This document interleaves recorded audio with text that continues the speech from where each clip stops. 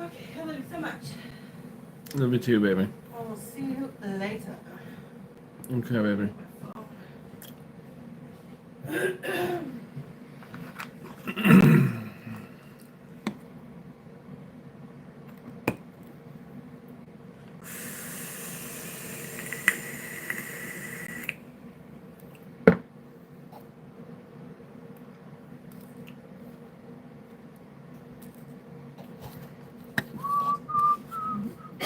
Alright, I'll see you later, baby. All right, baby. See ya. Love you. Love you too.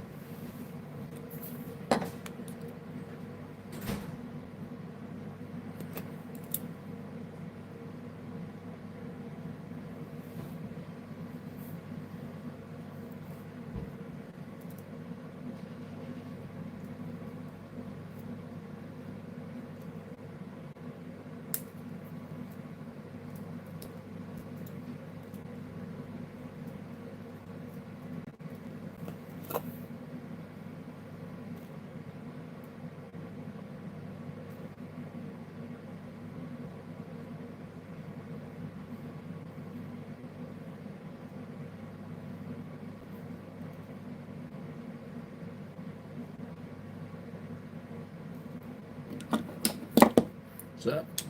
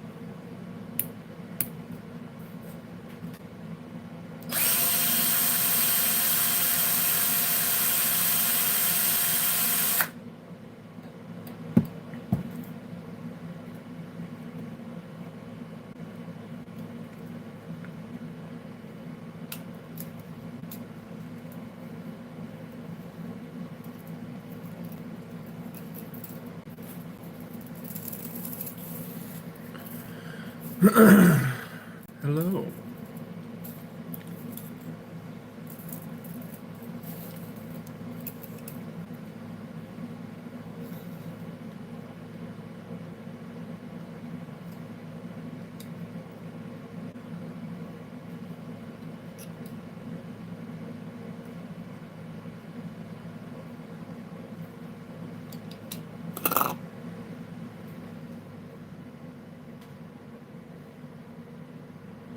It's midnight 1 over here. Haven't heard of that time.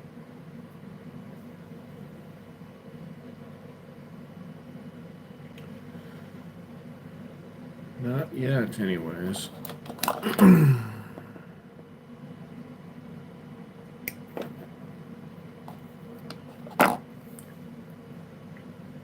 I've heard of midnight or 1.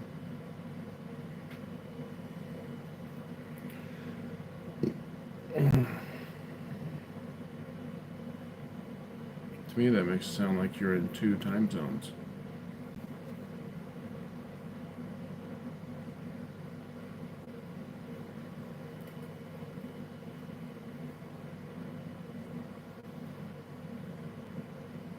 Mm-hmm. Mm-hmm.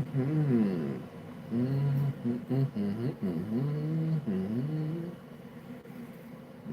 Mm-hmm.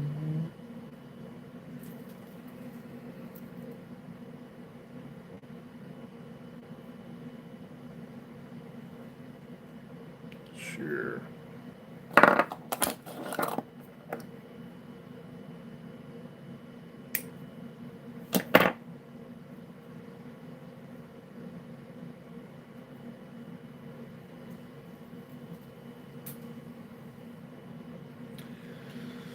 We'll see. I don't know if this is enough. We'll just have to see.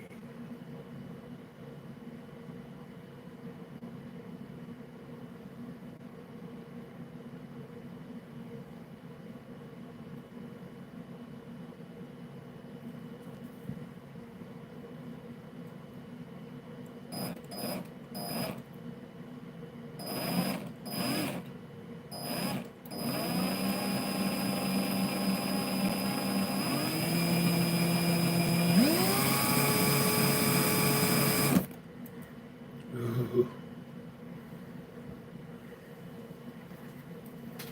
Shoot down there.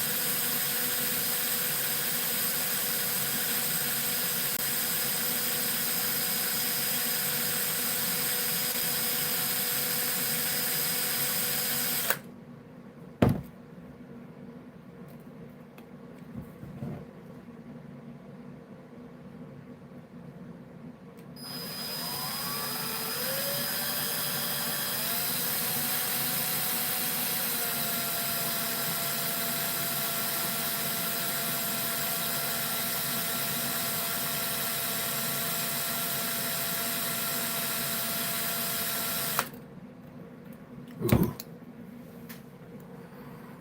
Notifications works now. Right on. Well, that's cool. Maybe that is the trick. Lunch was great. We went down to this place called The Net. It's like a kind of a mom and pops type shop, you know, just a local spot. Um, I guess you can consider it fast food, but it's not at the same time.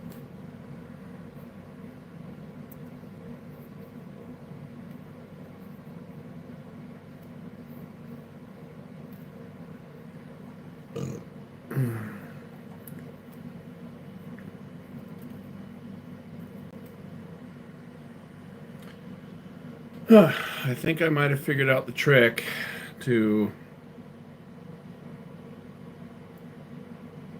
wrapping this. We will see. Um, I'm having to do it the old school way.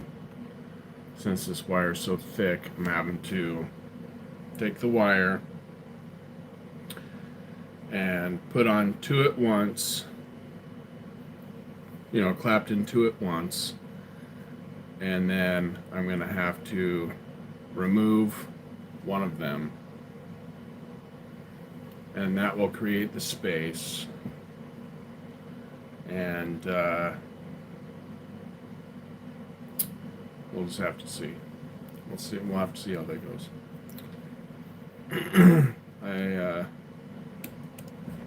I've actually never done it this way.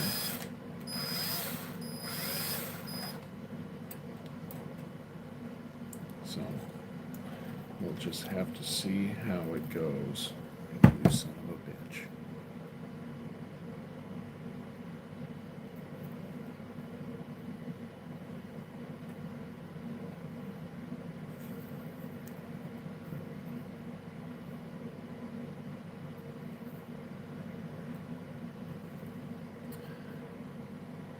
Oh, shit.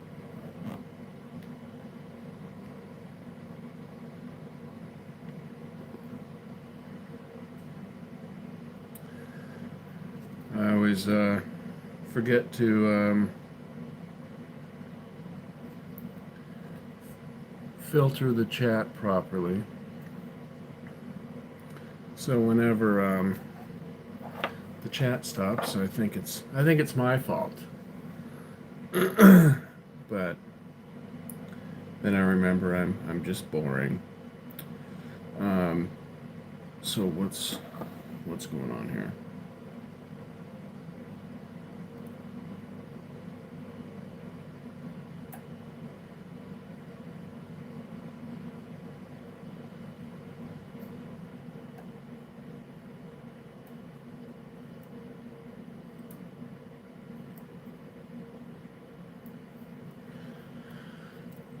Did you notice the time? Whoever it was said it was.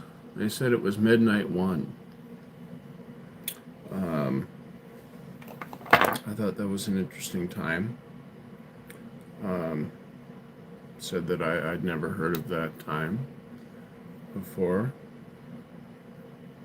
Sounds exotic.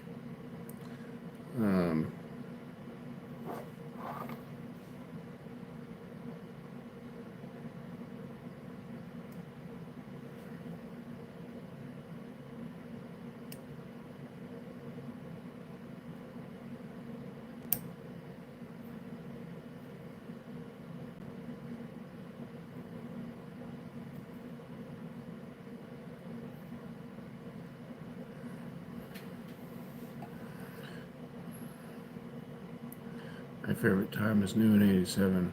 I'm just trying to fix a big eBay whoopsie.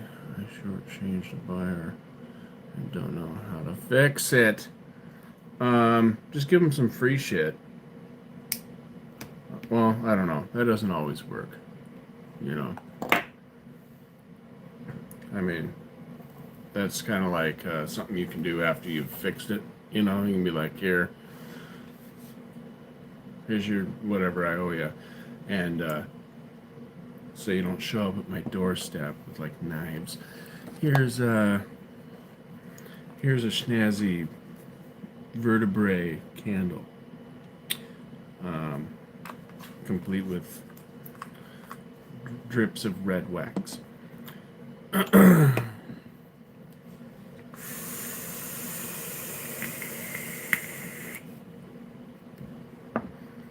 And that's your world, the technical shit. Me, not so much.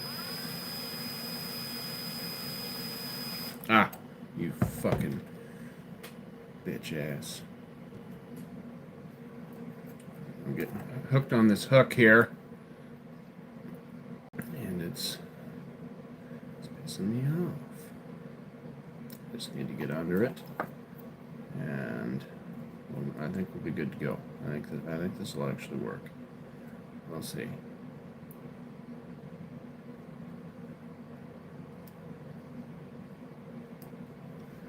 Come on, Pierre.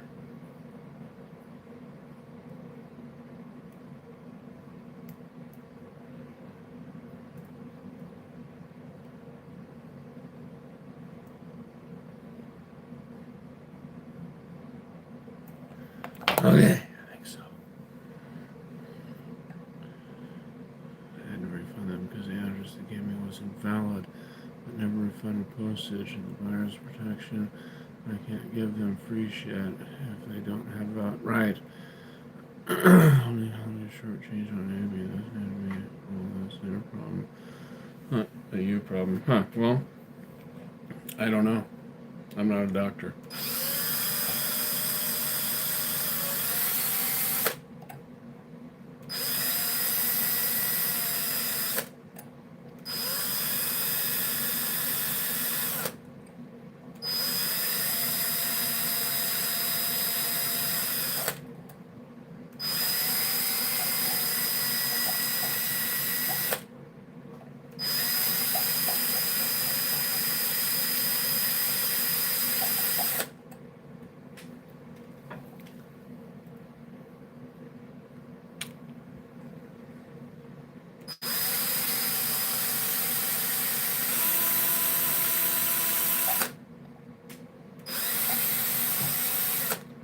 Asshole.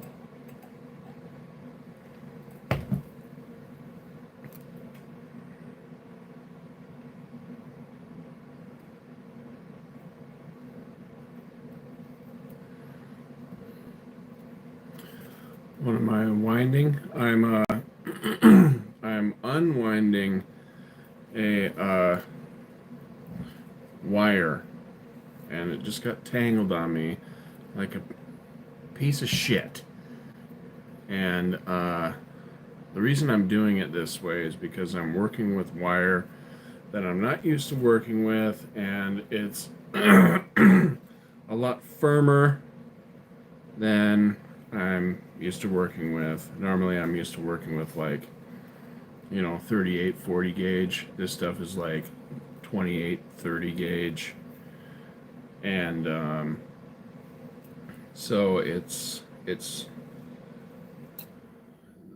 just firmer shit. And so it's giving me some trouble. Oh, hey, what's up, CJ?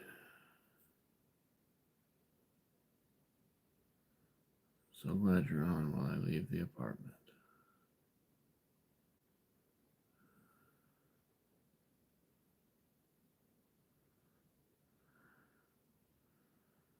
I made my own juice until I spilled some. What? You spilled juice on you and you got yourself sick? That sounds like some really high nicotine. And I was working with like 100 milligram nicotine, like the highest available, as far as I know. But that was because I wanted to be able to just add drops of nicotine and not, a whole bunch of, this stuff that would have like flavor. I mean, a whole bunch of this stuff that didn't have any flavor that I'd have to over flavor, so I wanted to be able to just make my juice and then just add a tiny bit of nicotine to it, Um, but it was just highly concentrated nicotine. It literally was like 100 milligram stuff. What is happening?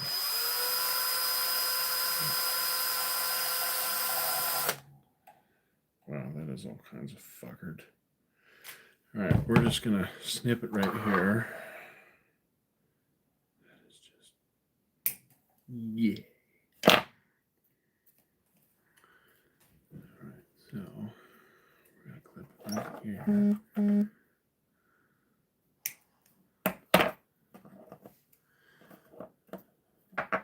So I'm guessing,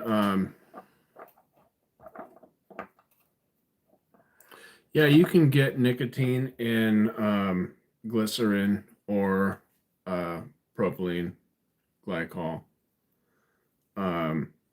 It really just depends what you want to do. At that point, I was making juices which were really high in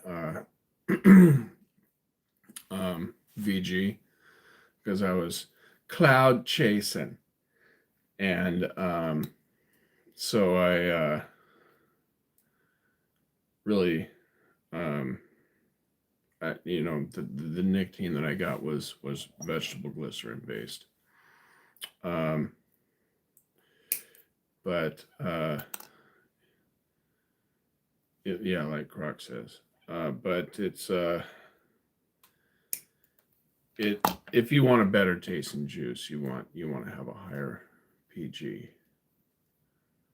because the flavors adhere. It adheres to the propylene better than vegetable glycerin.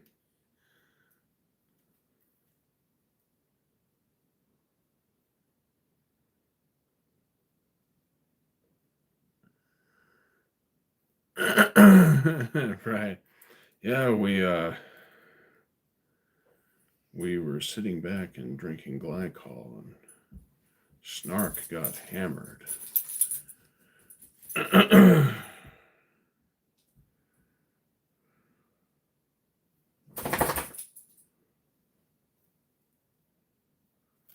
He started hitting on a tranny.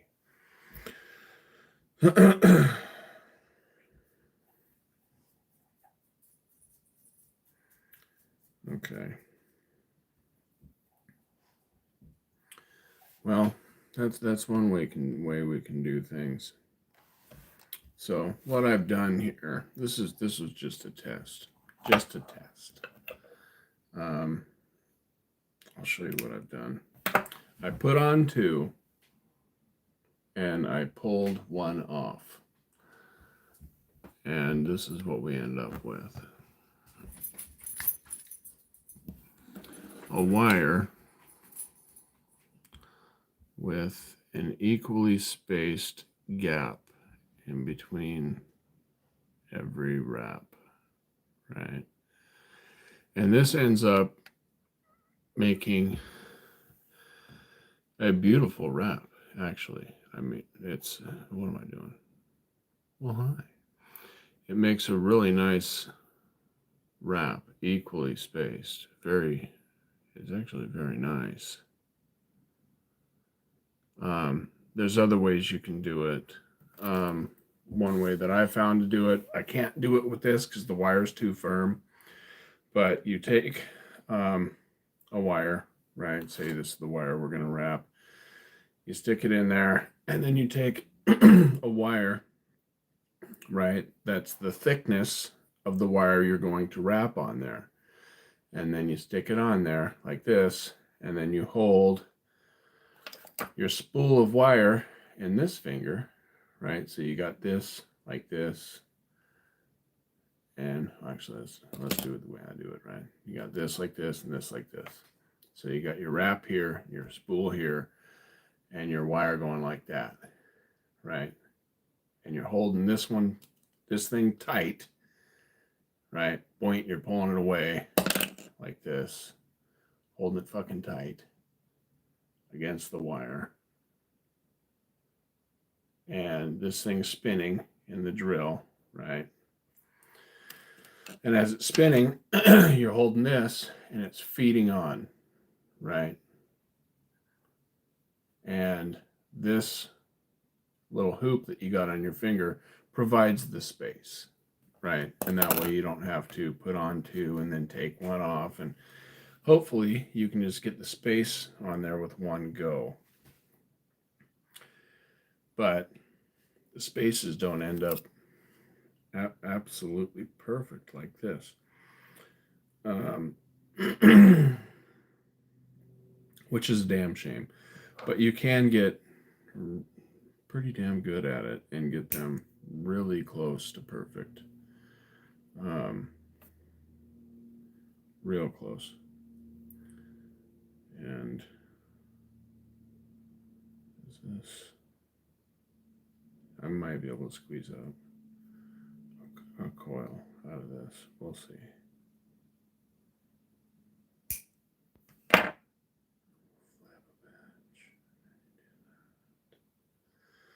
And you take the two, right?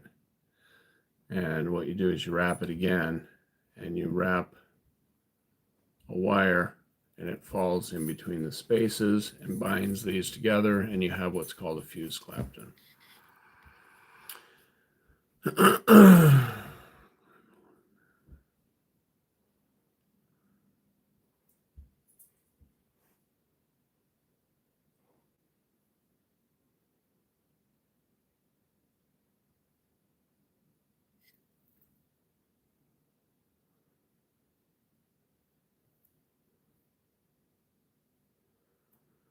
What's up, dude?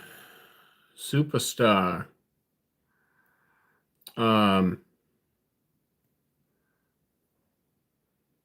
Sorry, do I know you, man?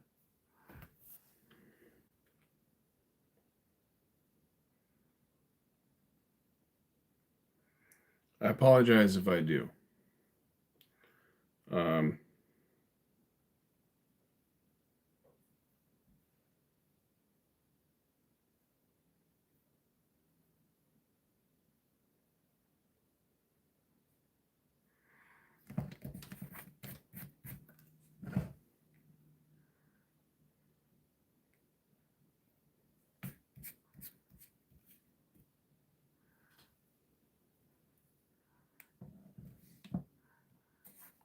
Mr.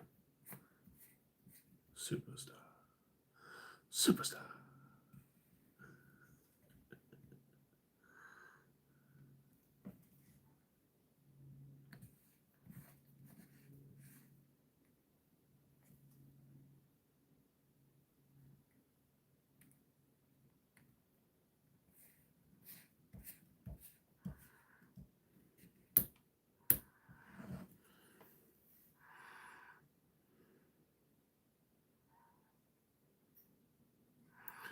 You were on alive, and you, the person who owned, and you, the person who owned Alive, was giving away free mod, and you were trying to give out. Why was he giving out mods to little kids?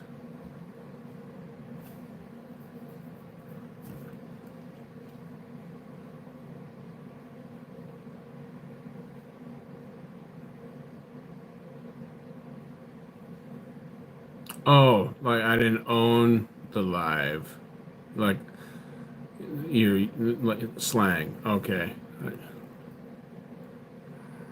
okay. I'm trying to think. Is it that black kid? And he was like, like basically begging people to be his mods, and like just giving it to anybody and then getting upset because he was giving out mods to people that ended up being like morons. And it's like, listen, dude, you got to kind of vet these people a little bit.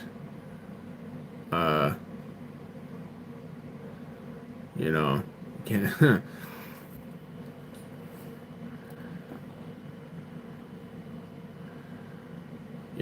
it's kind of like you walk up to a crowd, right? Just a crowd of random people. And then You throw invitations to your house. You know, just 1,000 invitations to your personal address. You know, and then you get upset when like people show up. You know, and say, hey, I didn't expect this to happen, you know, and not all of them are cool. Yeah, dude.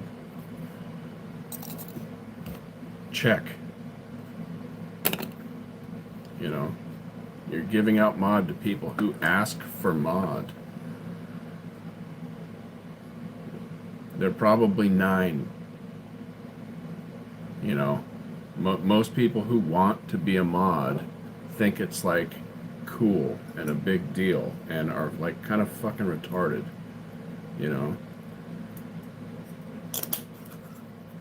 You know, I mod for a whole bunch of channels, dude. I never asked once. You know, I've never asked once, and it's mostly because they just kind of. It just doesn't really take long to figure out that I'm kind of a normal person. You know, not like crazy normal, but like in comparison to what's out there, I'm kind of a normal dude. You know.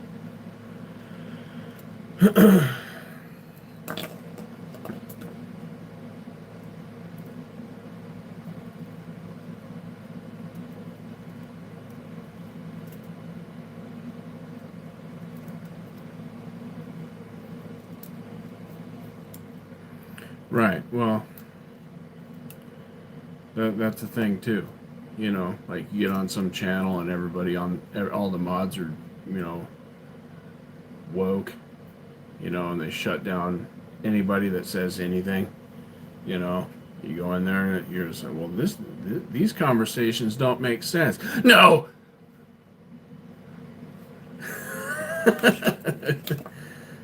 Get out of here.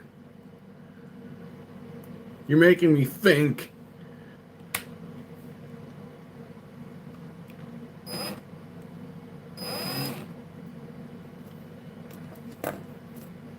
Oh shit, this is the wrong size. Yay.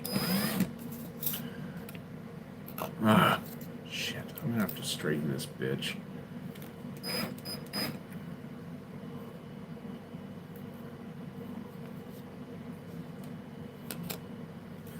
I'm a whole graduate.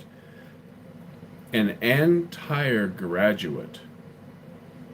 Not a half a graduate. Not a piece of one. A whole graduate. Well, you know, one thing we need to keep in mind, Croc, is, you know, maybe he is 17, right? Who knows? And I have noticed that there are a lot of people that are that age that have kind of like adopted the childlike lingo. He's probably saying that, yeah, not only do you look like you're 12, but you talk like you're 12. No offense.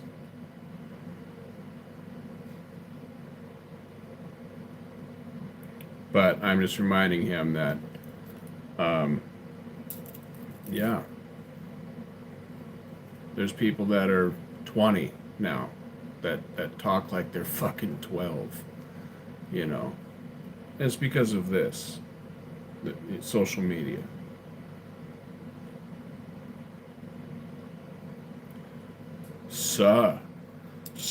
Dude. Cap. You know, these are all words that nobody our fucking age uses, you know. And it's like, bing, red flag, this person's young. Because nobody our age uses them. In fact, if somebody like our age at like work were to be like, suck, dude, cap, no cap, blah, blah, I'd be like, okay, we can't talk to Bill anymore. He's a fucking moron. Just being real.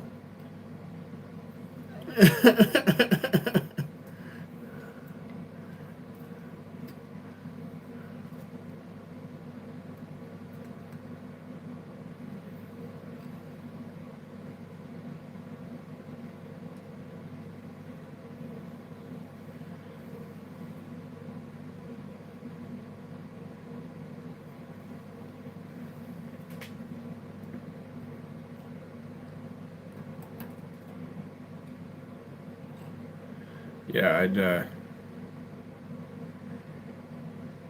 well, he said he was, what, 17? So, I don't know. I don't really care. You know what I'm saying? Yeah. Um,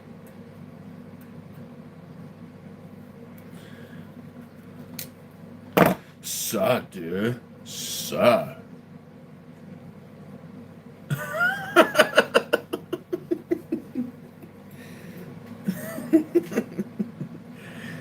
Oh, man.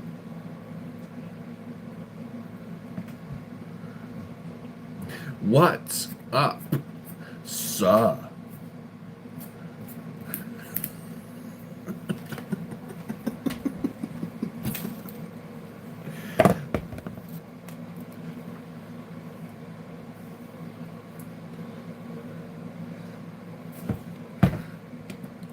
Hey, dude.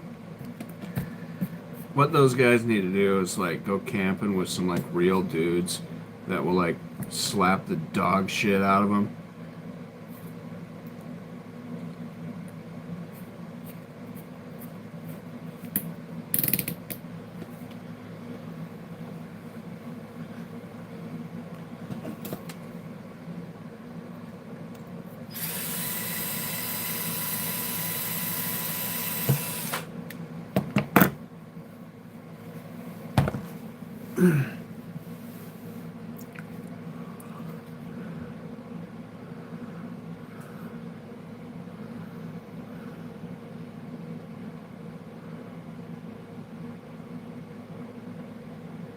All right, man. Come here often. What are you talking about?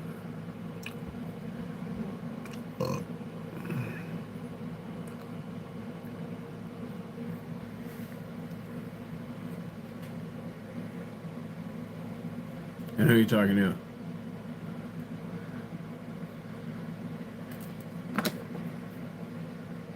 Did I miss something?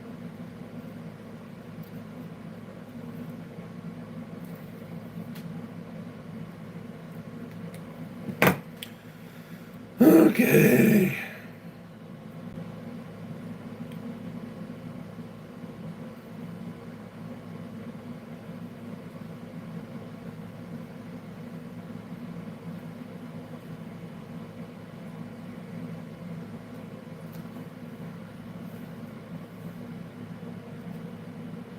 Somebody broke the heart button. Yeah, who knows? It happens.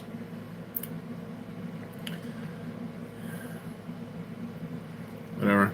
Now they're laughing. Laughing in hearts. Hearts laughs. Smiles, laughs, hearts.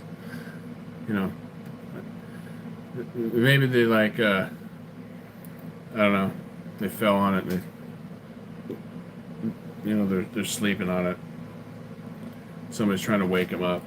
It's like pushing the hearts and the laughs, and their nose is like hitting it.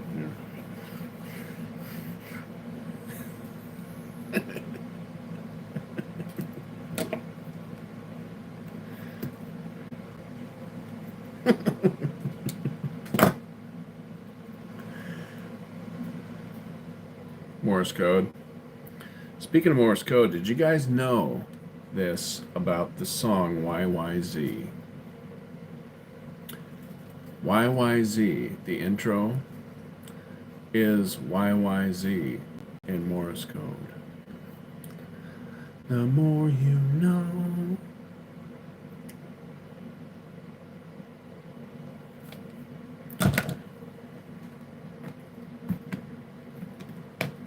Motherfucker.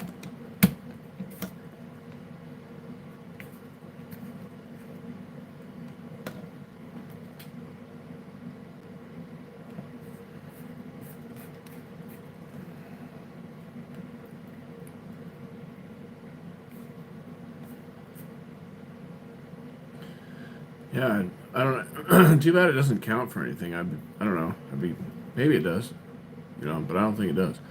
Um, I'd be getting like, I don't know, points or something. I get on YouTube's radar, but I don't know if I want to get on YouTube's radar any more than I probably already am. They'd probably send someone to my house and I'd end up in a bag.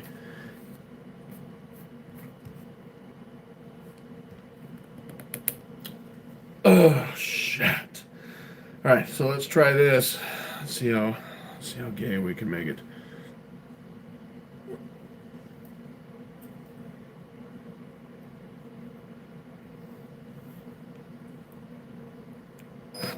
Yep, wrong way.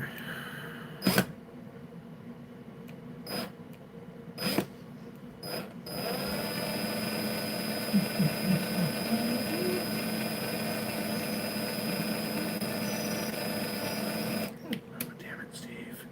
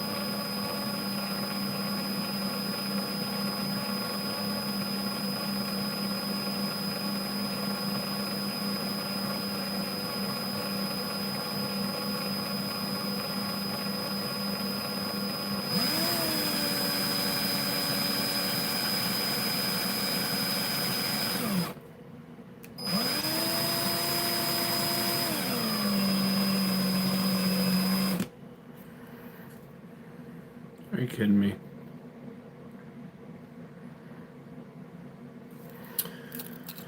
Yeah,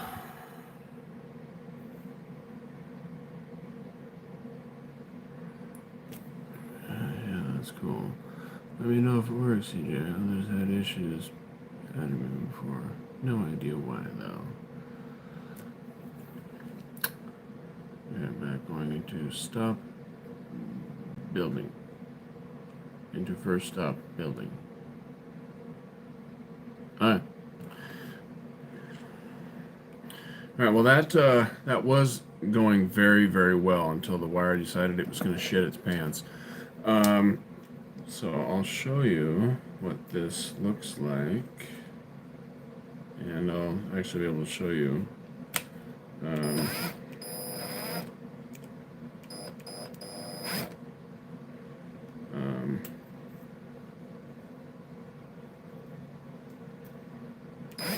kind of like the incomplete and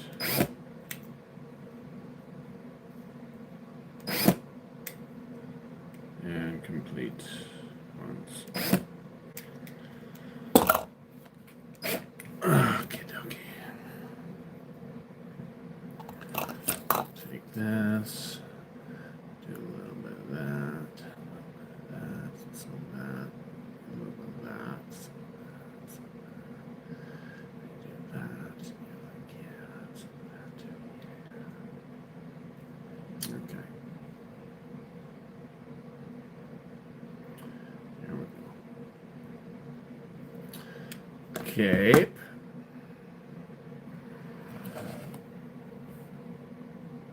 Oh, I just had a burger, extra meat, and some fries. And I had a little milkshake. It was like this, literally like this big, small. I didn't know their smalls were extra small. And a Coke, which had ice in it that tasted like the inside of their kitchen. And I drank a little bit, dumped it out. So it was. I know. I'm just. I'm just flipping you shit. I don't. I know you don't give a shit. If I knew it bothered you, I wouldn't say these things. You know, I'm not a dick, okay? I'm not that guy. Like, I'm not. I'm truly not an asshole. All right, so here we go. I don't know if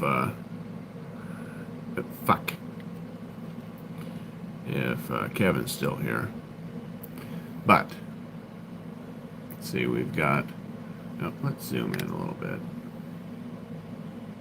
We've got the two here, right?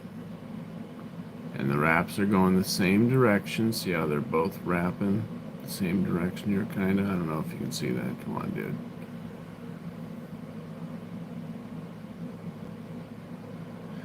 And I've wrapped them with, you fucker, an additional wire.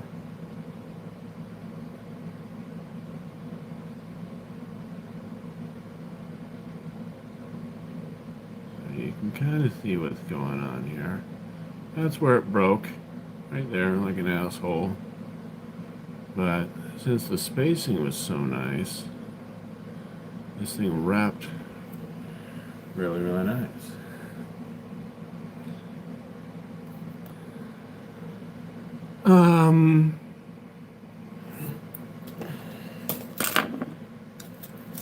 Hey.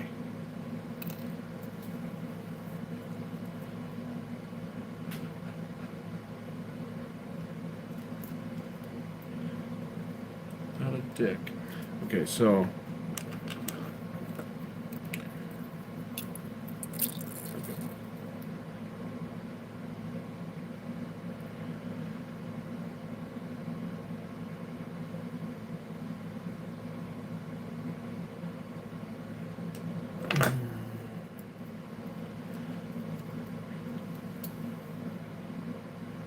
come on, there we go. And you, don't you piece of shit. That really pisses me off. This thing just decided it was going to be a dumbass and get all gay on us here.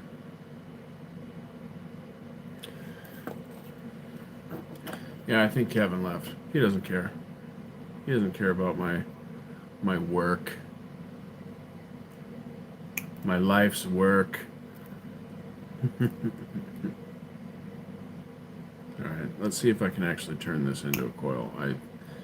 I don't think it's long enough. Which is a damn shame. Because it's beautiful.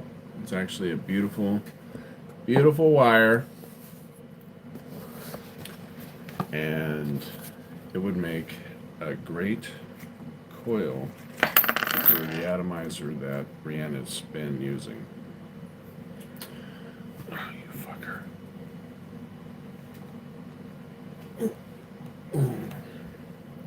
I might have to just do like a 4 wrap or something. We'll see. But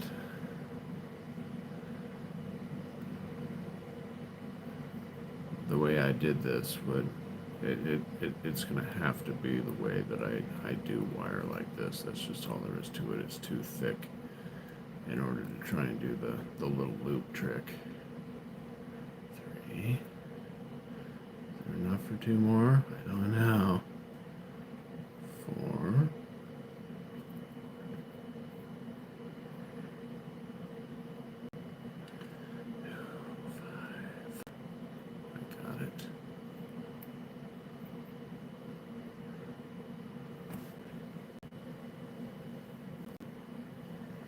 Just enough.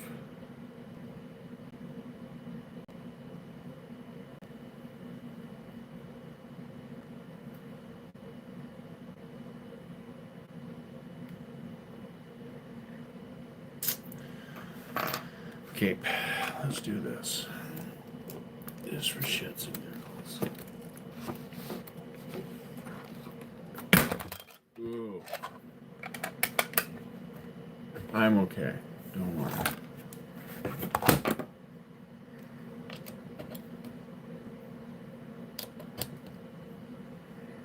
Let me put this right here. And put you right here.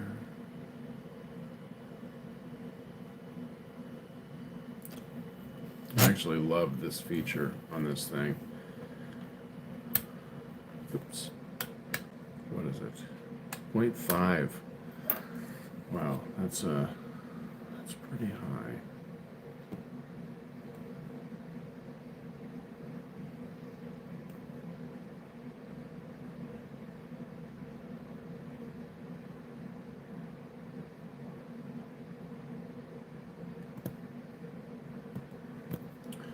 Check this out, y'all.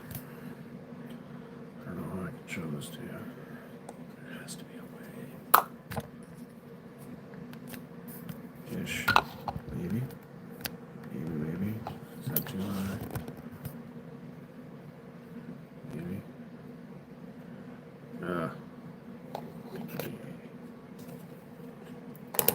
You right here. Put you right there. Is that too much? A little more?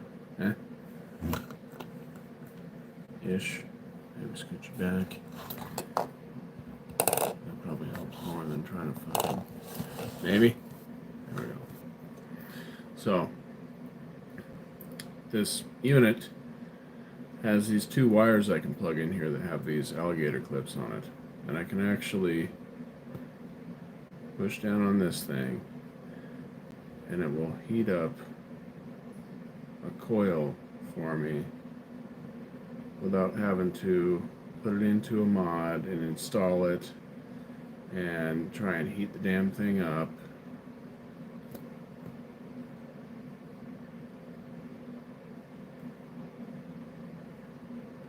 I don't know if you can see it heating up. Kind of can.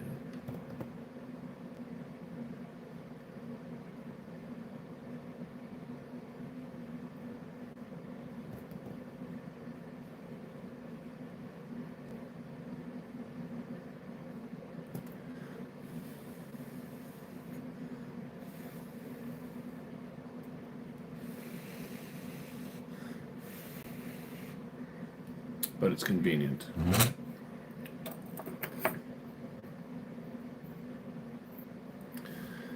Then you can kind of harden the metal. Well, I haven't burnt the house down yet, but I burnt my hand. Which isn't quite as bad.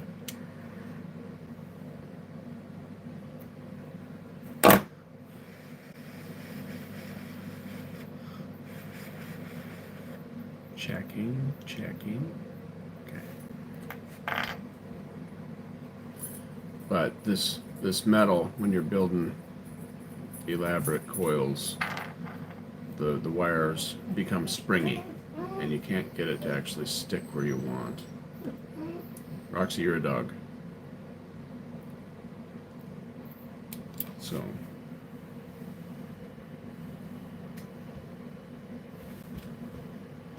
If you heat it up, it changes the metal. And you can bend it, and it stays where you want it to be. But I have almost burnt this house down before.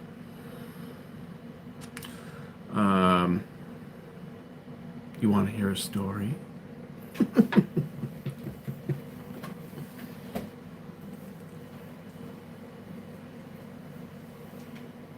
Oh, is this you? Or is this another one?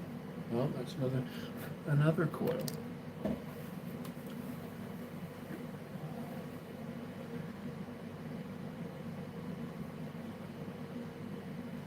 on, fucker. Where'd it go? Can't believe I can't find it. It's a massive coil. Yay! What are you doing, dog?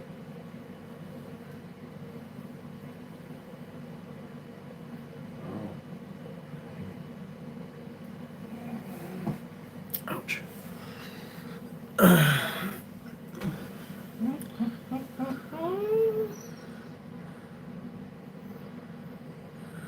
I've seen you make tons of these, but I've yet to actually put it in a vape.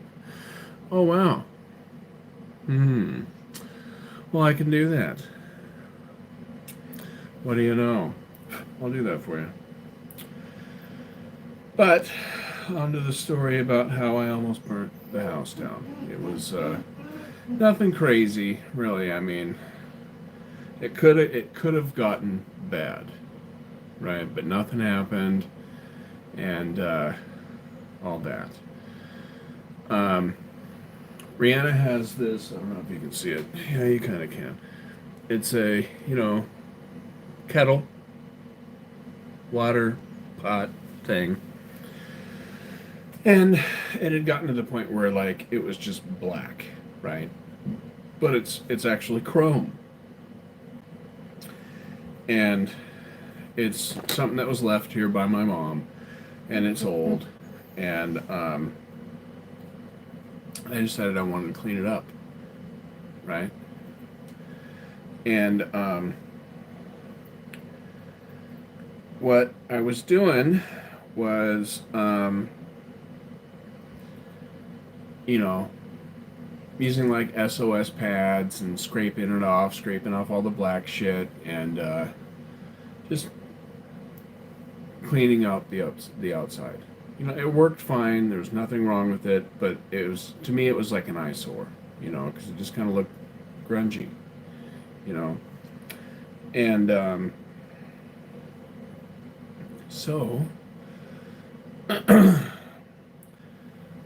I what I decided to do is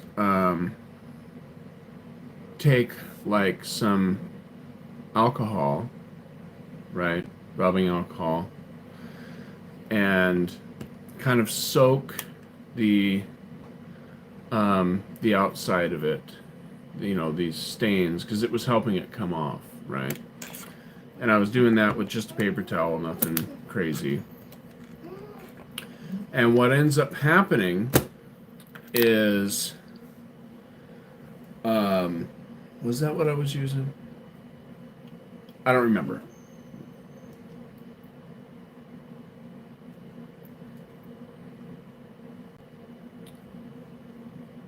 Oh, darn it. But, some chemical. I don't remember what it was. A flammable chemical. Okay. And,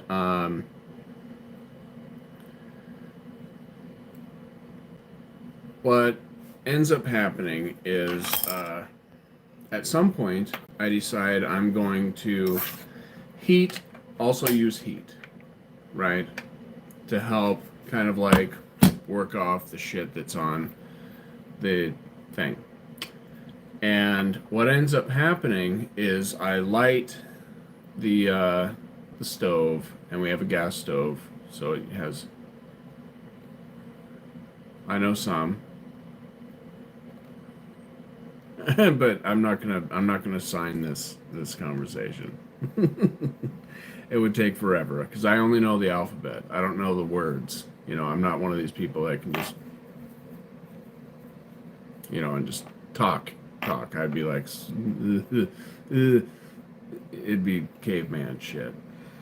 So, anyways, what ends up happening is the paper towel that I'm using, it, like, the flame goes from the burner, like, woof, to the thing that's in my hand, right? And it just catches on fire, and it burns up like that, and turns into like this floating puff of fire, and it like floats and goes underneath the refrigerator, right? And it like caught all the little dust bunnies, and just the years and years of accumulated dust that have been under there since my mom bought the fridge years and years ago. Years and years ago, right? And so it was just like, it goes under there and it's all poof, woof, and it comes all the way around the fridge, up the back, and it was like, holy fuck, like, this place is gonna burn down. So like, I'm taking water, I'm throwing it down the back of the fridge, I'm throwing it underneath the fridge, and I get it out, But Rihanna comes home that night and she smells, you know, charred, like fuzz, probably dog hair, and, you know, whatever. It stinks. Smells like nasty, burnt, whatever. And she's been begging me to buy her a new fridge for probably 3 years by this point, right? And this was like the tipping point to like, no, we're getting a new fridge now, blah, blah, blah, you know. And so excited. And so we left days later, either the next day or a couple days later, and I bought her a new fucking fridge. And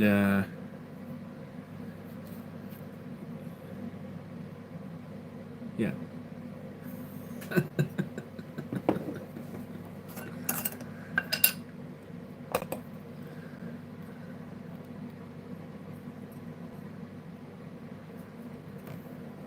I tried very hard. Earplugs, or she mean headphones?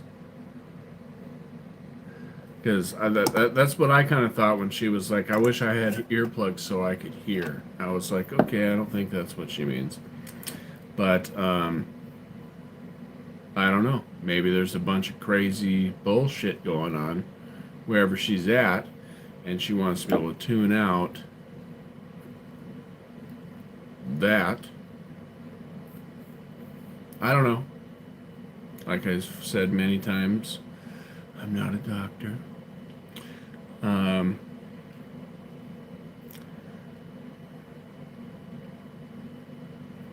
Okay. Maybe we can do this.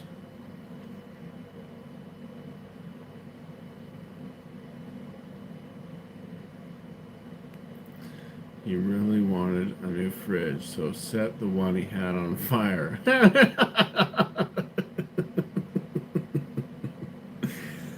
Uh-huh. That's what I said. You can believe her. Trust this woman.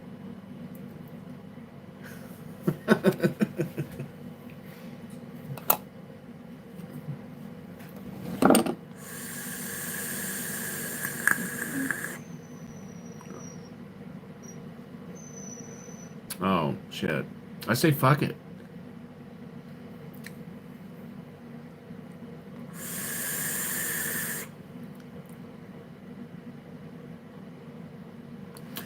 Fuck it. Fuck it.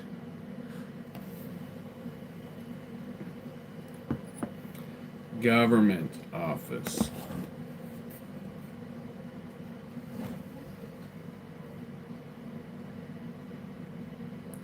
That's right.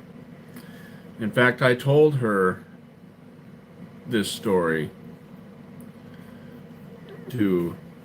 for when I forget. Because in fact, I'm pretty sure I forgot to add that my wife had been begging me not to buy a fridge for no reason, but I wanted one so bad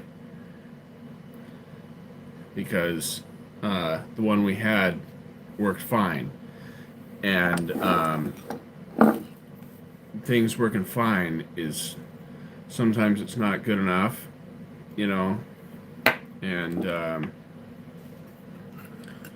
you know, shiny.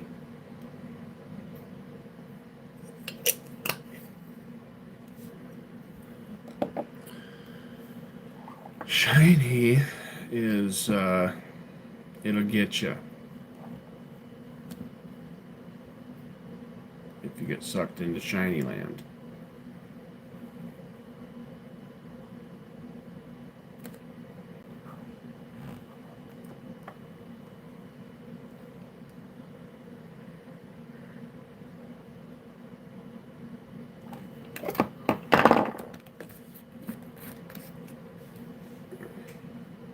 You're a piece of shit. I don't even care.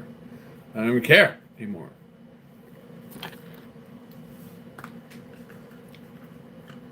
But that's the way to do it. So, I've used up 3 freaking spools today. I just replaced these guys. These guys look really good, actually.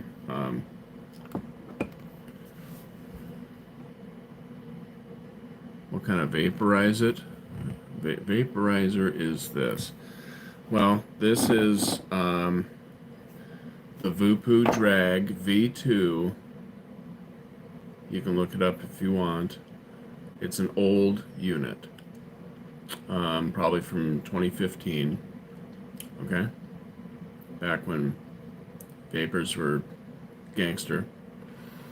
And this is the Kennedy. I believe it's the V2 also. Let me take a look.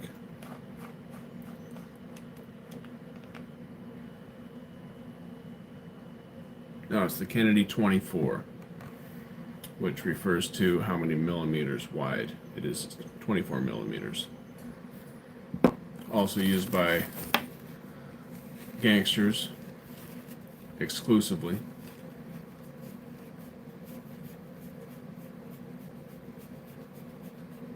Only gangsters.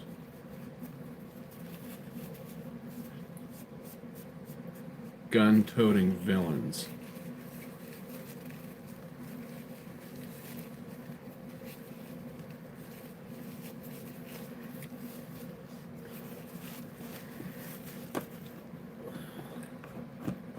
And what I have inside of it is a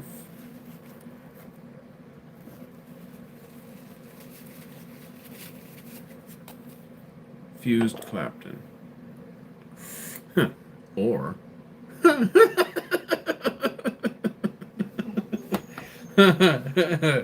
I say that to my wife constantly.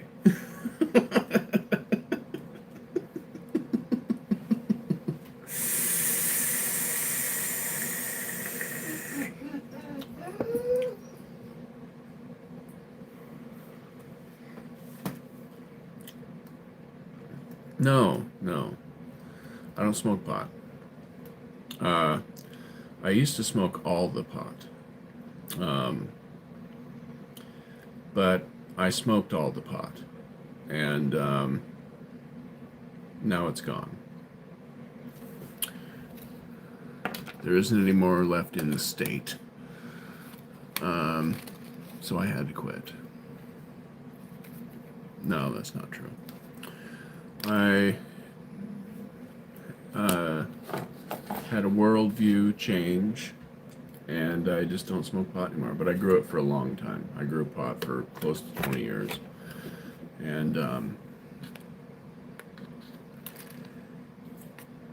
made a lot of money. But I don't do it anymore. I don't smoke. I don't grow. I mean, I still got a bunch of seeds. No. I'm in Washington.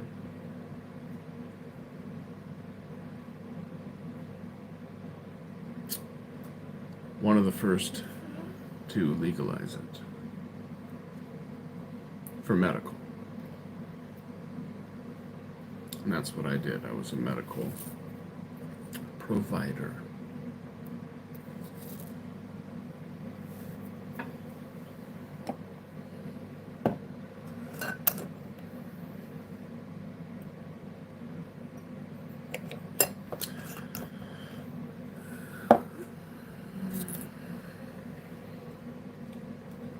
But I could get back into growing if I wanted to. I still have all my equipment. I still have all my genetics, my own personal genetics that I spent years creating. Years and years and years creating. But I'm not into it anymore.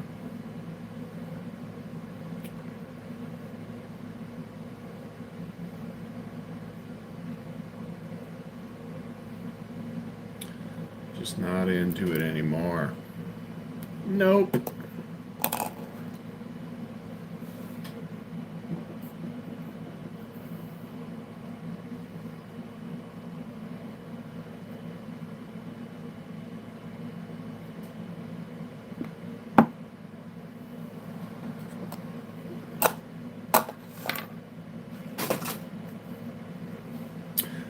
Where are you from, Sarah?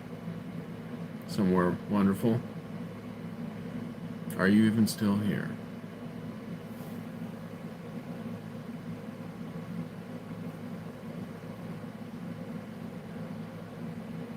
Currently in Oregon.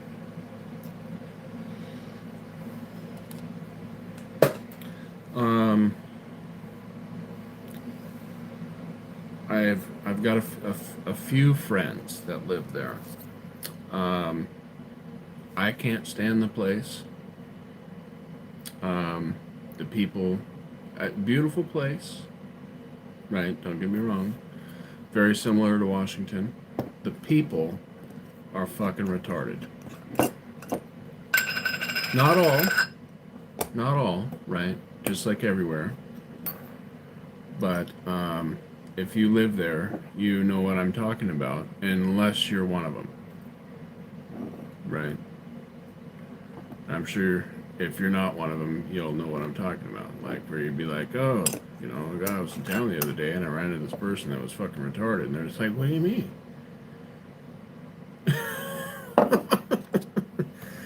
You don't know what I mean?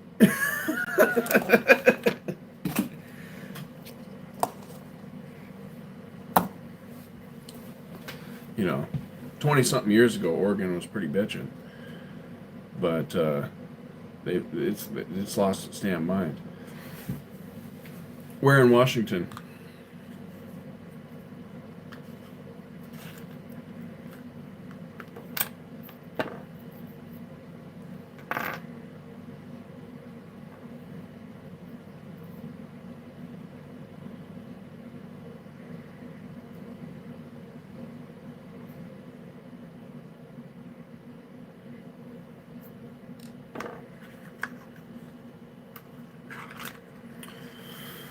Hey, what's up, Tom?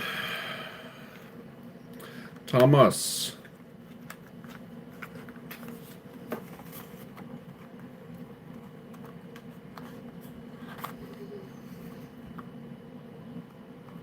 Okay, so you know what I'm talking about. Portland people. Yeah, man. They're they're just weird, dude. Holy Toledo.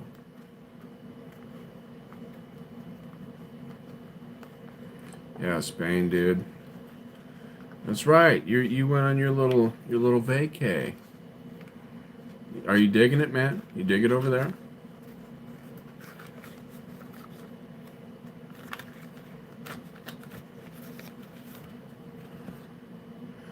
Yeah, we my previous band, we did some shows down in Portland, and then in Eugene, and then in somewhere else. You know, we went down there and we kind of did like a little tour, you know, and we just hit up a bunch of places while we were down there. I don't remember how long we were down there. It doesn't matter. But I, you know, the guys, they ended up staying with or staying at, you know, hotels and shit. But I knew girls in all these places, so I stayed with them. And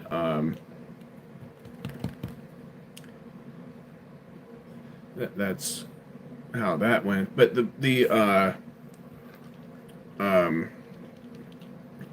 people there are just E.T. How you doing? uh, Trippy. They're just trippy down there. You know, there's a little bit of a trip.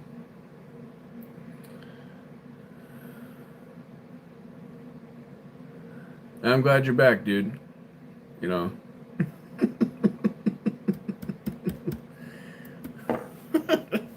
Glad to see you back, ET.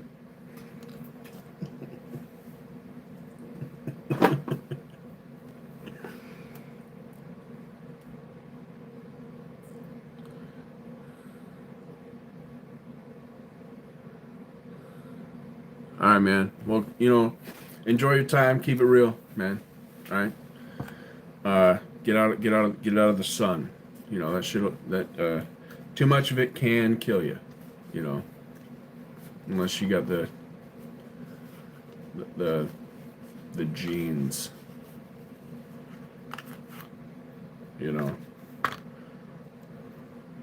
Some people are more sensitive than others. Like my wife, she can't handle the sun.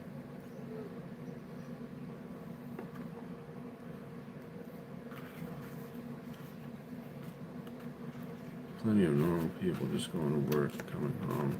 The suburbs aren't as bad as the other people. Right. Like the other bands, and some of their. You can just get into some pockets. Of, and like I said, it's not everybody. You know what I'm saying? But I've just had some experiences down there talking to some people in some of the pockets where it's extra, and it's like, wow, I thought we had some dumb ones back home. This is like extra stupid, Like, you wouldn't be surprised if they had conversations about how the moon actually is made of cheese and shit, Alabama! What's going on, Steve?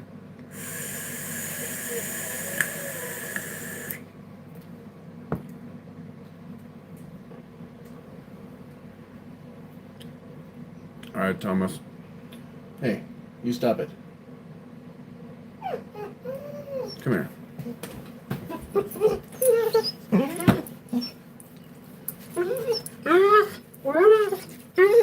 You're a good girl. No.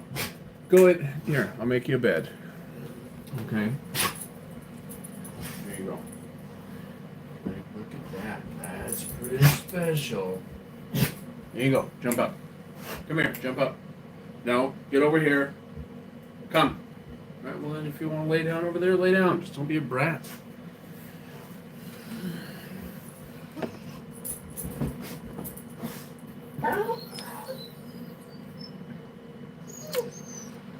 Wallace and Gromit, they confirmed that, in fact, it is made of cheese.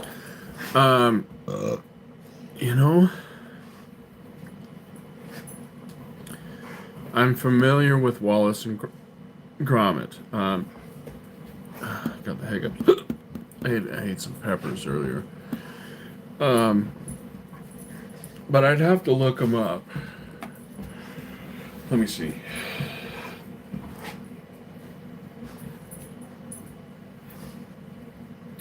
Wallace and Gromit. Oh, yeah. Yeah, okay.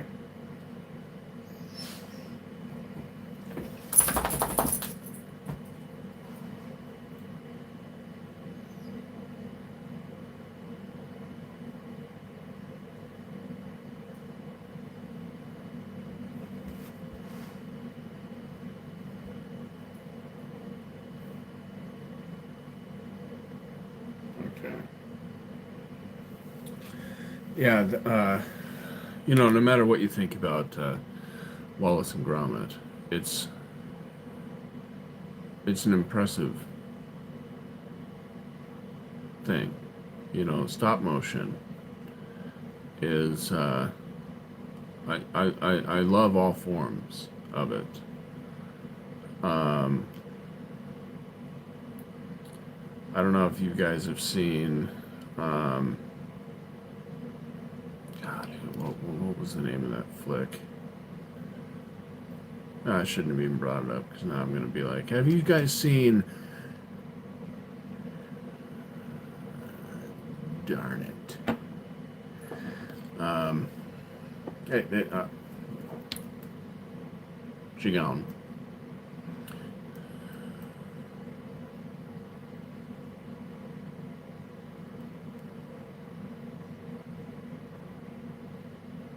Right. Yeah, it's like it's it's a labor of love. You know, you have to um, love what you do. You know, and I just think that it's super cool.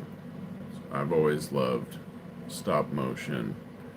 Like ever since I was like a little kid and was making like little cartoons out of like flip books, you know, where you'd like, you know, draw something and you do the next page a little bit different, do the next page a little bit different. I never really got good at them, but I had some friends that could do some really cool shit, you know, like have people sword fighting and, you know, we were little kids, you know what I'm saying? And I remember one where one of my buddies was like having these guys like fight with nunchucks and shit. And yeah, it looked awesome. You know what I'm saying?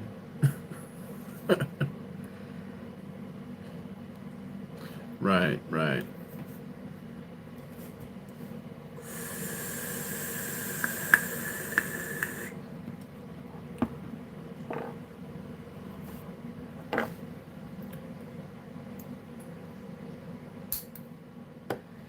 Let me see if I can look up the name of that flick because I recommend it. It's a trip.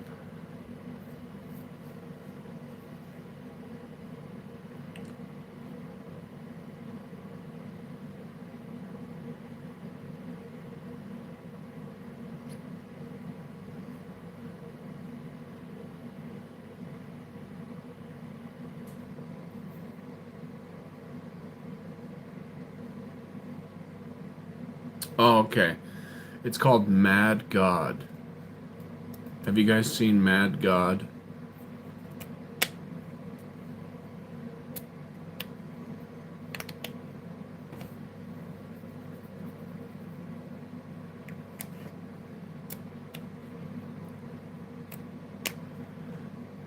Nup? Is that no and yup? Yes. Yo.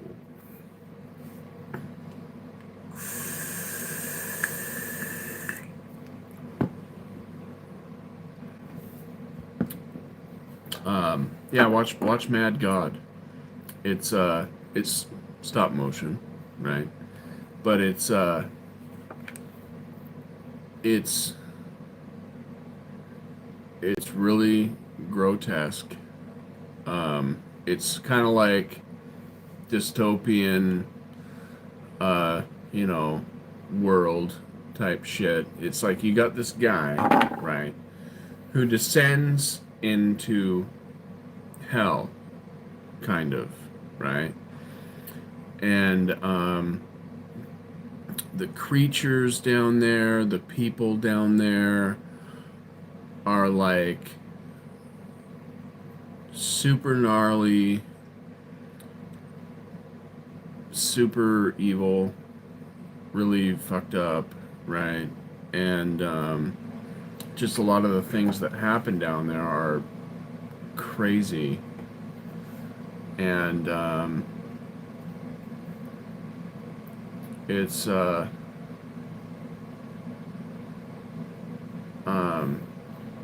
let me look it up real quick. The person who was involved in the film,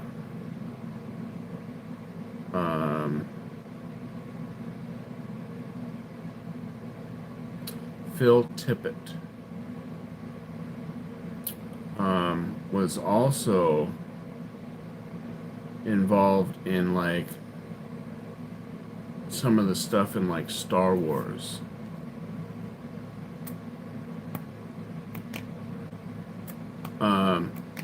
It can mean that. Kind of like how Um, gnarly is like its real definition is like um, well, let's just look it up, okay, so I don't give you um, the wrong thing.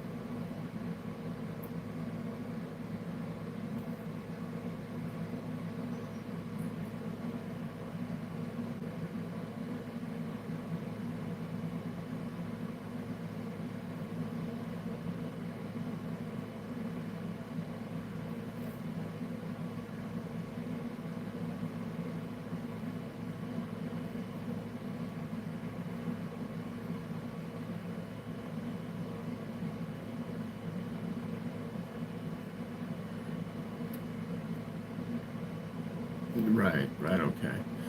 I was going to say that it has something to do with nature, okay. Um, the formal definition is like twisted trees or gnarled roots, okay. The informal North American definition is difficult, dangerous, or challenging. Um, but gnarly in slang,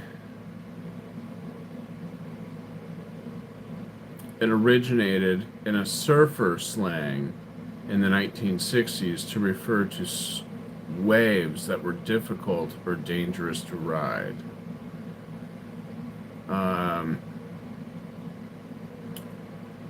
And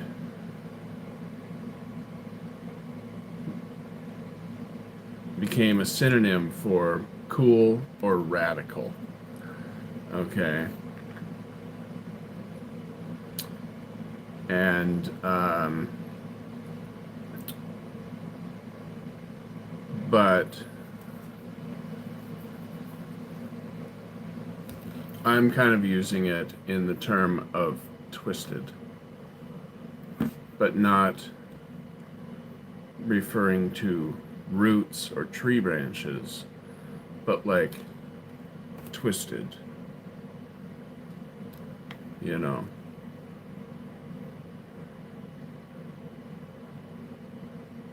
Okay. So some things can be gnarly that are like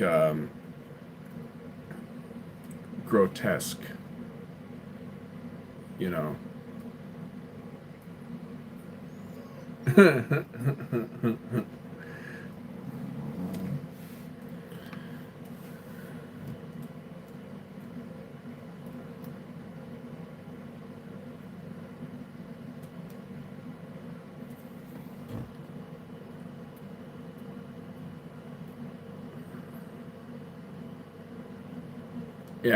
Yeah. I wasn't gonna say anything, but gnarly does start with a G. Uh,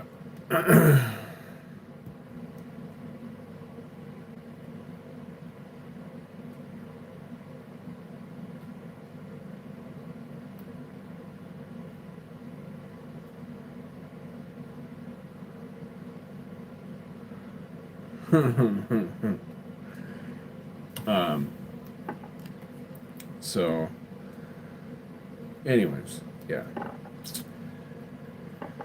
The show it's just really cool. It's very dark, very um, like the guy's goal, right? The guy who descends, his goal is to go ever deep into this place and try and light off a bomb. I'm guessing in an attempt to destroy hell, maybe, or the inner workings of hell or something. You don't quite get what the hell's going on, to be honest with you. It's just um, it's not very clear, you know.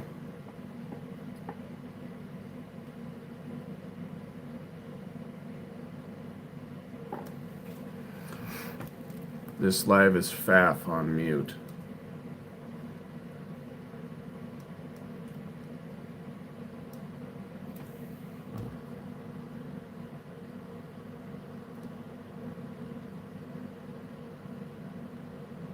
Ever notice how? Alright, I'm just gonna talk like this. Hey babe, how you doing?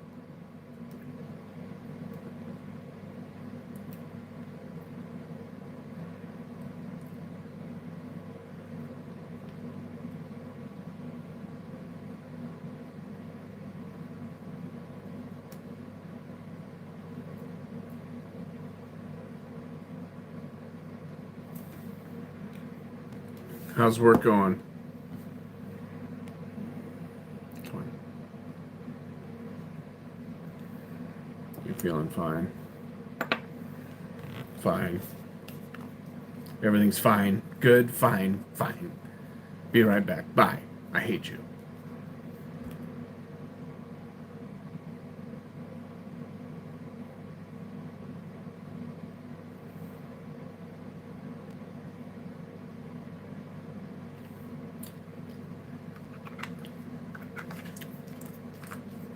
She's probably got her headphone in. So she's like secretively listening to us, me, and helping people. Oh yeah, sure, sure, sure. And then all this bullshit's going on. You know. Wonder if she's using like a calculator or something. 12, 6, 11, 99.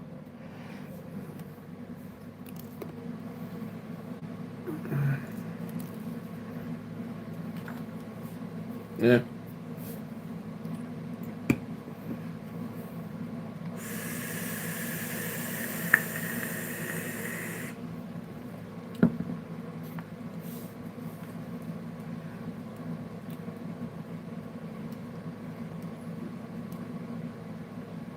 No, I'm over that shit. No more open flames and chemicals. And you think I'd learn, right? Because I was in an explosion one time. That's how my arm ended up the way that it is. You can't really see it because my hair's so covered in hair. But this arm is covered in scars. You can kind of see it on my hand. Like how the skin is kind of weird a little bit here. I don't know.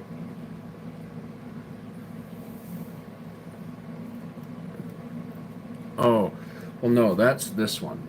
That's this one scar right here. That's from the dog. But, if you look, like, okay, you can kind of see this one. See how there's discoloration? Right there in that spot, right here. I guess lighter.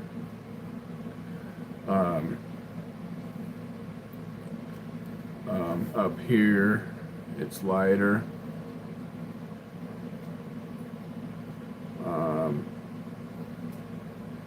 healed up pretty good considering.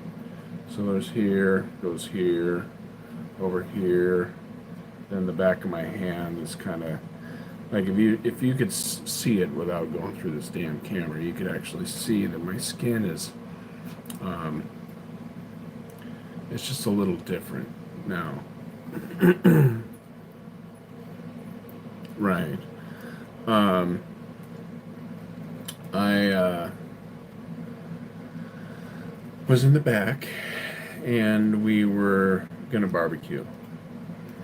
And we had one of those column things that you put your briquettes in, your charcoal briquettes. And it's got like this little pyramid thing at the bottom. Right, so if this is the thing, it has a shape like this in the bottom, down here, that's like a cavity, right? And you pour your briquettes in the top, and then you fill this little cavity with like paper or whatever, and it will start a fire, and then that will burn your briquettes, and because all your briquettes are in a cylinder, they'll get hot fast and turn into coals fast rather than having them like in a pile that's spread out, and you having to kind of like lift them up onto the top and manipulate shit. It's like 3 times as fast, right? Well, anyway, I thought it had gone out and there was like no flames or anything going on because I lit the thing, went off, did some other shit, came back, and I thought nothing was happening, right? Because it should have been done by now, right? So what I do is I take a can of denatured alcohol, right? And I begin to dump it onto the coals just to give them a little soak, and then I was going to light it, and then they would just, go poof, and then, they'd burn and, whatever. But what ends up happening is the flame went right into the can, and the can exploded. And luckily, the bottom of the can blew out, right? And it didn't come this way that much, right? It definitely did. A lot did. But most of it blew out the bottom because the bottom fucking blew off. I mean, the metal can exploded. And at this point, I had a beard that was down to about here. And it was, big too, right? And that all caught on fire, right? And all I could hear was my hair burning. It was just like I don't know if you've ever heard a lot of hair catch on fire, but it sounds fucking intense, okay? Like crazy, crazy intense, right? And I look over, and like my buddy Mason is on my back deck because I'm down on the cement, right? He's up on the deck, and I see him yelling and yelling at me, but I can't hear what he's saying over my burning hair. But he's yelling at me. So that goes to show you how loud this fire was in my face. All I hear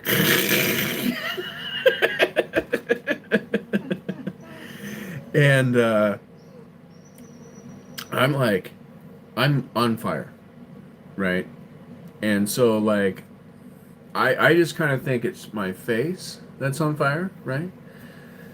And but at some point I realized, oh shit, like my side and my arm is on fire too, and it hurts really bad. So I just like start ripping my clothes off, and I run and hop into the shower. And my buddy Dan, who's there, my buddy who died, that actually gave me a lot of this vape shit, who he was there every day, because he helped me with my grow stuff. I got him as baked as he wanted to be, and he just helped with my plants. That was like our exchange. I'll keep you way baked, and you just hang out. And I'll teach you how to grow better dope and whatever. He liked being here. Let me tell you. And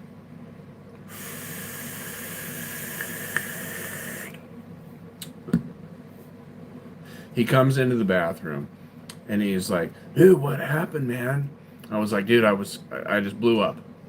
And he was like, "Did you get burnt?" I was like, "Yeah, I got burnt." He was like, "Show me."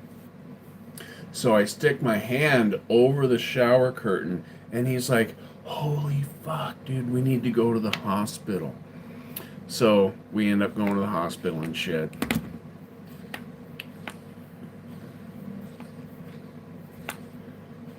You should make some of these stories into like comics or something like that.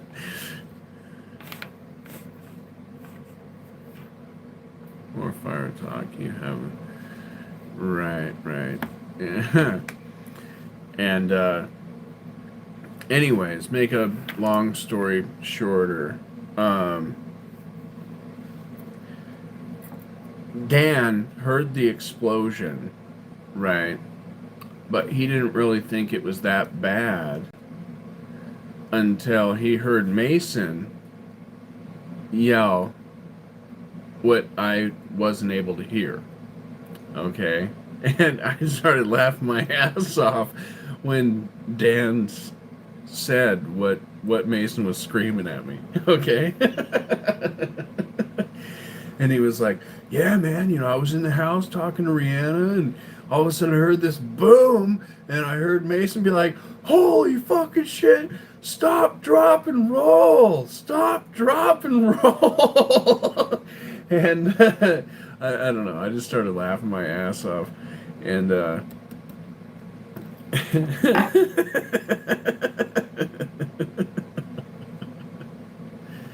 oh, man. And what's fucked up is Mason, he got it too.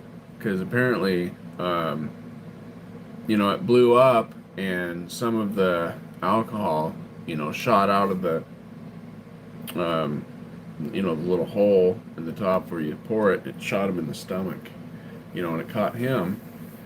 But when he was standing there staring at me, I didn't see anything going on him. So it was just kind of weird that he ended up getting burned too. I don't know how that really happened. It didn't make any sense, but he got it pretty good.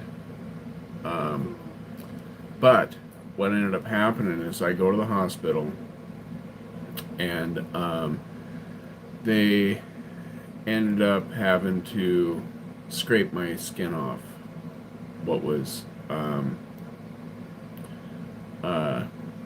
there, because it was all just kind of crispy and whatever, and they had to get down to fresh stuff, right? Which might be why it's not so scarred. I mean, you can find some discoloration and a little bit of weirdness, but it doesn't, I don't look like, right.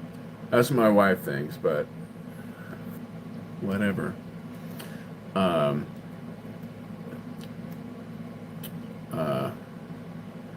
And what they did is, the doctor's like, okay, we're gonna give you some ketamine intravenously, and I was like, oh shit, ketamine, and whoever I was with didn't know what that was, right? And they're like, what's that? Why are you shitting? And I was like, well, that's Special K, and the doctor's like, yep. And they shoot me up with however much they gave me, right?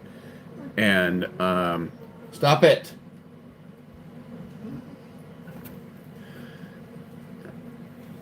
You're just a dog. You're just sitting there and you're whining, you're crying, you're laying on the ground, you're just laying there crying. You're not even looking at me. You're just crying, looking at the couch. If you want to jump on the couch, jump on it. The couch isn't going to pick you up. Sitting there whining at the couch. And so they start to scrub the skin off, right? And I'm like, oh, damn, ow, And the doctor's like, okay, talks to the nurse and is like, go get 40 more. And she's all, 40? And he's all, yeah, he'll be fine. And I don't know if it's, 40 milligrams, 40 grams. I don't know. But it seemed to scare the nurse and seemed to be like pushing it or unreasonable. I don't know. Just judging by her reaction, and him having to like reassure her, like, no, this guy, he'll be okay, And so she left and came back and administered the stuff, and I just left the planet. I don't know if you guys have ever taken ketamine before, but this was my first time taking it straight. I've had it in other things before, and I it was nuts. I literally just I got crazy high, crazy high, hallucinating. Uh, yeah, I couldn't believe how much they fucked me up that time, and I couldn't feel shit though, which was good, because it has a dissociative uh, property. Uh,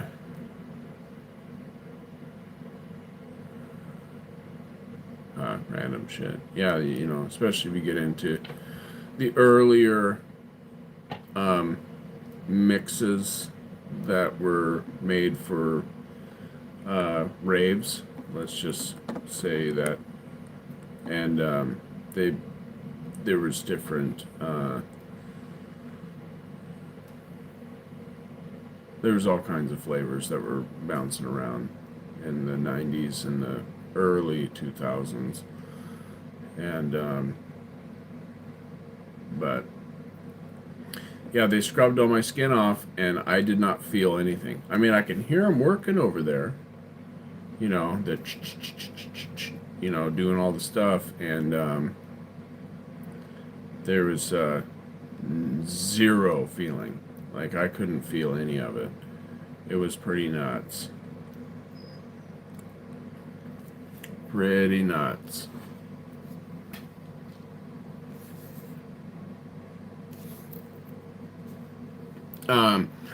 One thing that like, if you've ever done Special K, whether it's in right, your eyes bounce.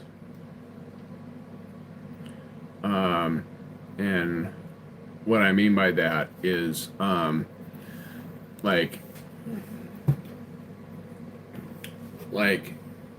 the room will start to do this. You know what I'm saying? But it doesn't make you sick. You think you'd get like motion sickness or whatever, but you don't. Because you're kind of tuned out. But I've had that happen a few times, like in ecstasy, the good stuff from back in the day, not this Molly bullshit that they're pushing now. That stuff is kind of weak, to be honest with you. I mean, the kids these days, they don't know what good ecstasy is, so they all think Molly's the shit, but it's just nowhere near the old, pressed pills with, all the speckled this, the dotted that, you used to get these pills and, the double stack, triple stacks, whatever. But that stuff's long gone. Long gone. The people that were responsible for making that stuff, they're all in prison. They all got caught. And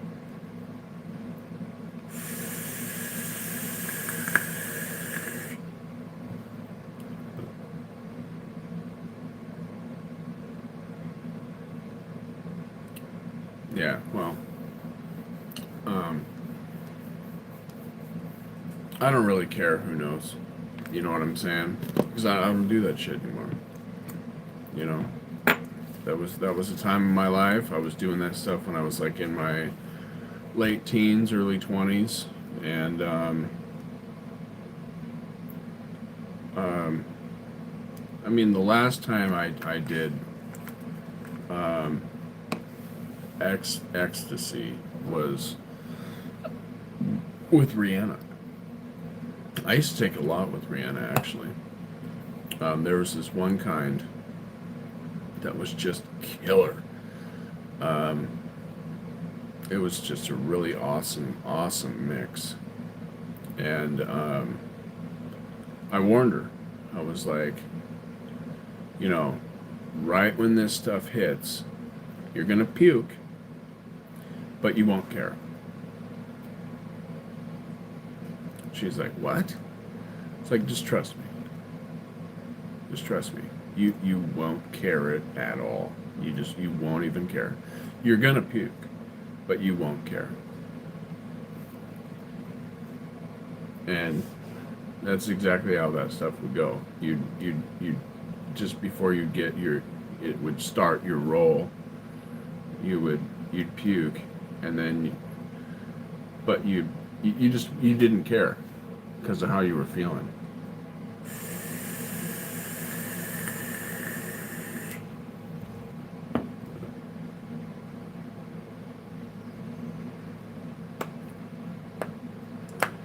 Yeah, Debrasion. Yeah, I hate morphine. I used to take that with my mom all the time because she was prescribed morphine.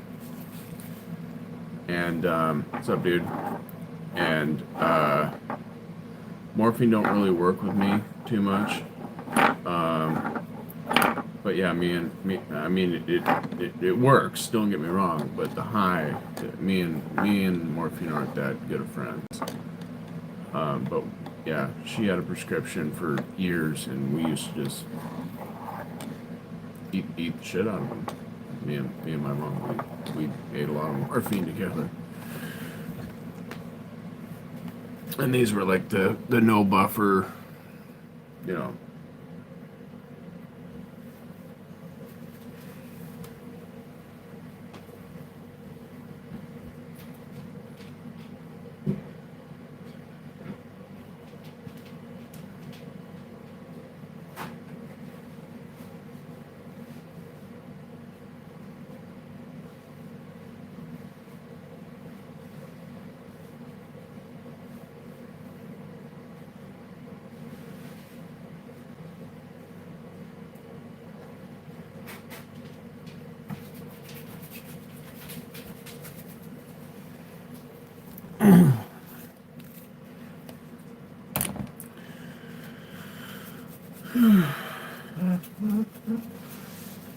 Dollar store getting earbud things. Right on. Hopefully they, work decent.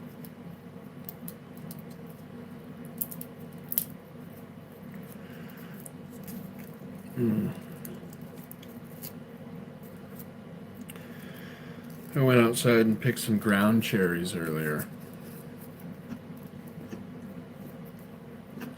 Yeah, morphine's garbage. There's just better shit.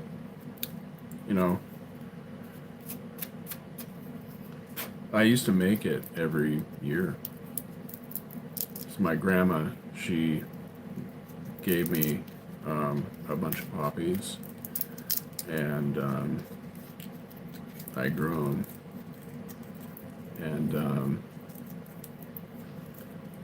I used to make opium. In fact, some of my poppies have made it across into the field, and they're growing over there now. Somehow, probably in, shit we've tossed over there, whatever, seeds have made it. Every pod's got, 1,000 in there or something.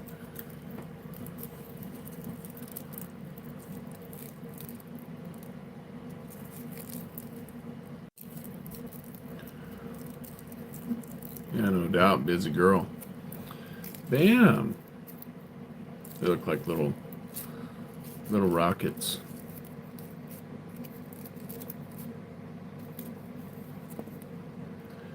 Bloop.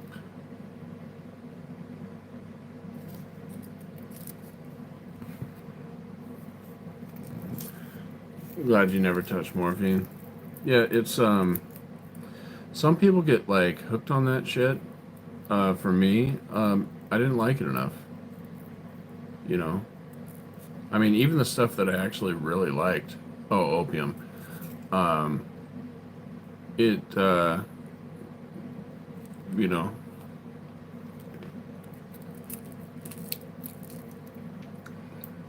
I never got hooked on.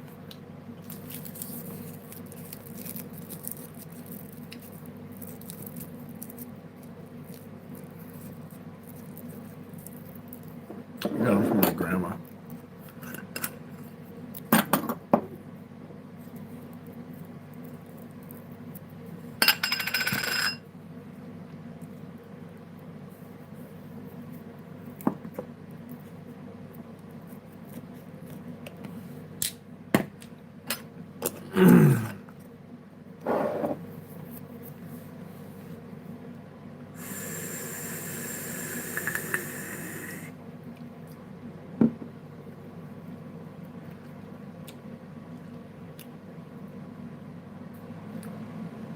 My people on my mom's side were opiate addicts.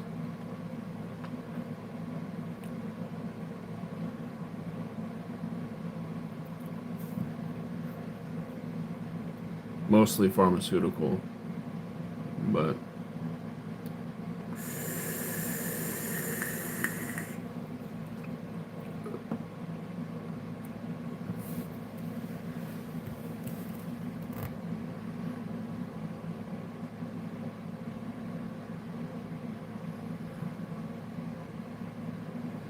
I never sold any of that stuff.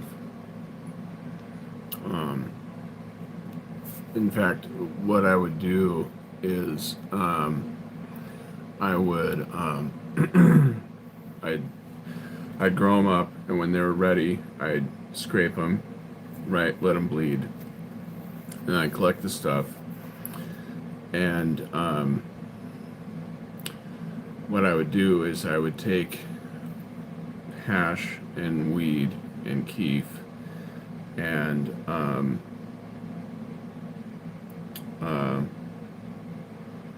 shisha, right? And we'd put it all into a big bowl on a hookah, a traditional hookah, right? And we'd pass it around, you know.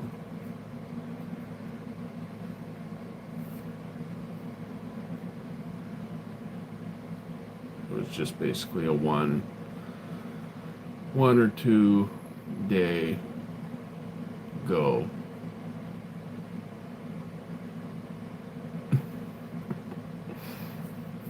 So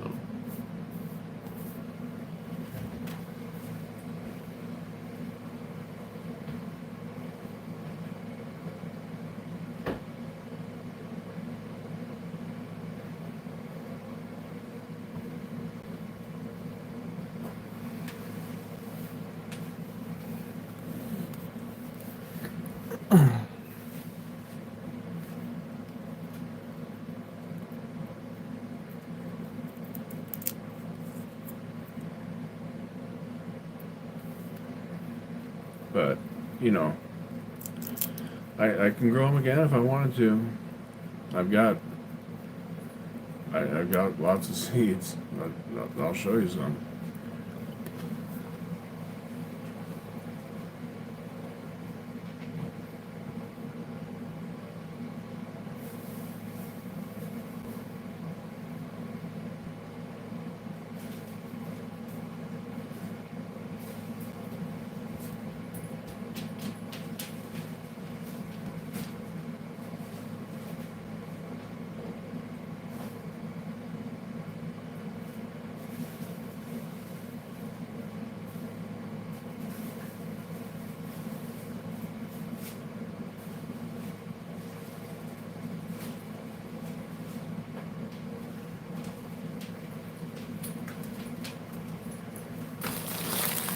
Here's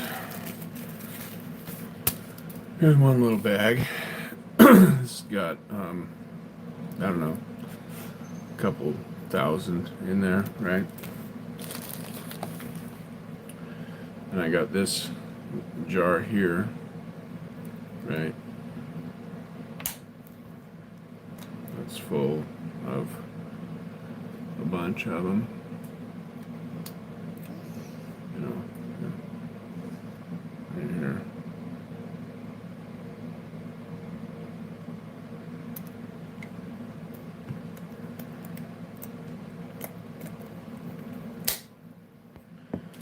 And I got this bag right here.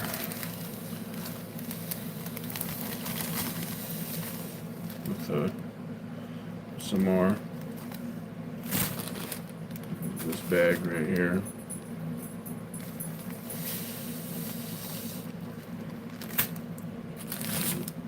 There's this bag.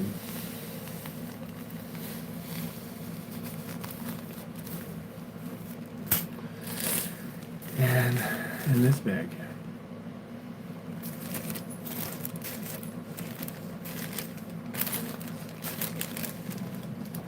So, I don't know.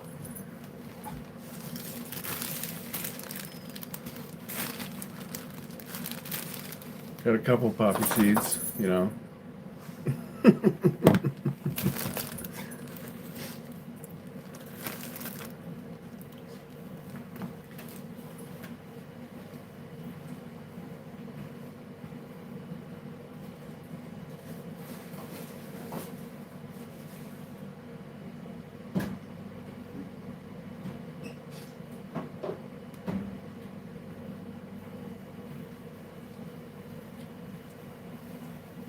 There might be more up there. I don't know.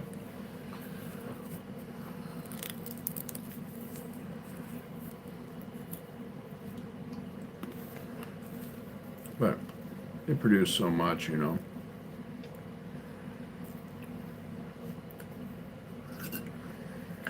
So after every year, I'd basically take a bag like that and wait till they open up the top and they get all the holes around the top, and you know, you just grab them all, clip them, and you know, put the bag over the top of them, dump them upside down, give them some taps, and they just empty.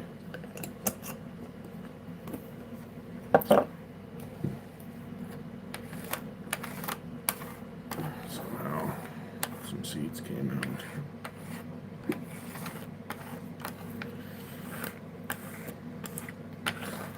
For a while, I couldn't get rid of them.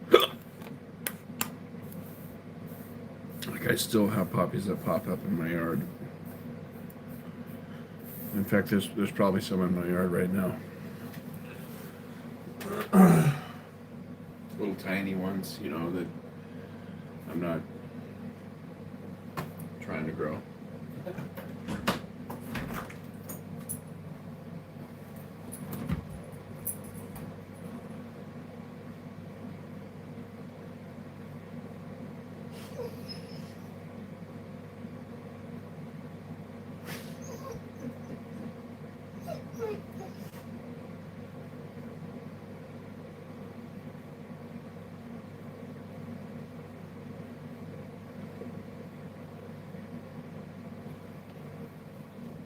I found one. This little guy poking up from behind some plant. You know, it's. But yeah, each one of these things just got stupid amount of seeds in it.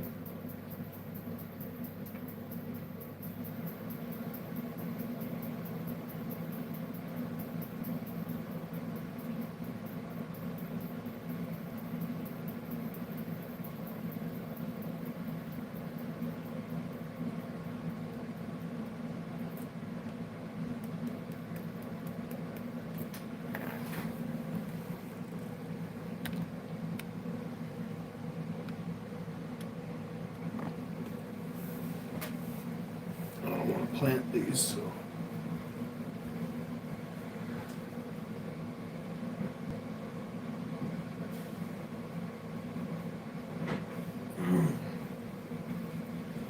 they can go in the garbage.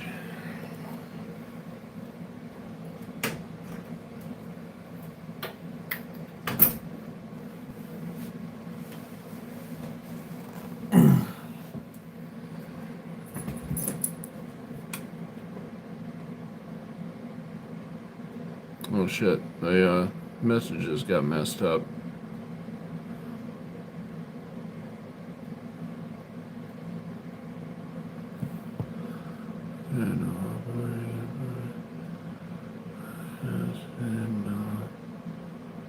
What color files did they produce?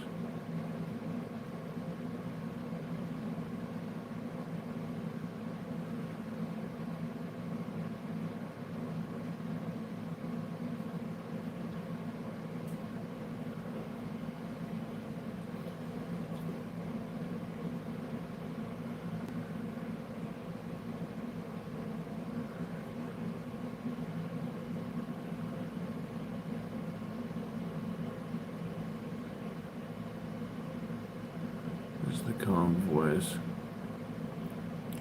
These ones produce, there's white ones and there's purple ones. You know, there's a variety of colors. Some of them are red, some of them are red with the purple inside. Some of them are light purple with a darker purple inside. You know.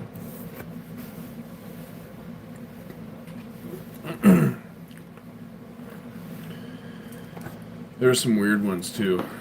Like my aunt, she was telling me that here they tried to change them, you know, and she pointed out to me, you know, she was like, you know, this is the one that doesn't do anything, this is the one that does, and she was pointed out that the ones that have like the frilly, like you got like your classic cup, right, of the flower, and then there's the ones that have like all these little, I don't know, I call it frilly shit on the inside.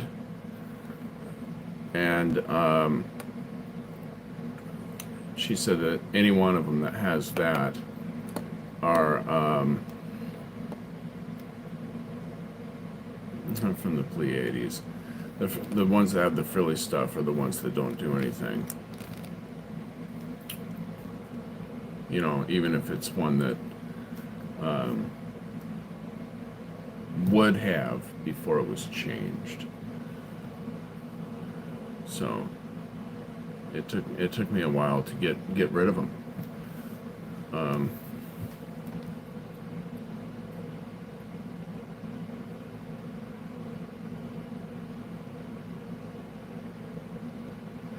Adam's warm, soothing voice.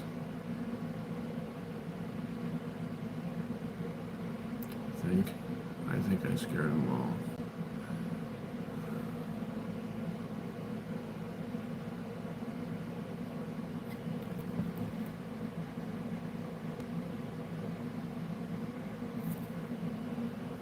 You've never heard of the Pleiades? It's like the Seven Sisters.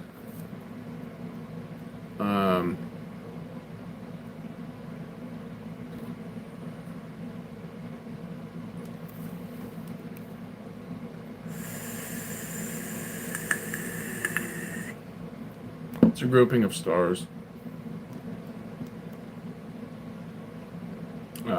It looks like 7 stars to us. Yeah, spaceship. It's actually mentioned in the Bible, in the book of Job. The Pleiades.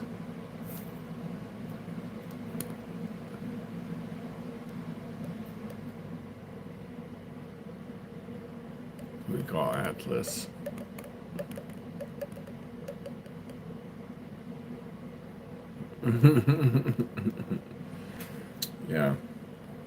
Yeah, the 7 stars are actually like 300 and something stars. I think we talked about this.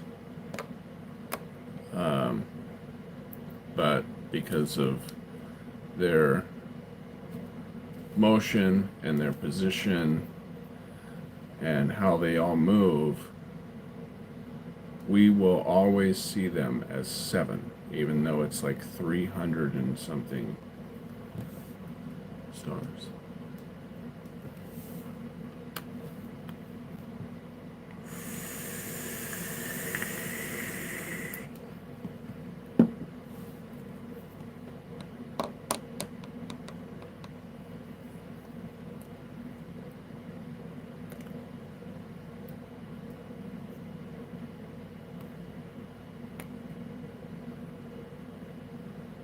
Yeah, we talked about it. It's like when Job's getting his verbal spanking from God, and God tells him, "Do you think that you could bind the Pleiades?"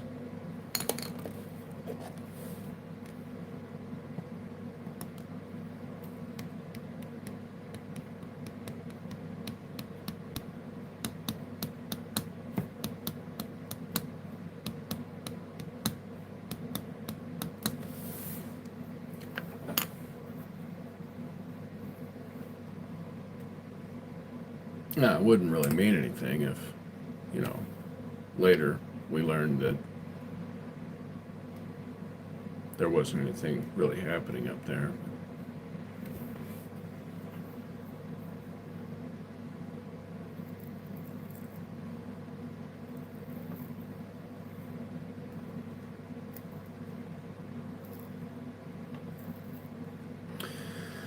So Steve's a Pleiadian.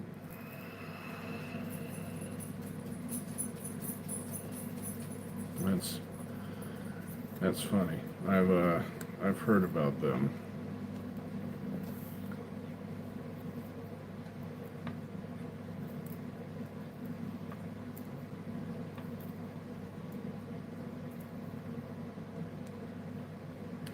That's like a precursor to the star children.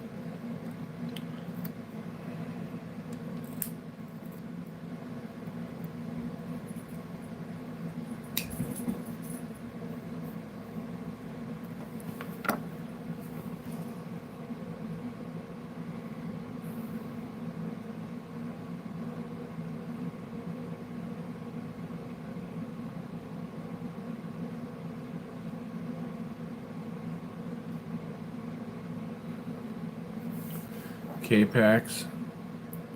I might have. I used to know a whole lot about the solar system and, the universe, the planets and their moons and all kinds of shit. It really interested me for a long time. I've forgotten more than I know.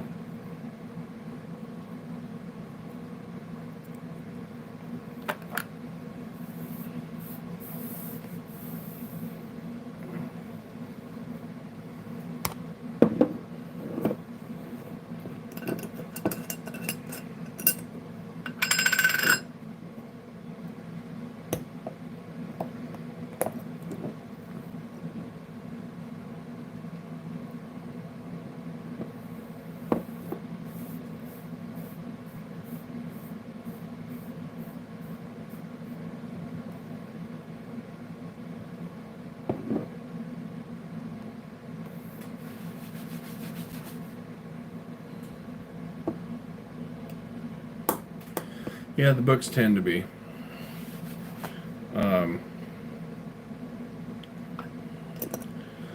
There's a lot more time, if you will, to add all kinds of stuff.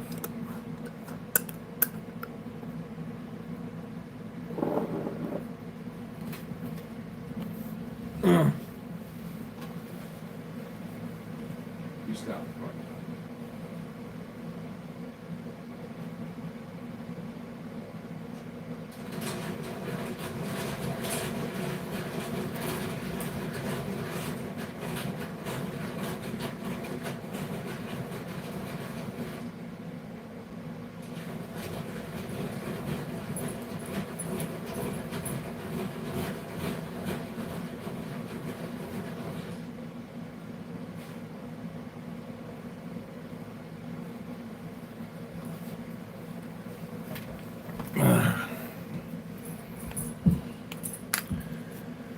We got one of those badass old school wall pencil sharpeners. Sharpens them just to like a perfect tip. I know you can't really see that, but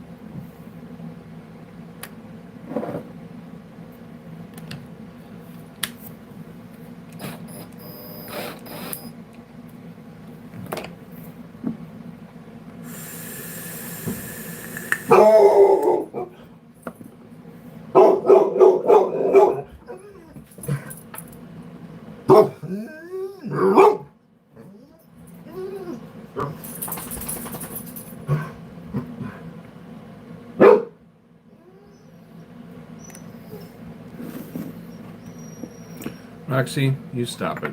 You're just a dog.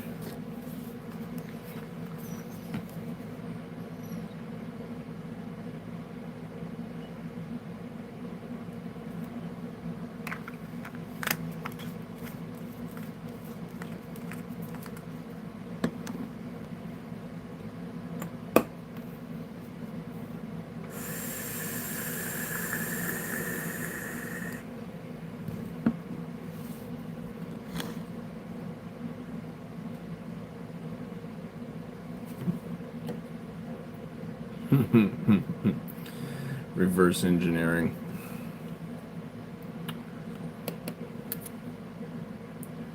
At Area 51.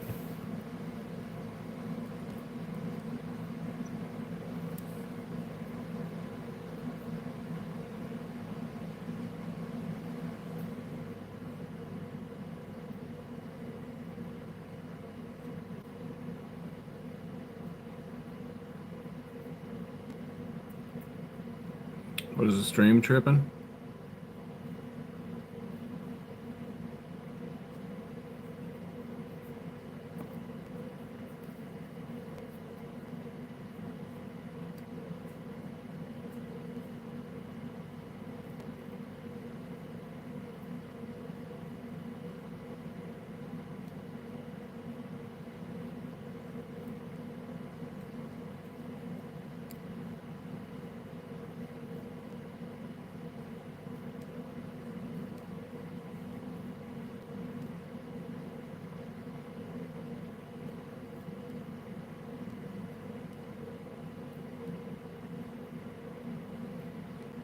Okay, concrete building. I think it was your connection. Yeah.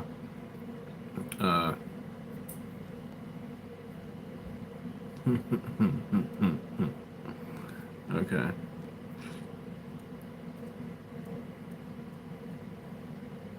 Okay.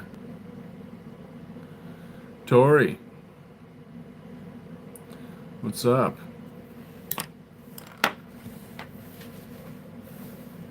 Yeah, man. I'd really like to go out and play some bass, but my damn hand is a piece of shit.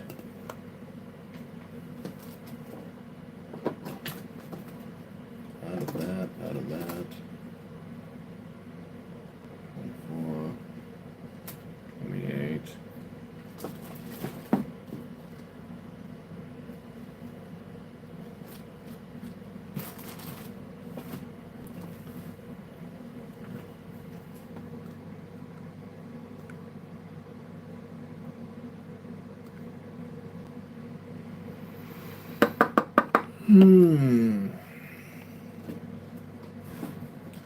Some 22 gauge. Maybe I can make some with this. That would just be burly.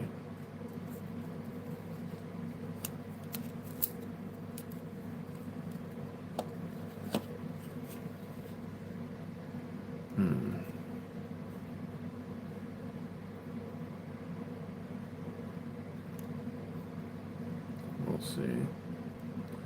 We'll see, we'll see, we'll see.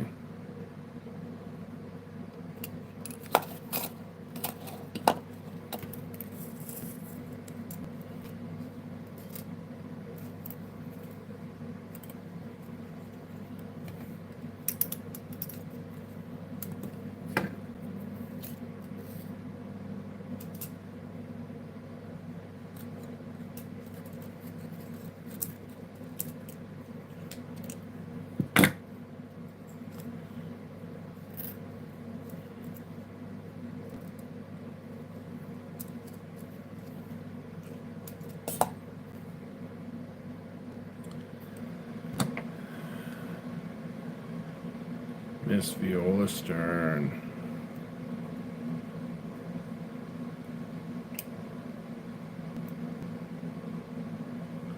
So are you able to hear us now, CJ? Or hear me, I guess. Is the correct way to put it. Are your earbuds, oh, you subscribed. Ooh. You have no idea what you just did.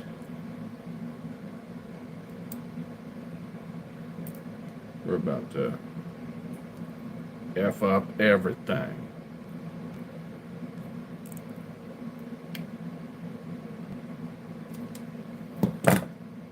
Okay, good. That's cool. Well, thanks for subbing, Tori. What I'm doing right now is not the coolest. I know it might look totally awesome, But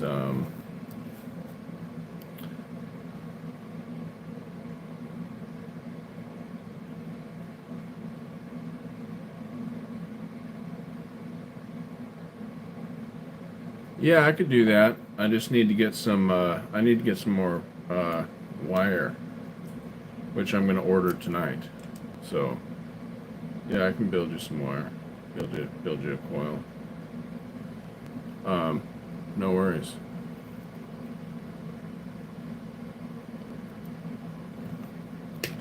Which RDA is it?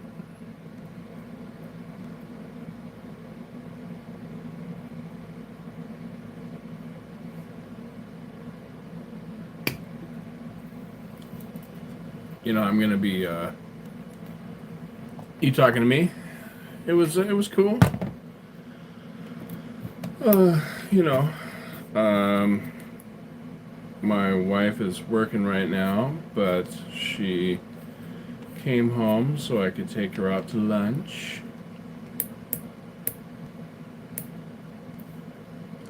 Okay, huh?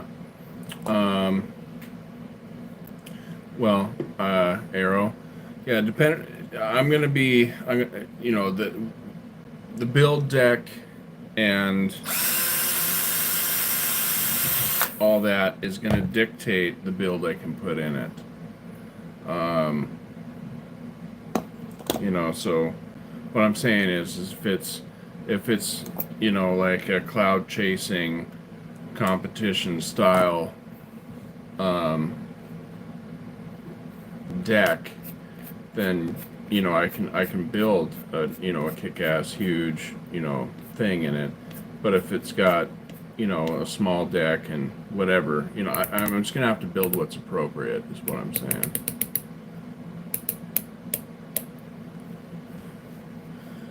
But things have been going good, Tony.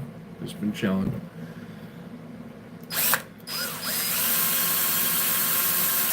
Hanging out with the boys and girls right now.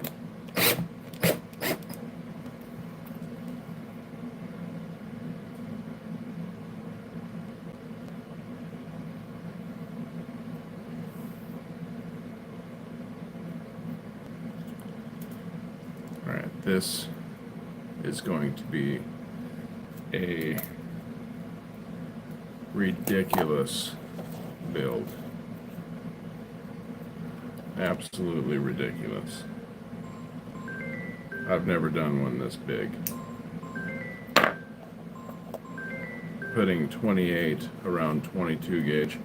Oh, we're gonna get rid of you.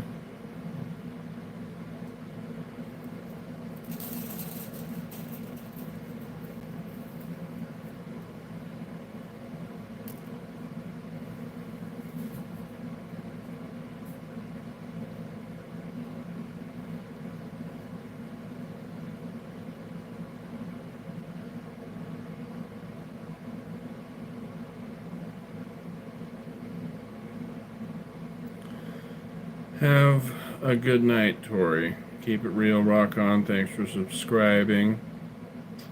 You know, come back around.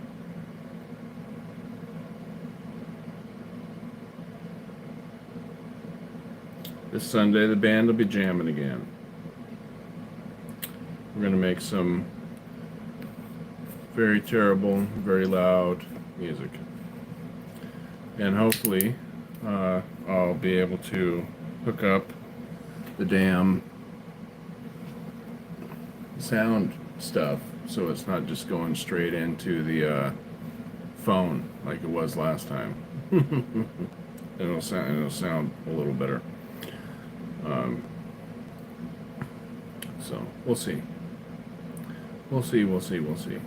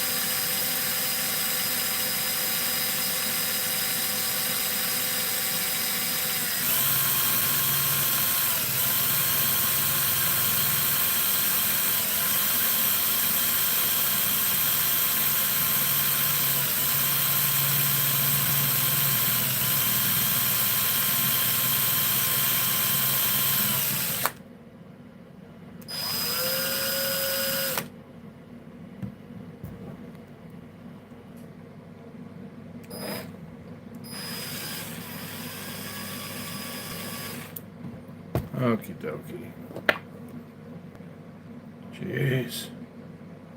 That seriously looks like a damn guitar string. An actual Clapton. Okay, so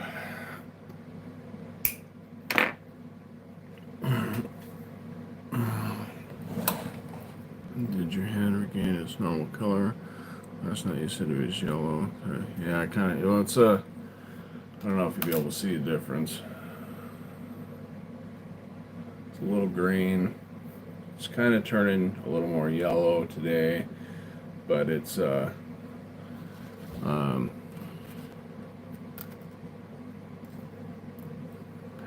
it's you know it's getting better. Slow going. Hopefully it's all done by this Sunday. We'll see. Now I know why I hate leaving home.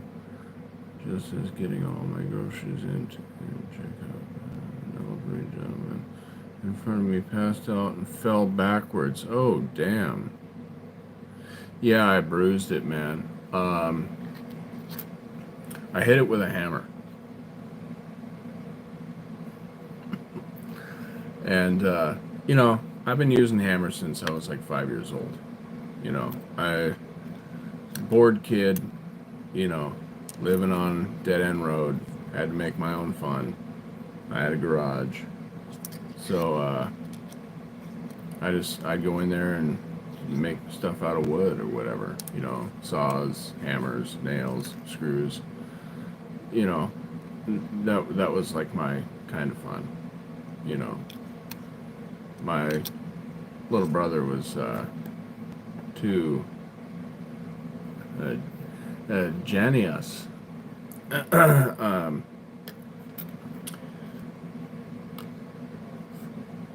Was too young, you know, to hang out. You know, by the time I was 5, he was 1. You know what I'm saying? So, I mean, what I'm saying is I've been using tools for a long time, and it was just a total slip up. You know, I was trying to drive a cat's claw in between these two boards above my head, and it wasn't going in between the two boards so I could pull them apart, right?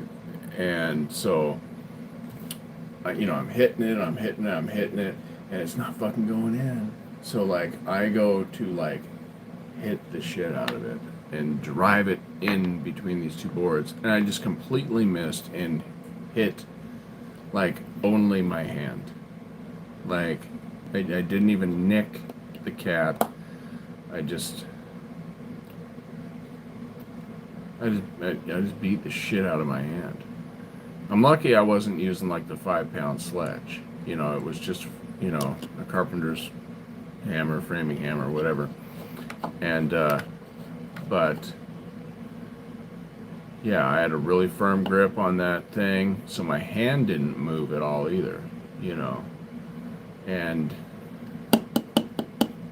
yeah, it was special.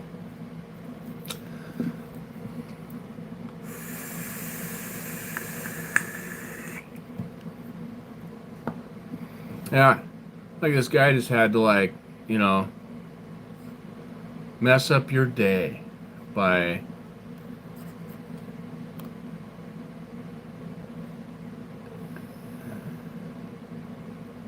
oh, I get it, man.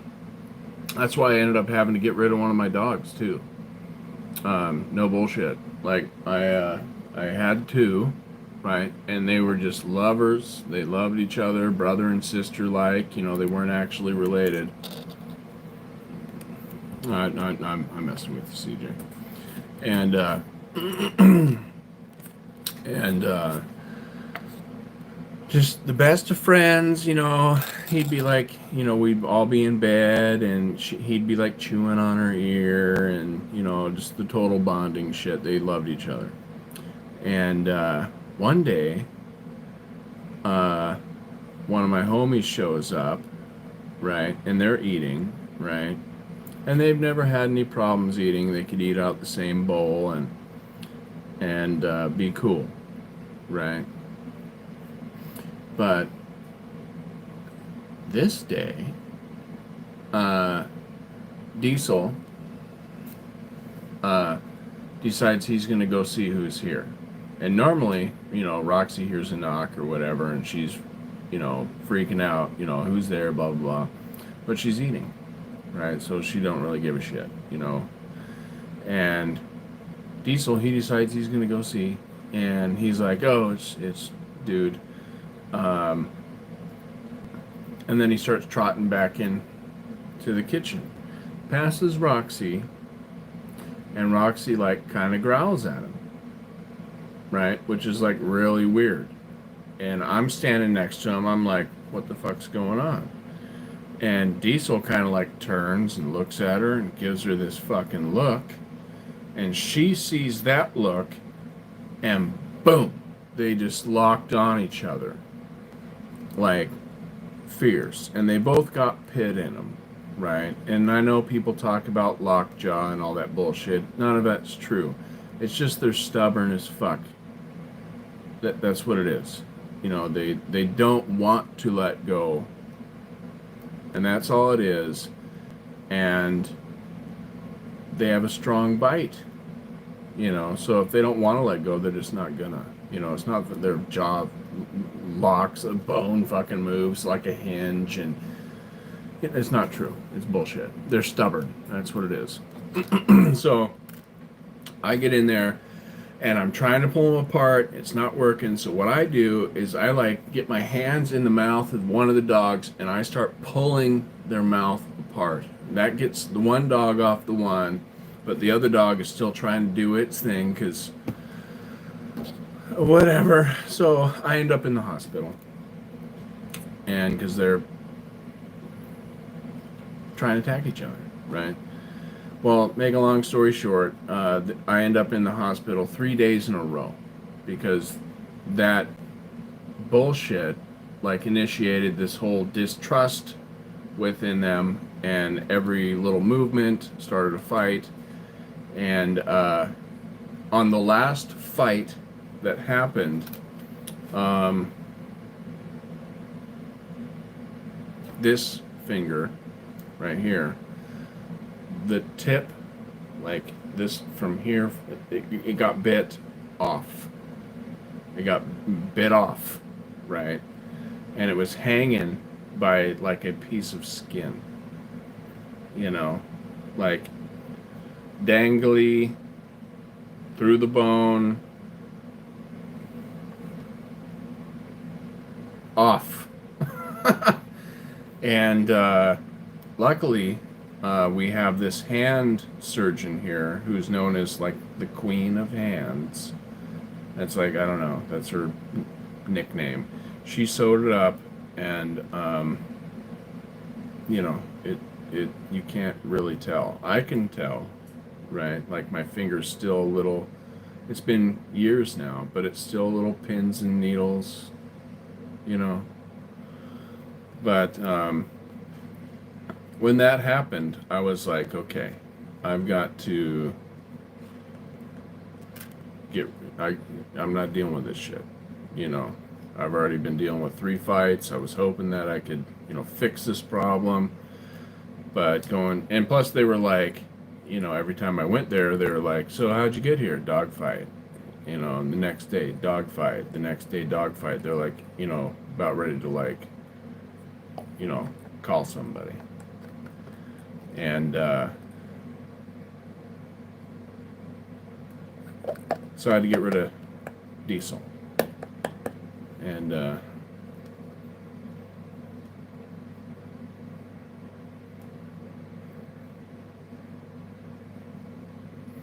it was rough, We loved Diesel. He was a good dog. But shit happens.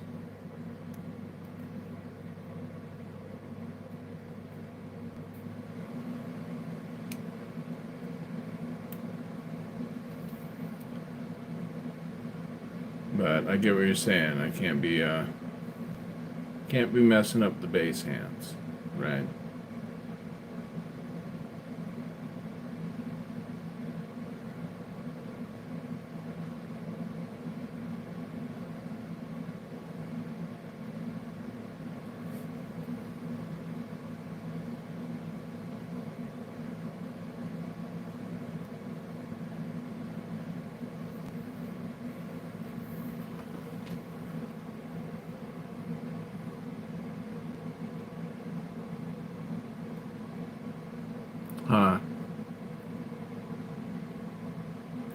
Right.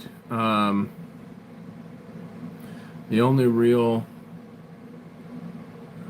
indicator, I guess, is, and you won't be able to see it. Well, you kind of can. Is right here.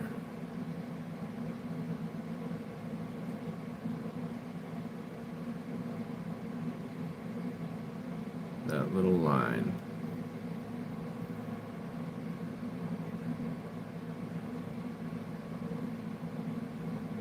I guess you can kind of see on this side. There's a line that comes through here, but yeah, I mean, when they put it back on, there was like, I did not think it was going to look this good because there were stitches going everywhere and flaps and no, they didn't do that. No. I don't know. I'm not a doctor. So but I've seen that done, where somebody's got like, the rod that goes into their finger and they got, the wrap and then this thing sticking out, which just seems super cumbersome.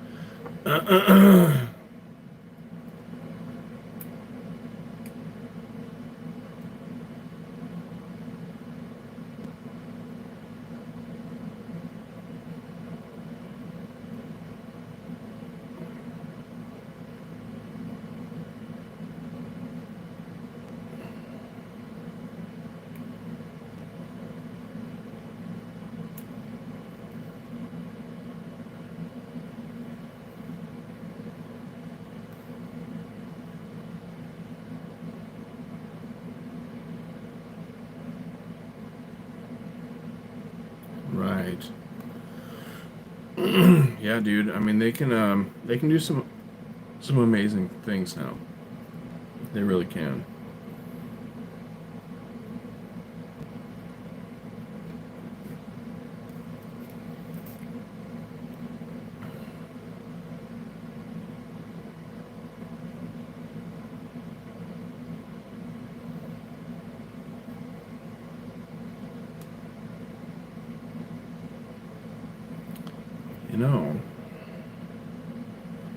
I think I might try and make an alien. Never done it, but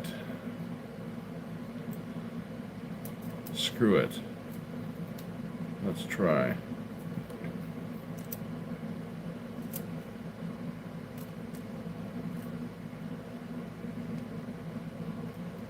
I mean, I've never done one successfully, I should say. But the last one I tried was like some really, really fine wire.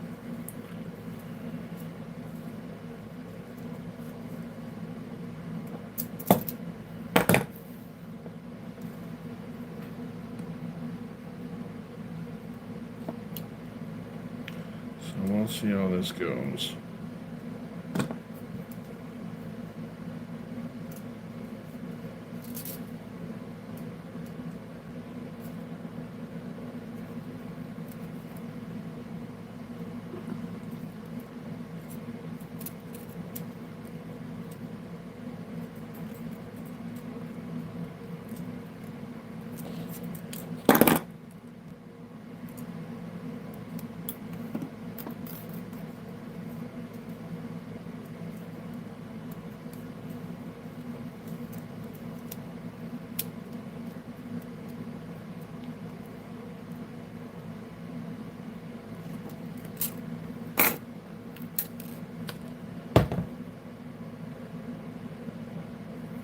Maybe.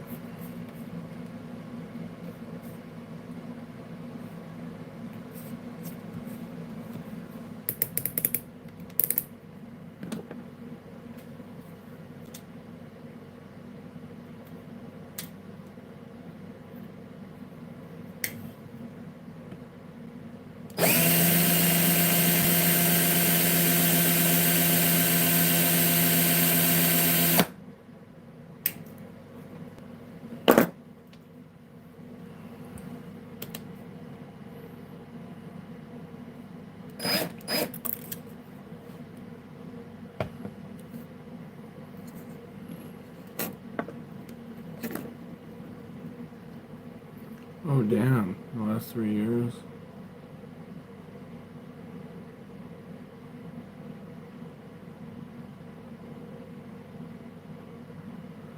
Oh shit. Brake press. Huh. I'd have to look up a brake press. I'm not exactly sure what that does. Other than press brakes, I'm guessing, right? That'd be the, you know.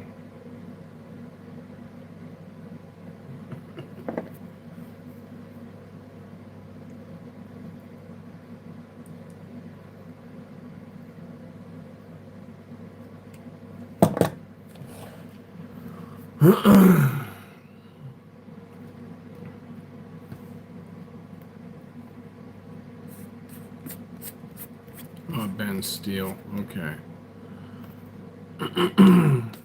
Yeah, I had a drummer who got his thumb bent off by our guitar player at the time.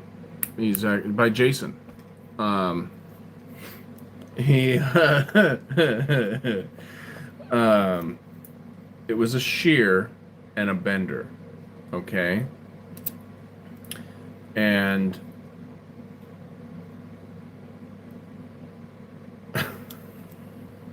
I wasn't there, okay? But Brandon and Jason, Brandon's the drummer, Jason's the guitar player. You guys, if you know Jason, you know him. He's a fucking guitar player. And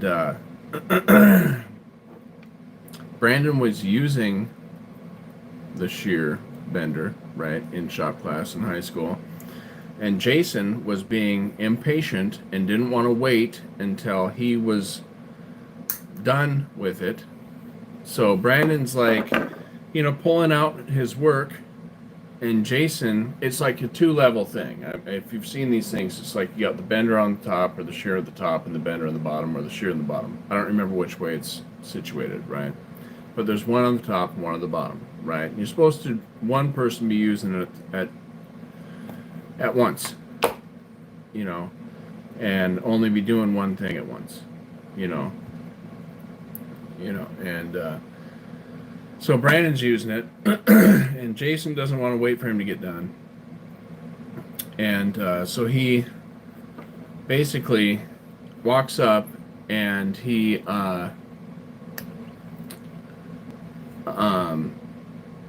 puts whatever he's working on into it and pushes the pedal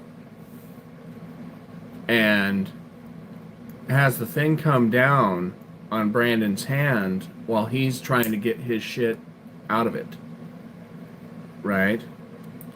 And it like crushed his thumb almost completely off, right? And for a long time Brandon had like this massive ball of shit on his thumb, and when it healed, it still to this day looks like a butt. You know what I'm saying? So like his nickname for it is the butt thumb, right? And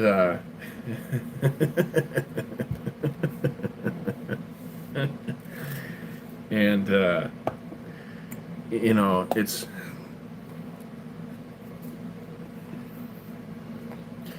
it's bad that it happened, right?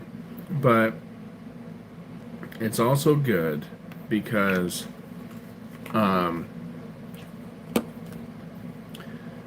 no real permanent damage happened, right? Brandon can still use his thumb, and he's actually a business owner now, and makes good money and all that shit, But it's things like that that can teach someone to not fucking have that entitled fucking attitude and patience, and shit happens, when you don't follow the fucking rules, Could have been worse, It could have been that, he learned that lesson in another situation and somebody died, right?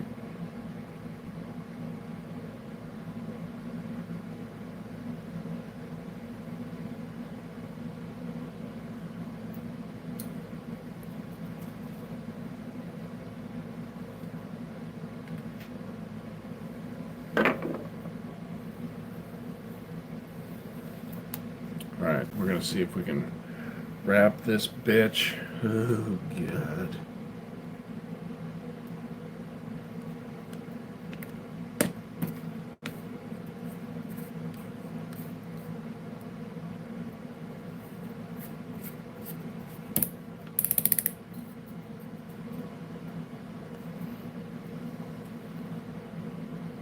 Maybe?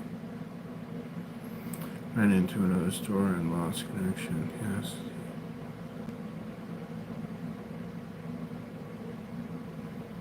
Okay.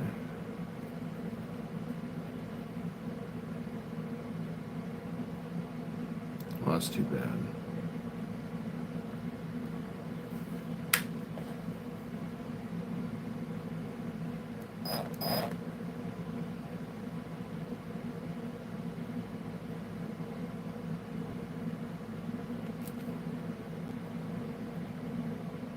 This might be 2 barrels. We'll see.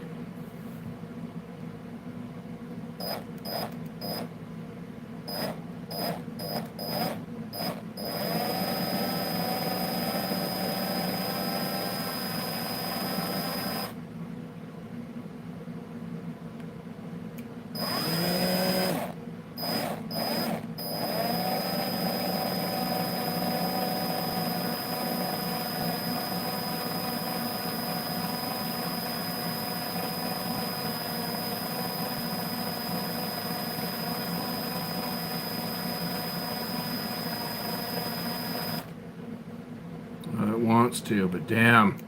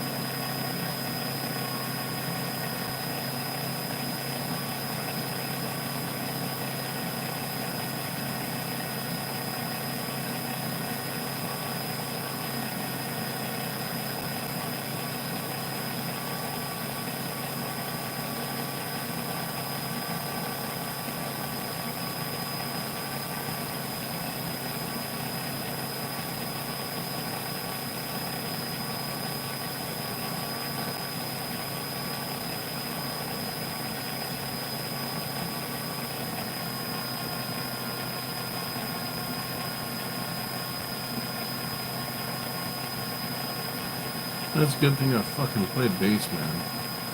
Just be tearing my hands up.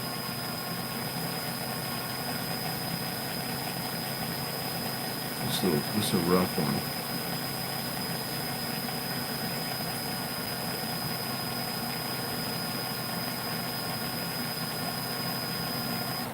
Okay. That turned out a lot better than I thought it was gonna. Like, holy shit. Saved his pins. Oh, how sweet.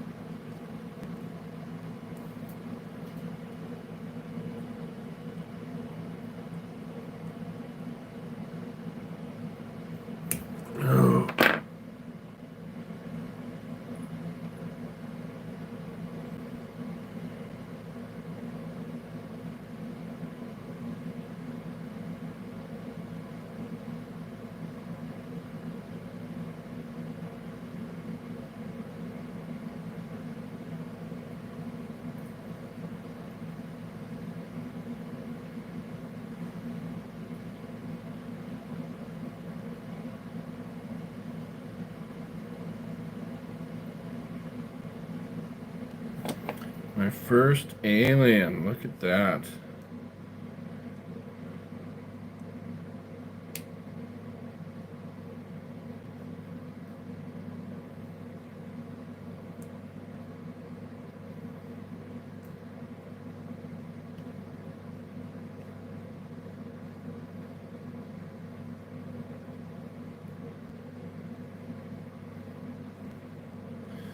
Since homeboy's from the Pleiades, he'd probably enjoy this one, being an alien and all.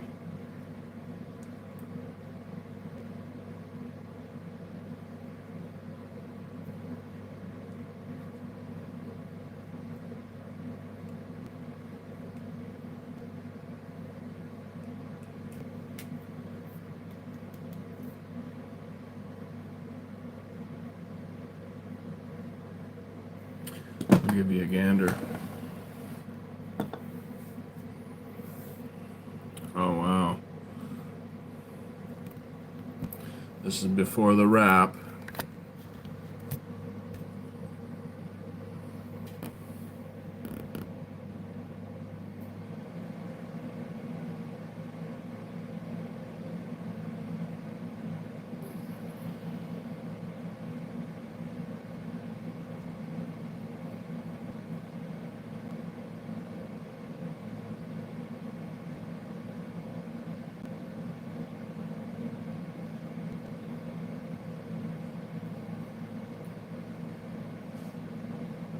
These are tough, dude.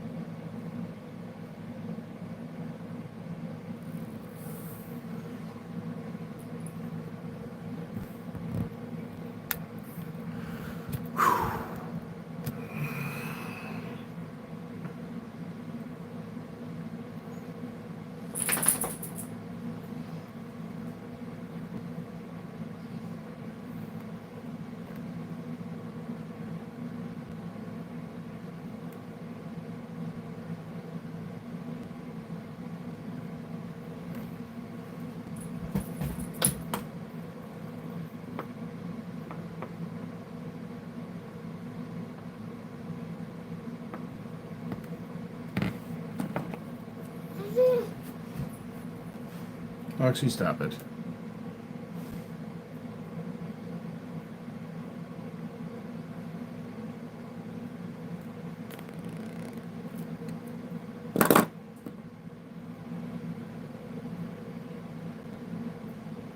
Okay, let's try and wrap this bitch.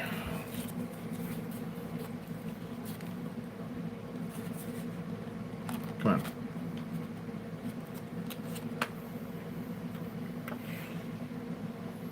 This is such a massive coil, dude. I mean, wire. This thing will probably ohm out at something just stupid.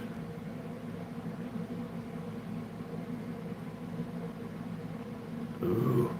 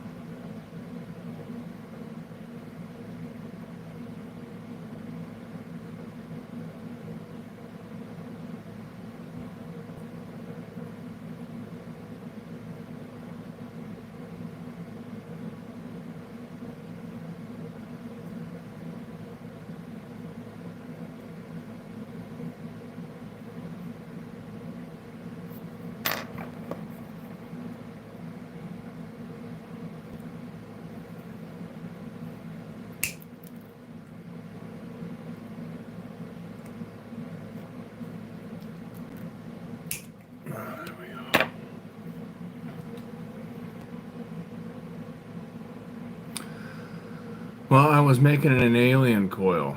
I'll show it to you. It has a really weird wrap. Where are we? It's really wavy. They're hard to, they're really hard to do.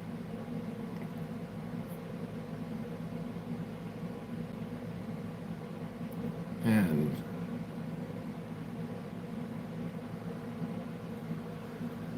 yeah, it takes a couple extra steps. What you do is you take a wire, right, and you do like a regular Clapton, right? So you got this in your drill, and it's spinning, and then you wrap a wire around it, right? And then what you do is you do what's called decoring it, right? So you pull the wire out, and then you just got this floppy wrapped thing. And then you stretch it slightly, right? So the circles kind of become this thing like that. And then you take two wires and you put that in the drill, and then you take your little stretchy thing, and hopefully you've stretched it not too much, but enough to where each one of your wraps, kind of hugs the two wires, so it's like wing, and they'll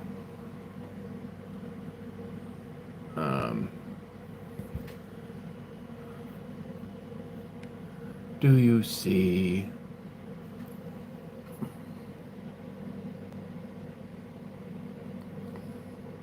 Come on, fucker. And it's a bitch.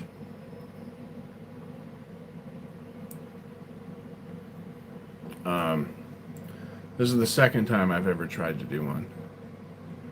And it turned out really fucking good. Normally you don't do them with wires this thick. This is crazy.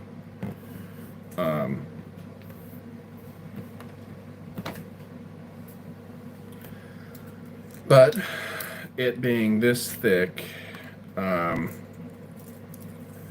will hopefully make it ohm out very low, which will be good to run as a single coil. You probably couldn't run two of these because it would just draw too many amps and destroy things. But I want to take this guy. Come on, bitch. And these guys. 0.14. I don't know. Maybe we'll see. We'll see what it does. I'm not sure. I really don't know.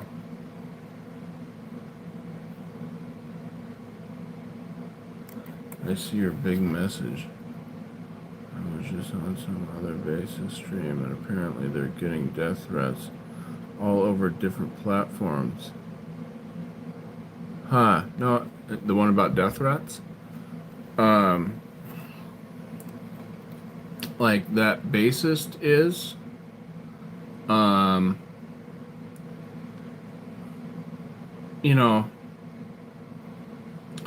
Who knows what the deal is? Who know? Do you know the bassist?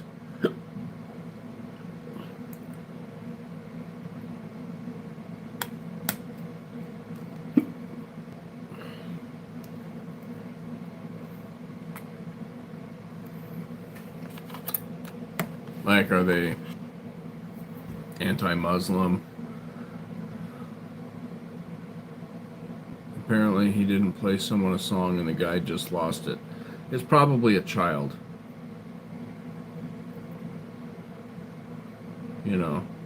I would, death threats, well, who knows?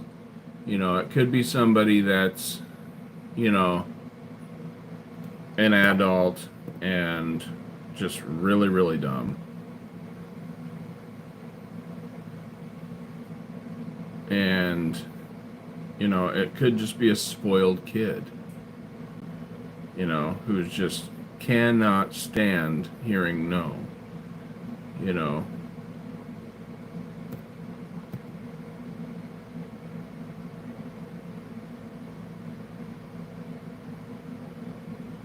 I say bring it. You know, somebody starts giving me death threats, I'd be like, dude, here's where to meet. You have no idea who you're talking to.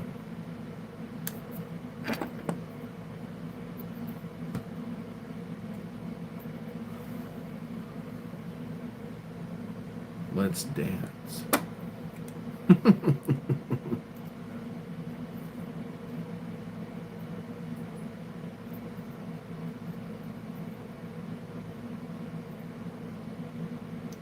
My pleasure.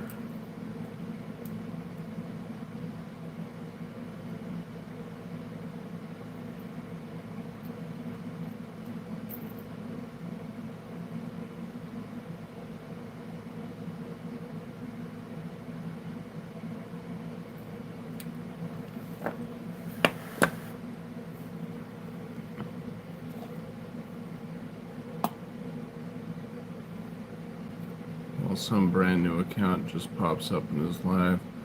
Seems like an adult. I sucked my mom trans daddies off last night. It was amazing. Huh. I don't know if that's gay.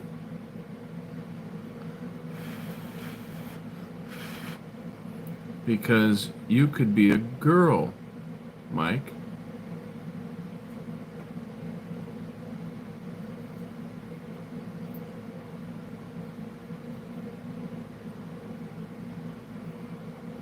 So you're a chick.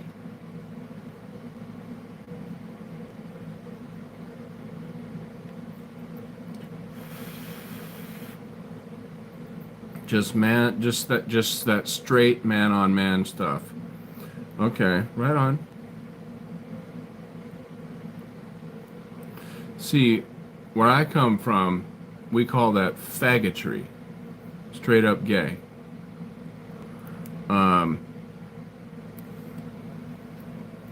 But you can call it whatever you want and be wrong, right? That's fine. People are wrong all the time. But oh,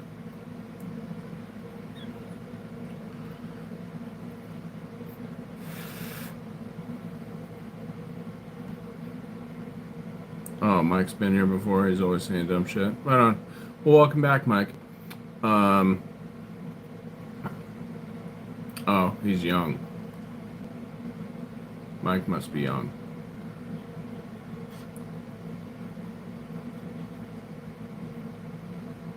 I don't know.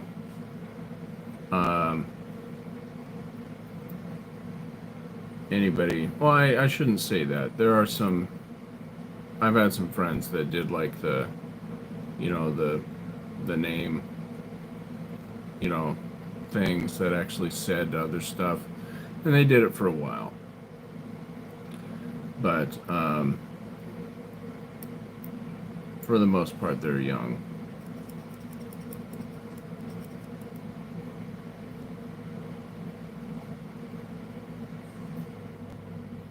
Yes, the jerky. Yes, I love jerky, man.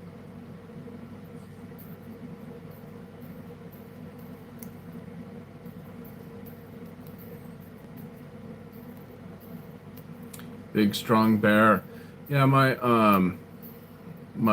uncle's husband calls my uncle a bear. Except he calls him a polar bear. Because he's all gray. My uncle's one of those guys that likes little boys. And younger. And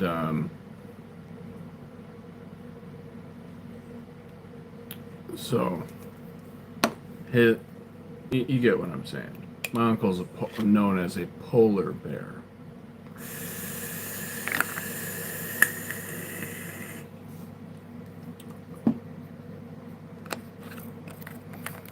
Um,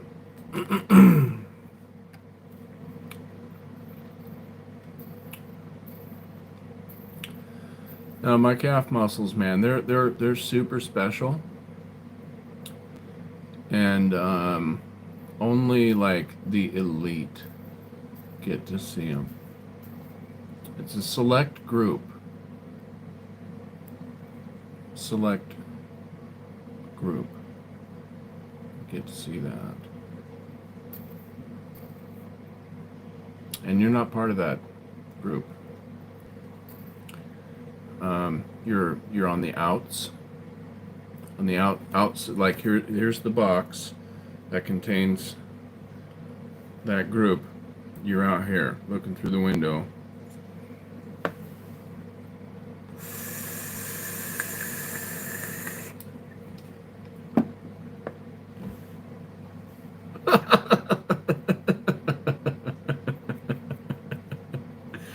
They're majestic. Damn it, I was just starting to have fun with those guys.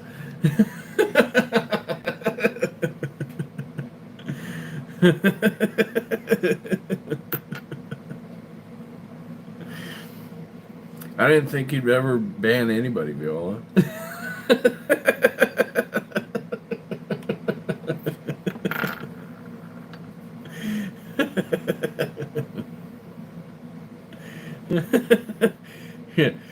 You're fucking so boring.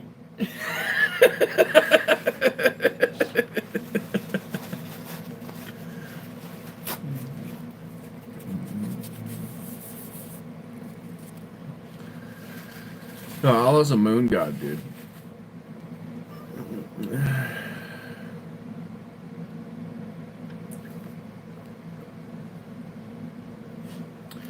He is the moon god.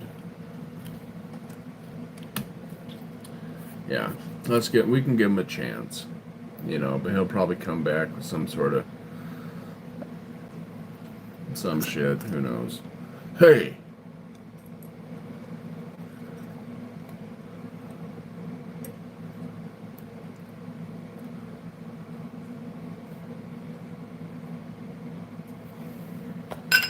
Yeah, I was wondering what was going on.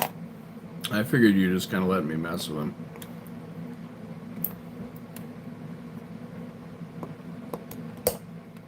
Because, none of that shit really bothers me. You know what I'm saying? It's, I don't know, there's some people that are on these YouTubes that, like, they can say something and somebody can just be like, well, why do you think that? And, and it's like, they freak out, just for, you're not even disagreeing, you just want to know why,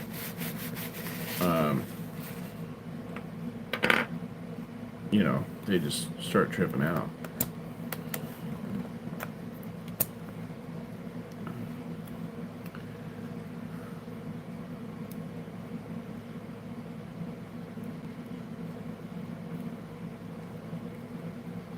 I've only got 6 minutes till I'm off and won't listen to that one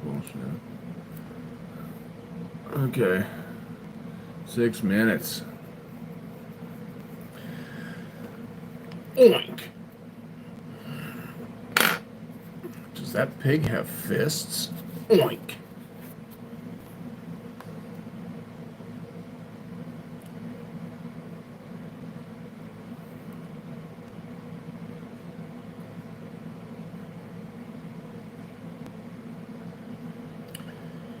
Ah, shit. Why did I do that? Let's see what this ohms out to. It was at like 0.4 something. Exactly 5 minutes.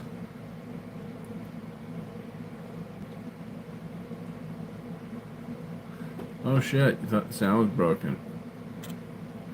No.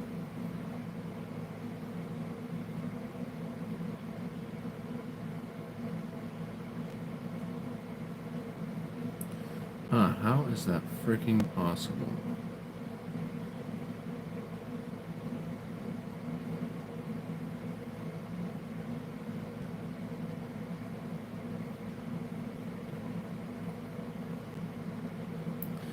It's showing this coil is at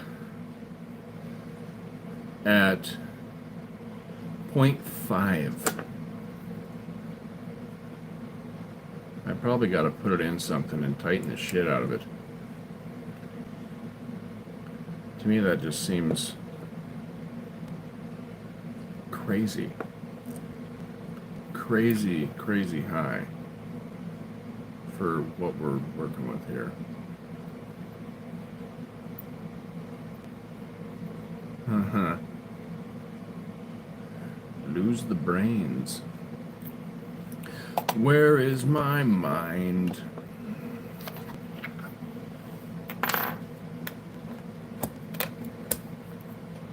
You guys Pixies fans?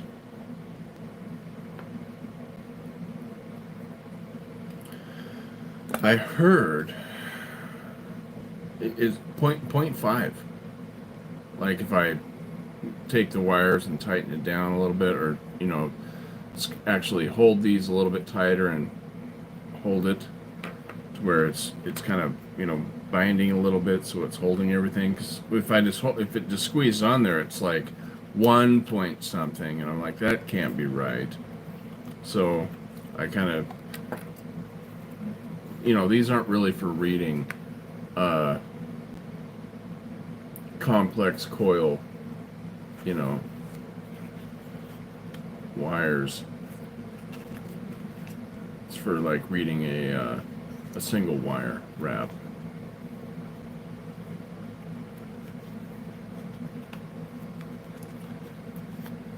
Yeah, I couldn't either. I'm sure if I heard it, I'd recognize it. But I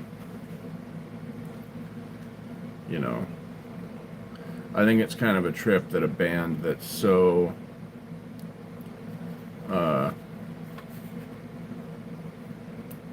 blah became so famous.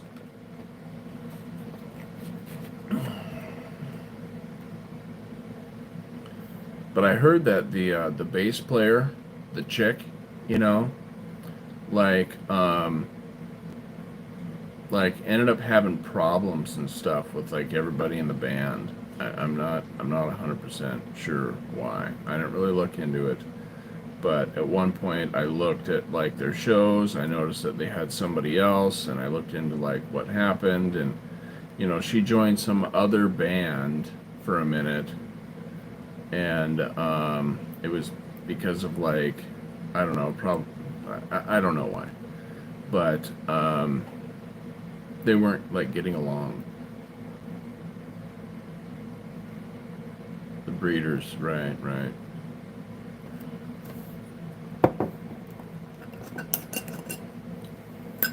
Which is kind of a fucked up name if you if it means what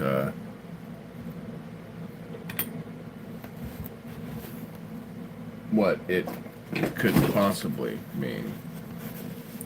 Because breeders in the satanic world are girls that could just continually have babies to be sacrificed.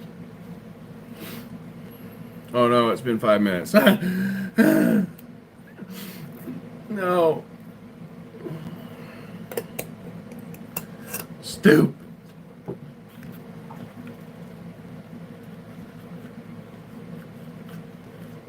You don't say.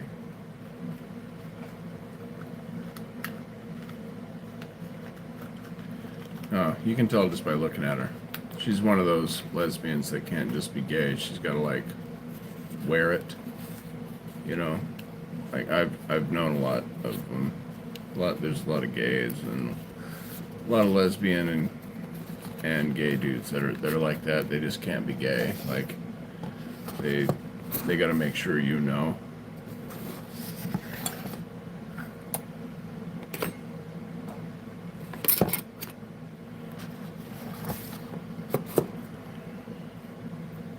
very, very weird behavior if you actually think about it.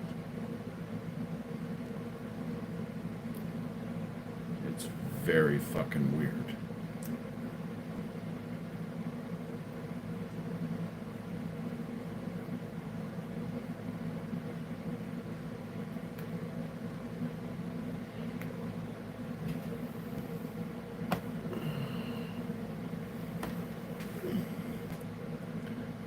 Hey, have I told you I'm straight yet? Hey, what about you guys? Only chicks, man. Hey. Chicks, man. Only. Hey, what about you? Have I told you I'm straight? Hey. Roxy. Totally straight. Hey. Straight. Wonder what I could wear that lets everybody know that I'm straight. Wonder what kind of hairstyle I could do. Make sure everybody knows I'm straight from like a distance. Wonder what kind of glasses I could wear. What kind of shoes I could wear. Well, I'm gonna head out. Take care, folks. Bam! Alright, see ya.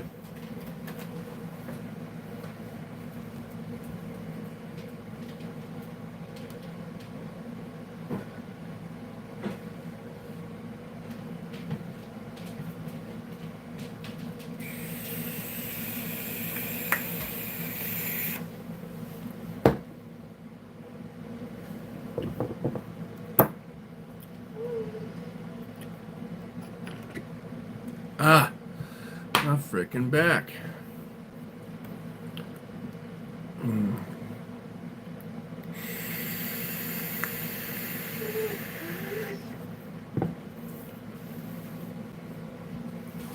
You're a dog. Show me. Show me what's going on. Show me.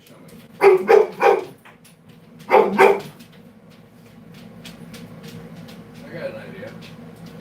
How about you shut up?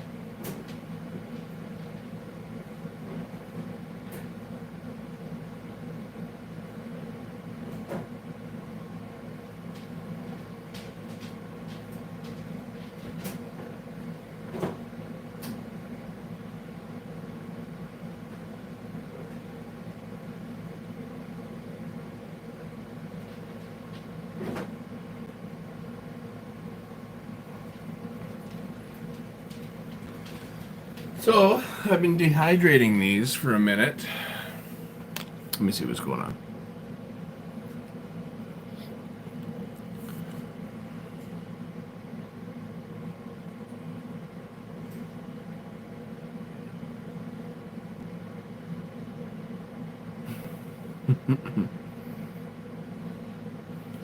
These are how the peppers turned out so far. These are the ones that were split. But yeah.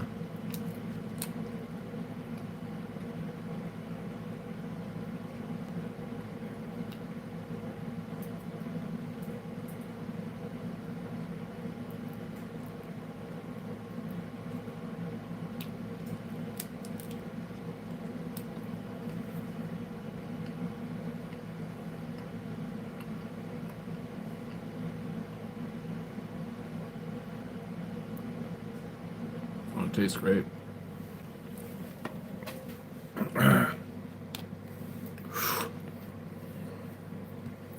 You got a little bit of kick to them.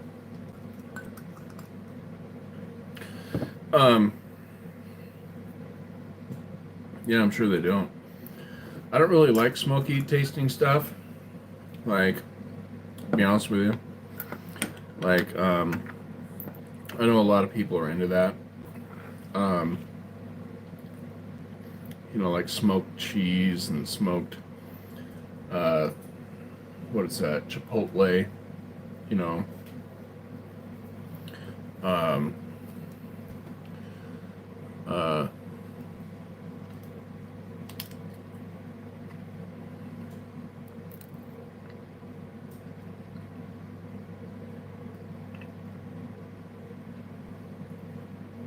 I'm just not into it.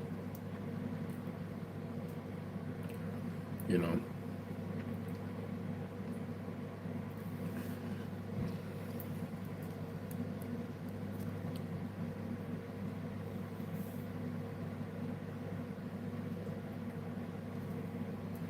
So,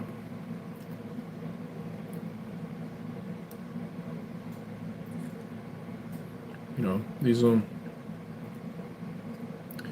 be good.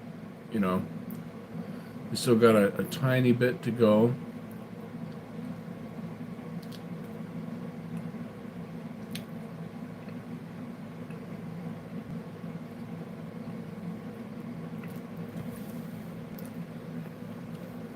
This one's hotter than the last one that I ate.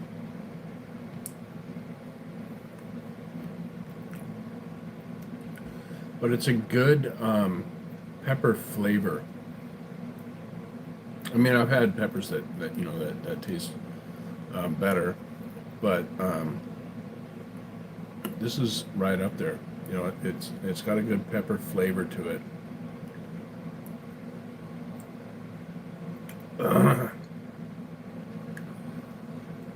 Okay, this is moving into the back.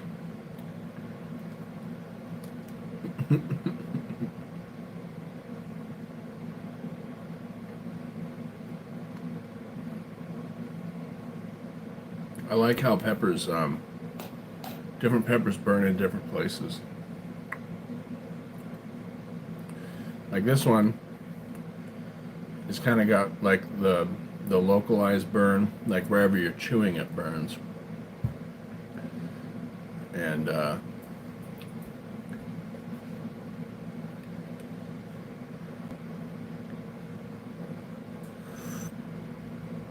this one's definitely hotter than the last one.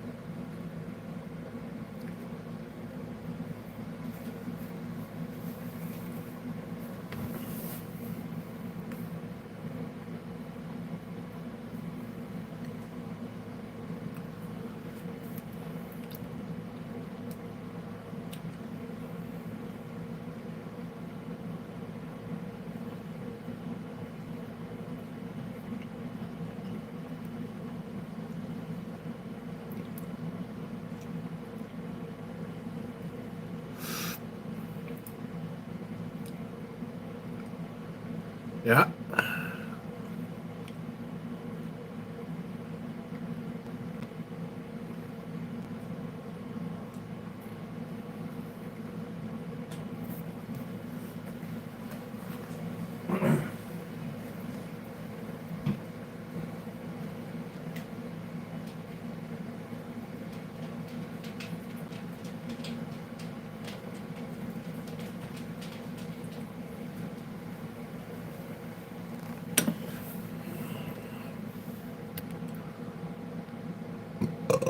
Oh, shit.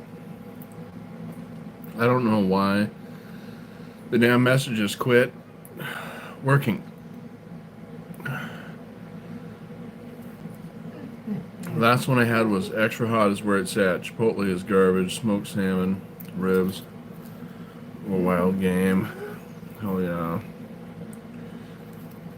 Real smoke, not liquid smoke. No, I can't stand liquid smoke either.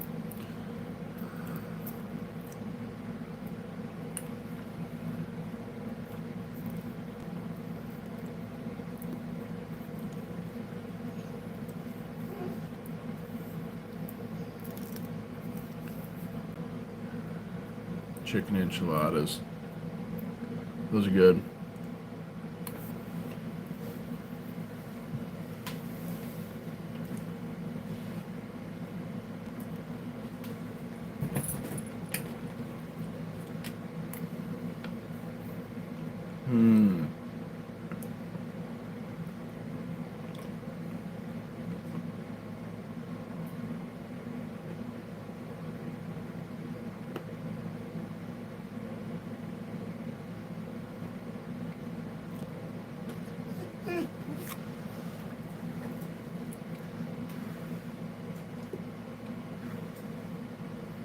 You like to smell the peppers, huh? Well, they're not for you. Okay.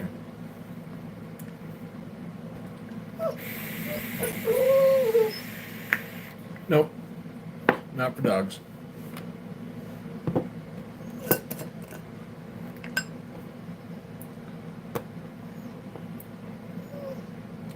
Not for puppy dogs.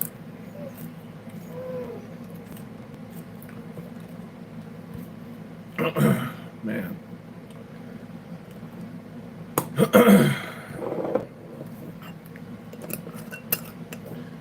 Yeah, it has like a long burn. You know what I'm saying? It's not crazy hot. It comes in and it stays the same. You know? I think I remember that from the last one.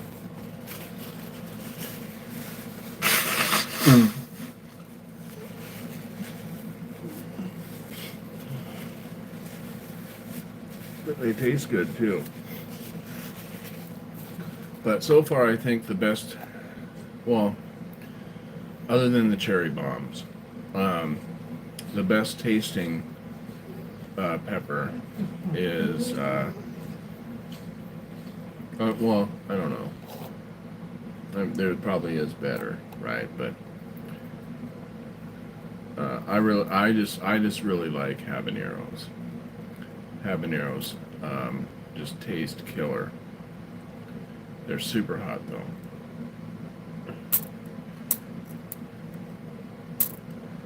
Right. Yeah, I wouldn't. You can't have the peppers, Rock Dog. That will mess you up something fierce. Something fierce.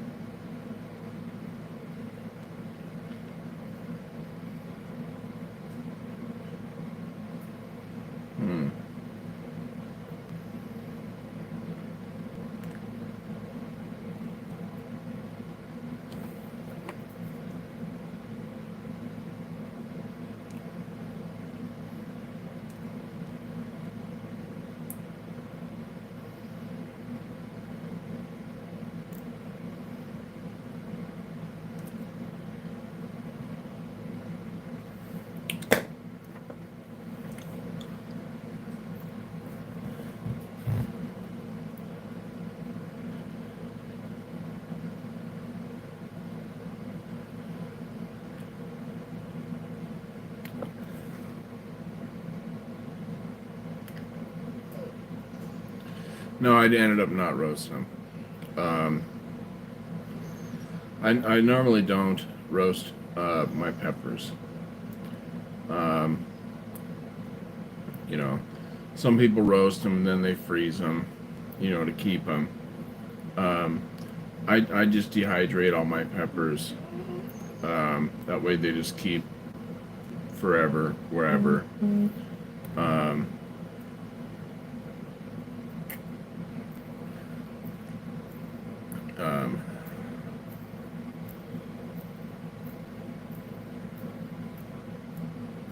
I mean, I've got peppers in, plastic bags in my pantry that are a couple years old now, and they look like the day that I put them in there,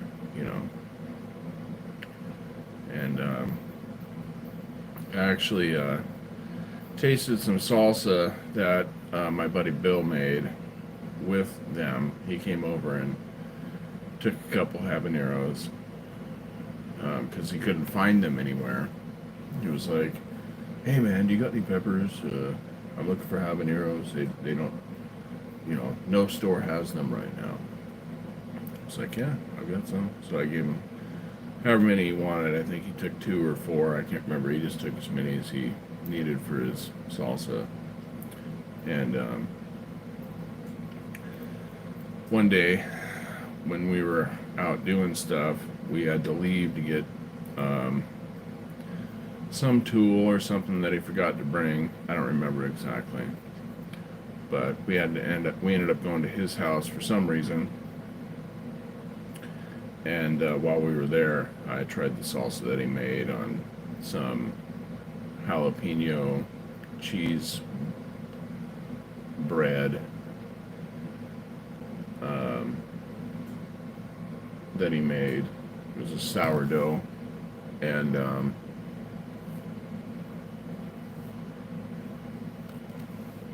had like egg and cheese, and the jalapeno and cheese and the salsa and stuff on it, and it's pretty good. He makes it with like an onion base, green onions. So it's a little different. It's good stuff though.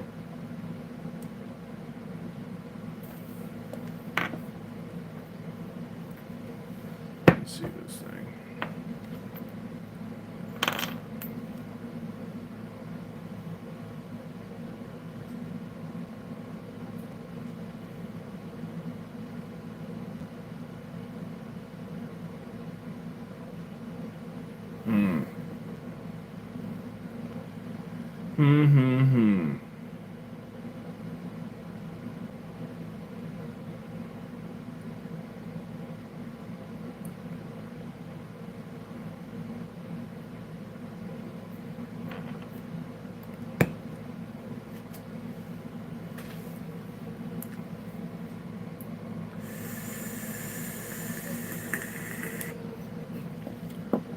I won't be doing that.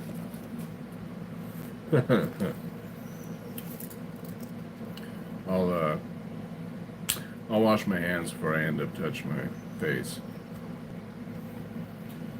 Hopefully, now that I've said something.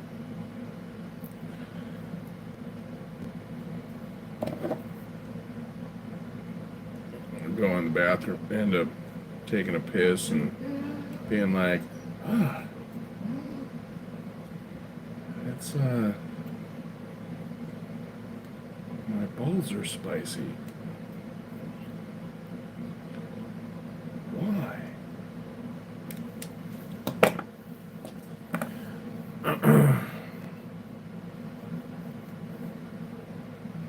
No, I normally put on rubber gloves before I handle them, but I didn't. Roxy, come here. Come over here, okay?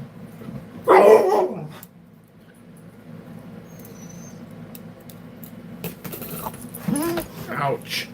You need to clip your nails. She hates getting her nails clipped. Like something fierce. Like she hears like the machine that we do it with, and she just runs. So we had to get like just the traditional clippers. Of course, Rihanna, she sees something and this will be better. So she bought like this. Basically, it's a Dremel tool, right? And I'm like, yeah, that'll work great. If you have like, a washing station and are able to like, tether the dog up to a thing and put like, the muzzle on, not that she's a biter, but,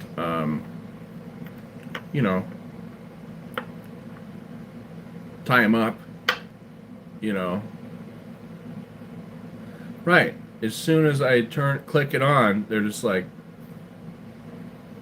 and they immediately associate that sound with that thing, and they run.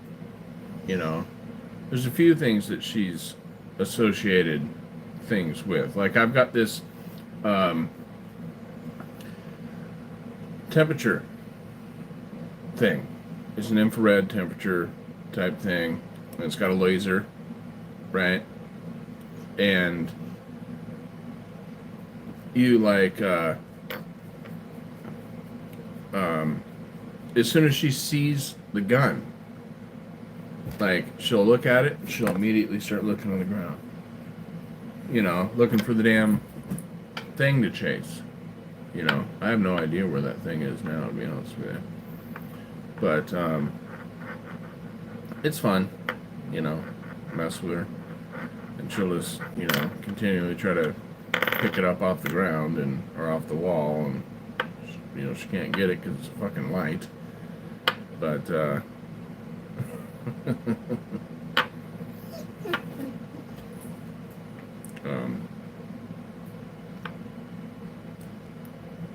I do have another one. I do have another laser. Let me grab it. I'll show it to you. It's kind of cool, especially what its real purpose is for.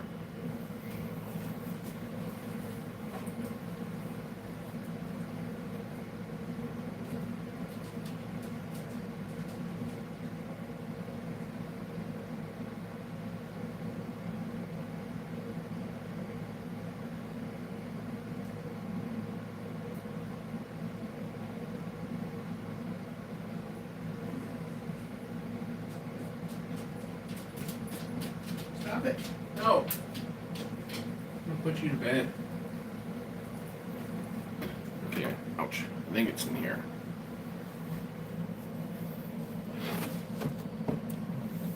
This is the Strikeman laser firearm training system. And I didn't really get it for training so much. You know, I got it so I can, you know, practice shooting my gun. And,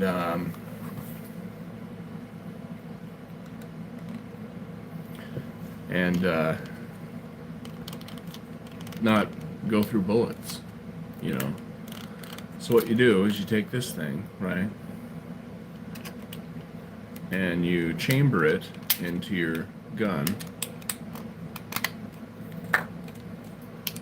This is your bullet. Yes, what am I? You sneak. And, there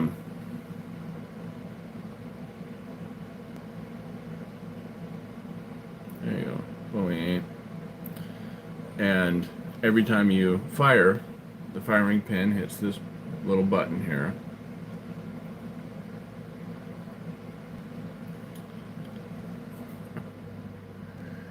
And it pushes this and makes the laser go, right? Wait.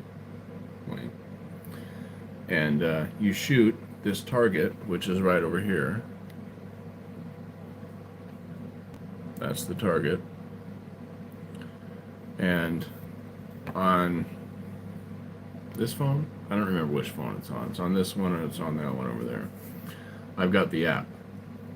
And that's actually what this stand that the phone is on now came with. So you put the phone in the stand, and then you open up the app, and then you point your phone at the target, and you just push on the target right here, and a circle pops up, and it just goes right around the target perfectly. And then you start your session, and it'll talk to you. It'll, you know, do like a timer, and then you shoot however many you can in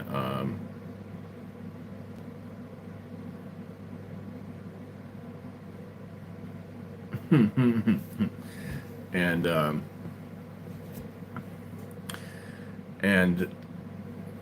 then your session's done, and you can be like restart session, you know, and it'll be like beep, you know, it'll restart, and you just keep doing this. And what's cool is it doesn't eject out; it just stays in there. And you can tell I was a smoker, and you know, it's a cool system. You know, it really familiarizes yourself with sights on your gun, and it's, I don't know, I think it's a great tool. But let's do this.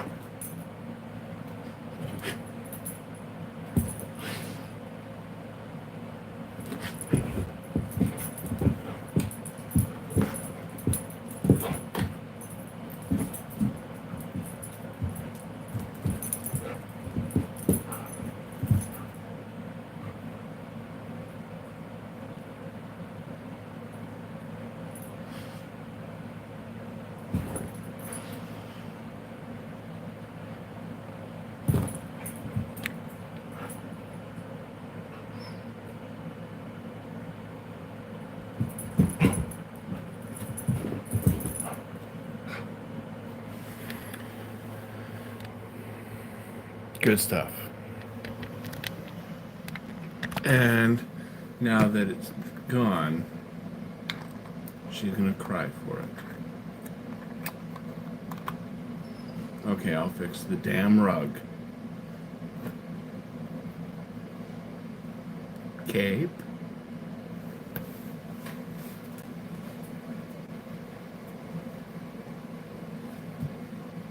Jump up. Get up here. Get.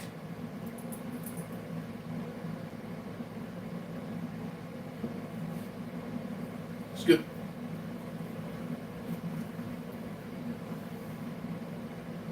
Okay. All better. Just from my wife.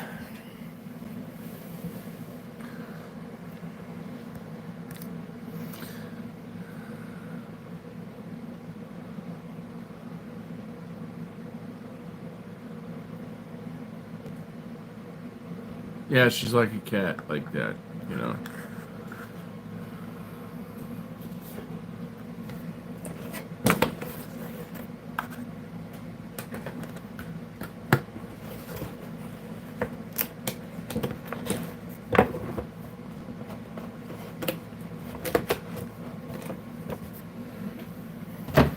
She's a goofball. Big goofball.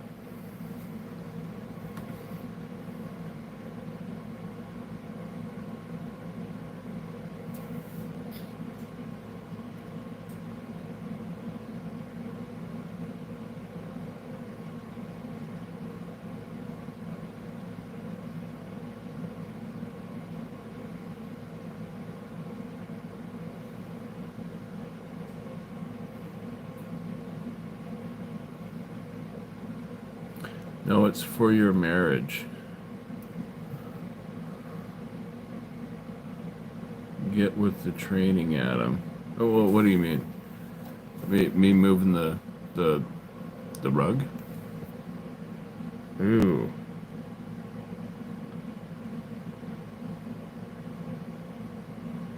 Ooh. Yeah, the terrier. Stubborn. Right here.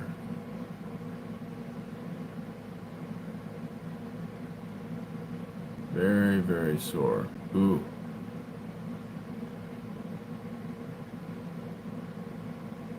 Ooh.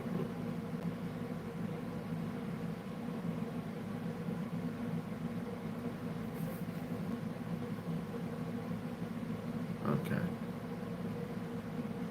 I do have a little indent over here too. Like in the same damn spot. I was like, I think I dented my fucking bone. No.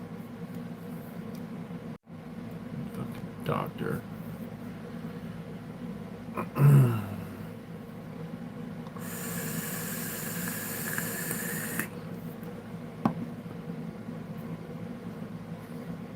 I'll end up going to the doctor and they'll be like, yeah, leave.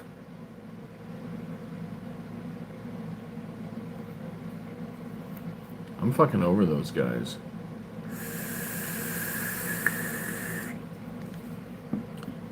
They don't like me. I don't know why. I'm nice to the doctors. I'm just like this. You know what I'm saying? Maybe they I don't know what the deal is. But some of them get along with me great. Some of them really do. But on average, the doctors are kind of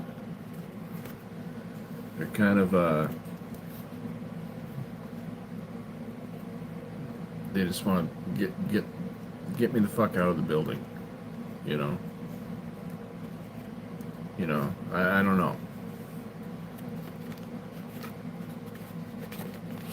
I'm intimidating to women doctors. They're scared of me.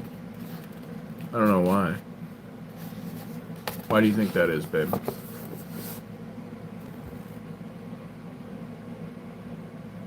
Because I'm like, ooga booga.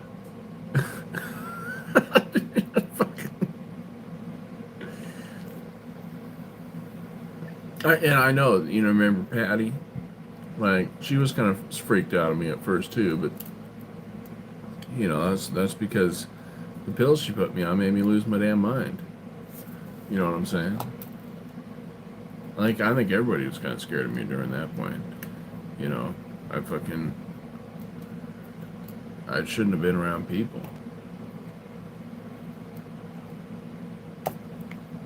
But why do you think that is? If that actually is the case, why do you think? Right, I wasn't around then. You weren't around then, but I'm just saying. You think you don't know? Okay, I don't know. I whatever, whatever. Then you know, you'll tell me later. Okay.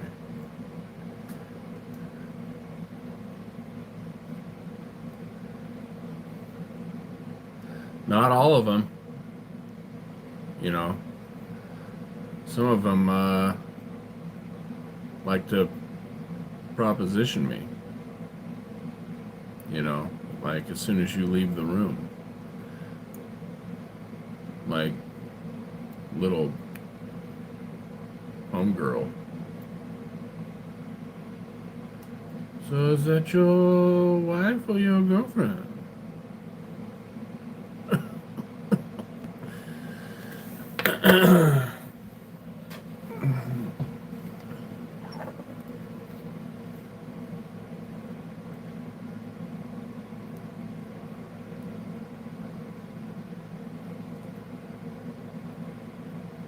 uh, that's my wife.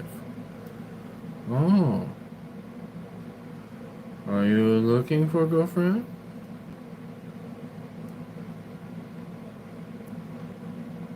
No. Are you sure you don't want another girlfriend?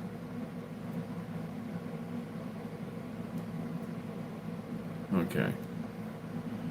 What's going on here?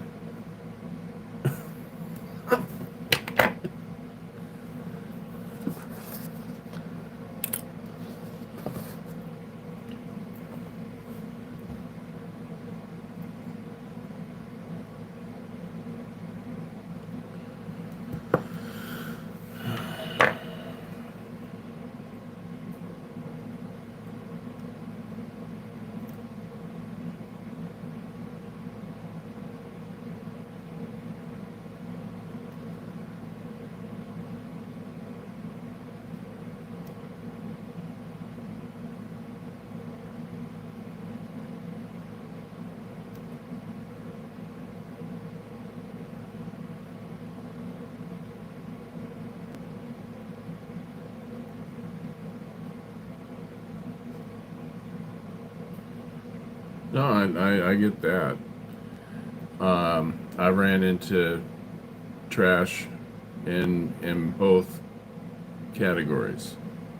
You know, I ran into a lot of trashy dudes. I ran into a lot of trashy women, and they're trashy for different reasons.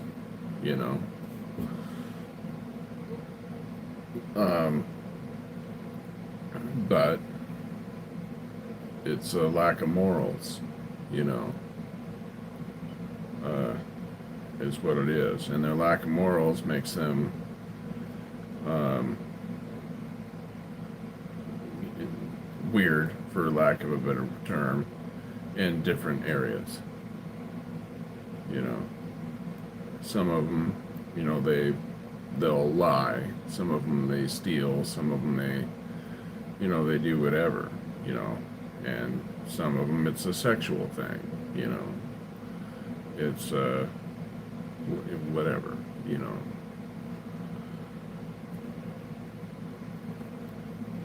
But yeah, I ran into, I don't want to say all the kinds, but many kinds of garbage.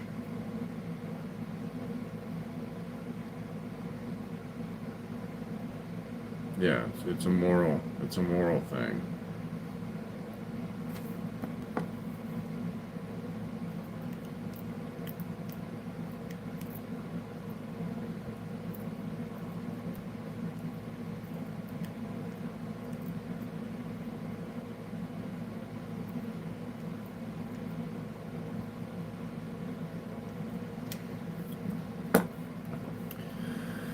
But, once I start talking about morals and stuff like that, I can start talking about other things too.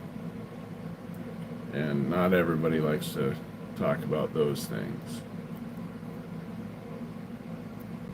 But sometimes I don't care, other times I do. But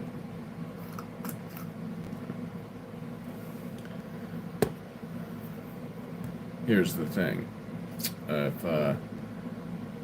If God isn't real, neither are morals. They can't be.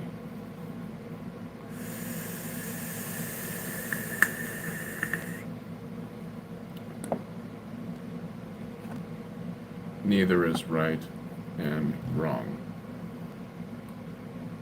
There's just differing opinions, and no one's right and no one's wrong.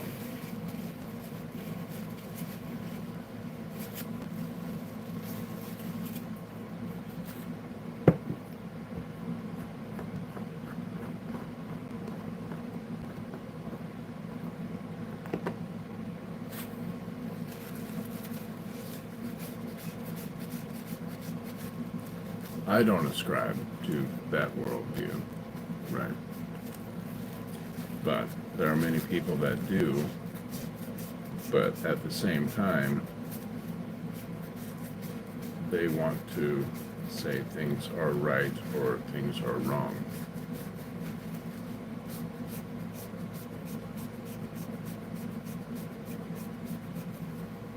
Yeah, they are.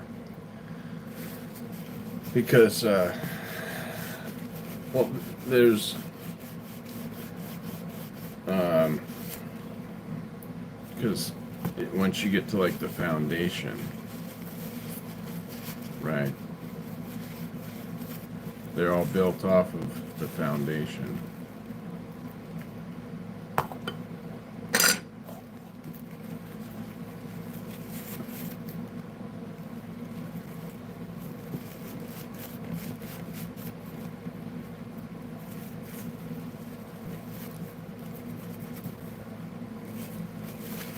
My point is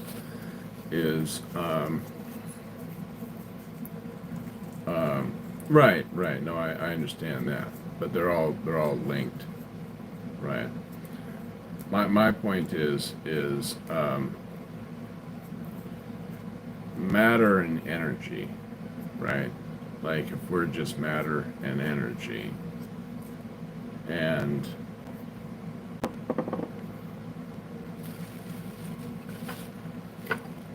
morals can't be birthed out of matter. And we actually can't even trust our own thoughts, because they're just chemical reactions. They're just chemical reactions.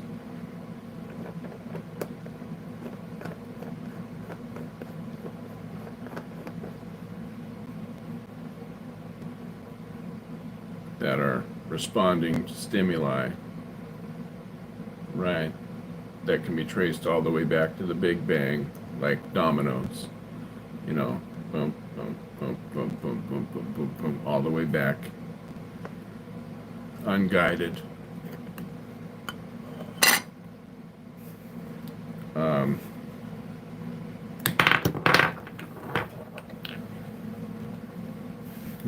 There's the illusion of free will and all that stuff.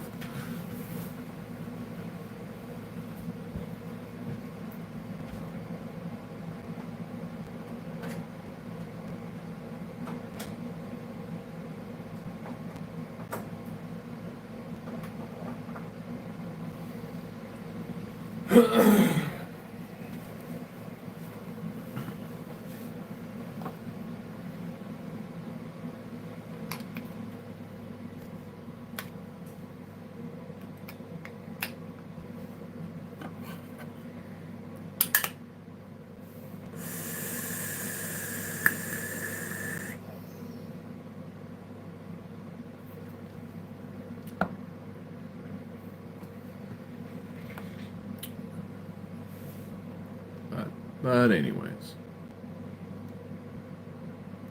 you know, it's a touchy subject. You know, especially when talking to people that have that worldview, but also want to have their cake and eat it too, and they haven't really thought about this stuff much, you know. But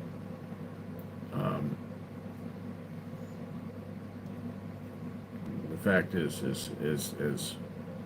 if that's true, what I'm saying is true.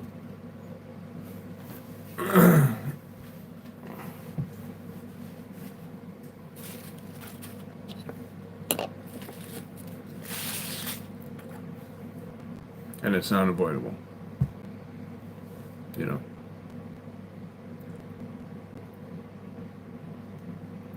You can't have both.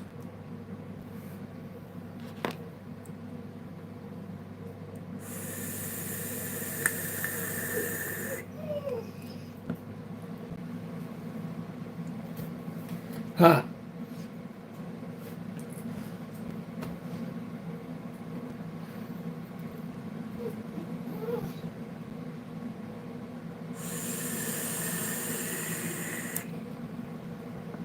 Right. Any conversation would be, or even on video, you know. You know, there's a delay. You know, I say something. There's between 3 and 12 seconds of delay,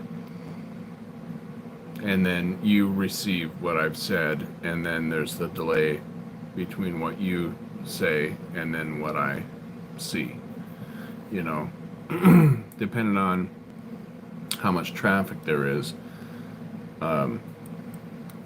each interaction can have between 3 and 12 seconds. I've timed it. I mean, I could show it to you right now.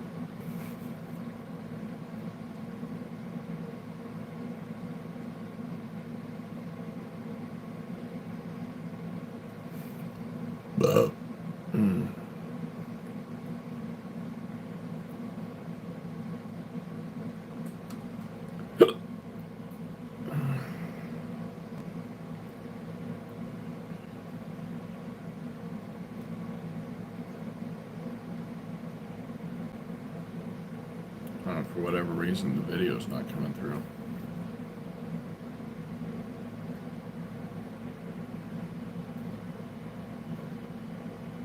There we go.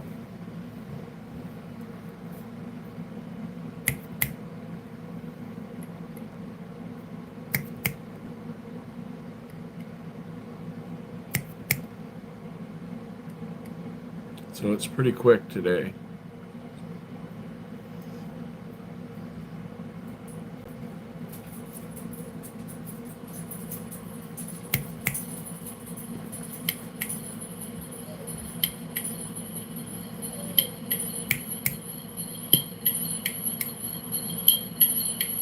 Oh.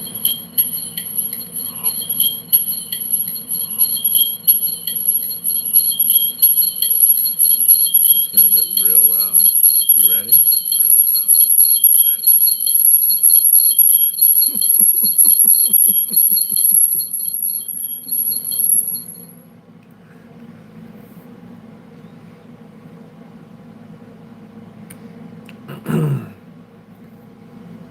But I've I've discovered this just by watching my own lives when I'm jamming, and because I'll have the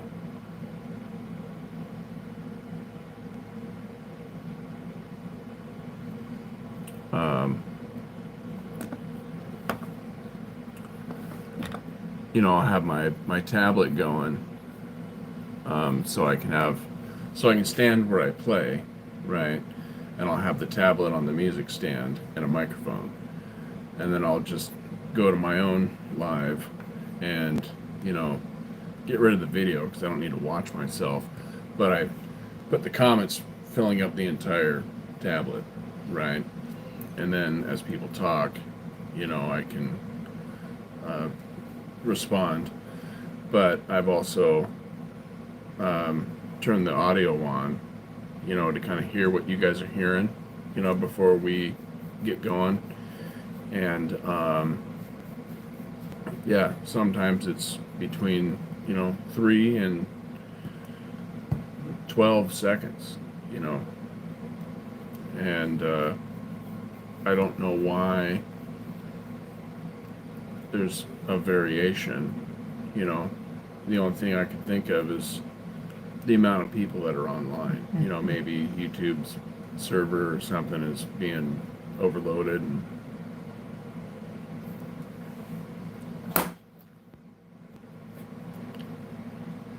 whatever, let him. Dude's bored.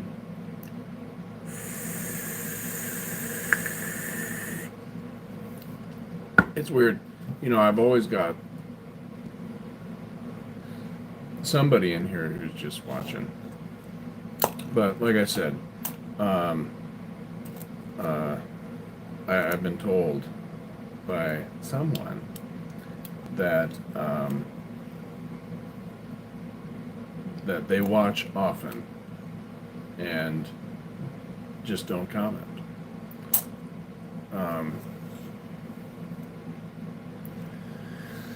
Yeah, who knows? Maybe they're maybe the things that we actually end up talking about is kind of above their head. I know that we kind of just mess around in here for the most part, but when we do talk about stuff, maybe it's things that make them feel uncomfortable. Maybe it's things that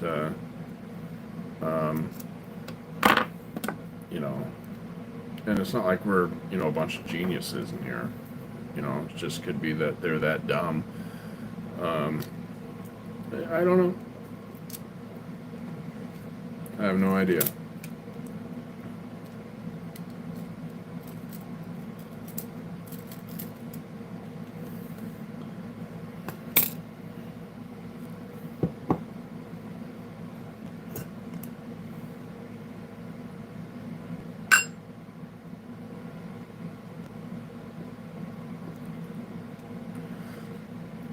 Yeah, I'm the same way.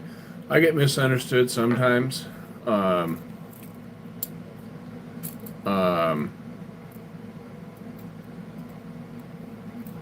Sometimes I'm not the best at articulating myself, even when I'm just talking. You know what I'm saying? And sometimes I'm able to do a little bit better with text because I can take the time to think about what I'm saying and look at what I'm about to send and edit before I do so. But if it's a quick back and forth, sometimes you can send things and there's typos and whatever, but I've been misunderstood before, and I've had people get upset and when there was no reason, and what's real sad is when you try and explain that they're getting upset for no reason, and I don't know if it's because at that point they're feeling dumb and or they can never be wrong about anything or whatever. They just I don't know what the deal is. Some people just get weird.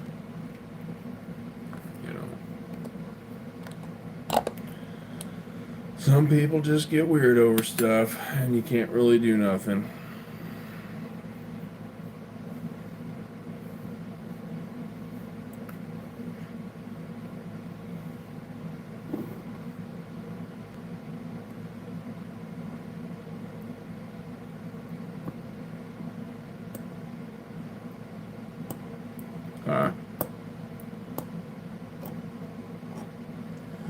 Well, I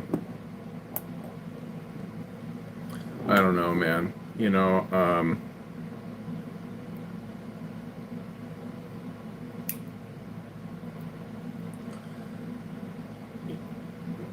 I don't know.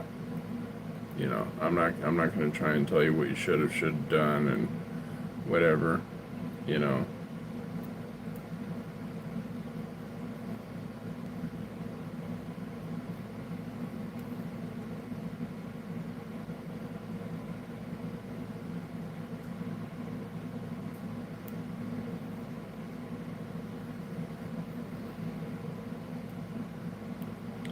My thought on that is if it was just a misunderstanding, you know, you could hopefully be like, well, whoa. Well, let's hold our horses here. You know, what do you think I meant? No, I didn't mean that. This is what I meant. Let's be cool.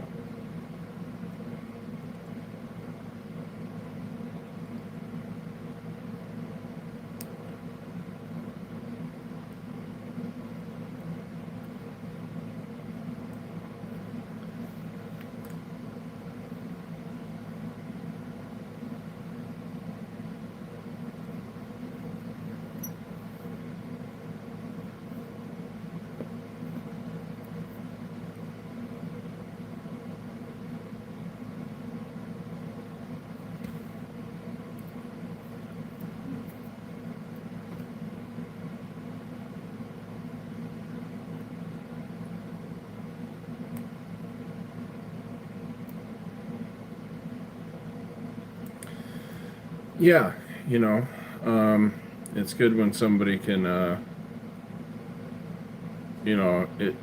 least, admit that they misunderstood.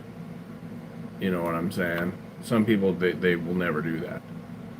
You know, you know.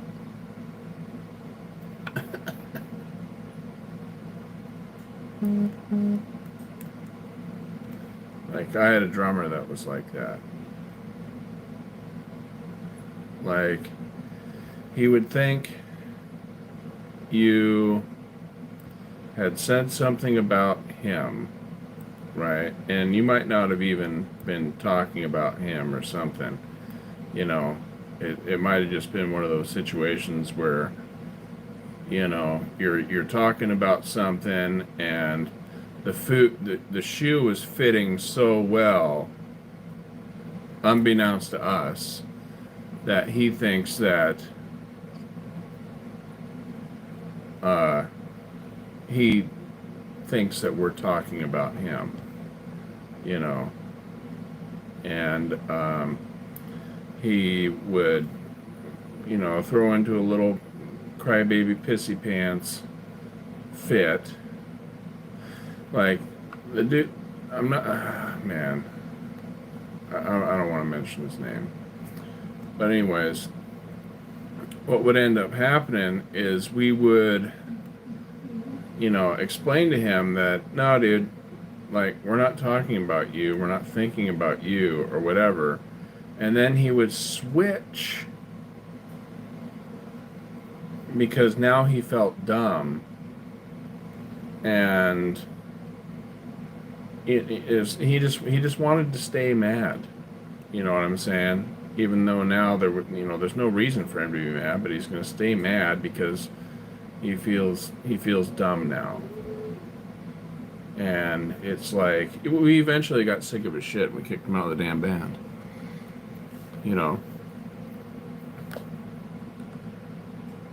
Awesome drummer. Really good drummer. Solid, really good drummer. But, there's only so much that people are willing to put up with,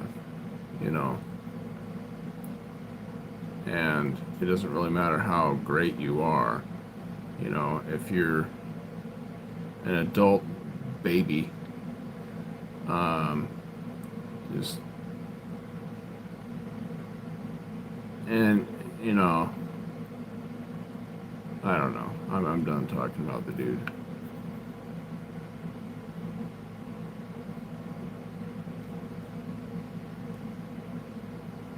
It was annoying.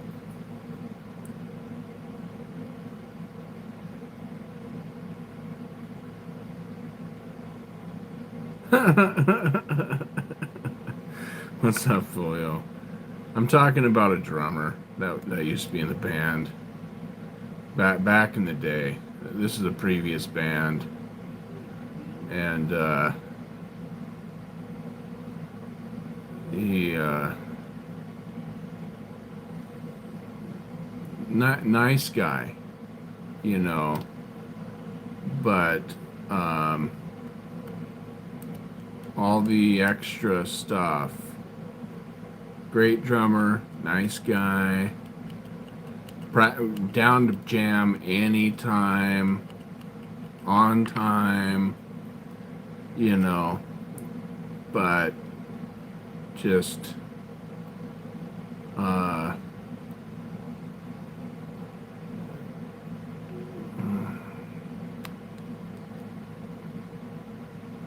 he'd throw fits.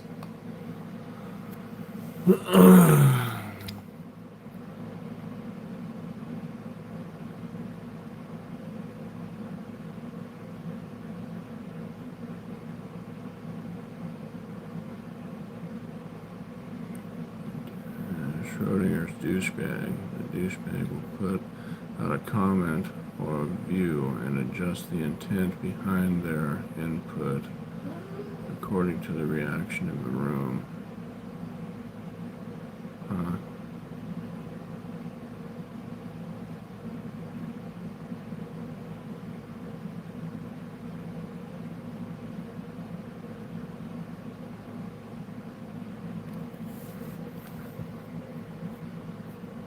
Yeah, like baby shit. And, you know, age isn't a thing. I think he was the oldest dude in the band. You know what I'm saying?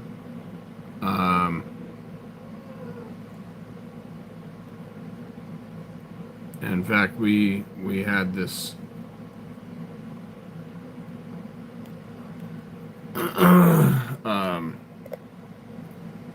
we had this little joke that we used to say that had to do with childbirth, right? And you know, like, say, you know, like when a woman is becoming dilated, right? And, you know, when she gets up to 10 centimeters, it's time to push, blah, blah, blah. Well, his name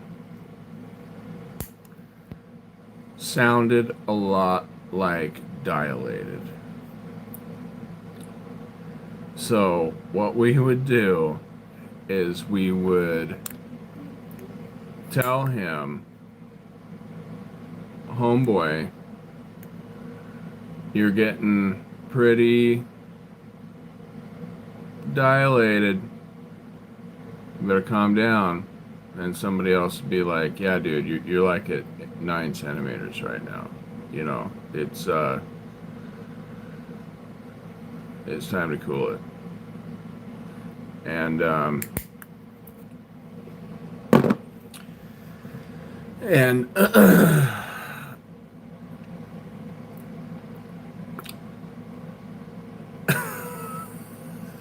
you're crowning, right?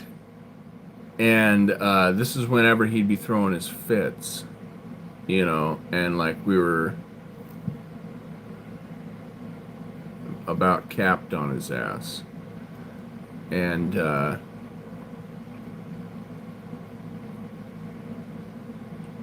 know, homeboy, you're like at 9.5, all right, centimeters. You're like, you're crowning. This isn't a lie. You know, we'd fucking, we'd say this shit to him. I forget who came up with it. I think it was one of our guitar players, Jeff. Either Jeff, me, Jeff, or Jason came up with it. I can't remember. But it was terrific. and we ran with that shit. And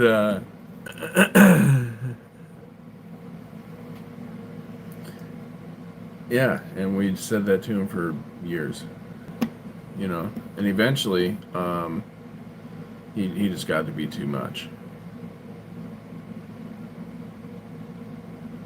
And we, as good as he was, and as dedicated he was, and I mean, all the good, right? It's just his he had, you know.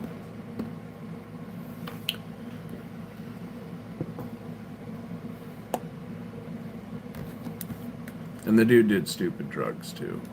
You know what I'm saying? Let's not forget that. I mean, he was addicted to stupid drugs, and but he was like a functioning guy. You know what I'm saying? He could like do all that shit and still keep it together, and you know.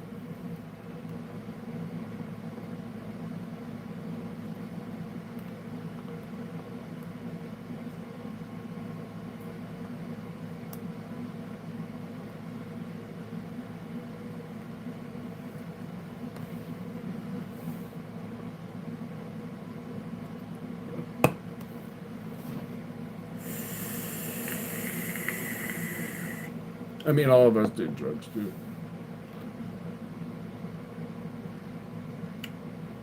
I mean, there's two drug dealers in the band, and um, um,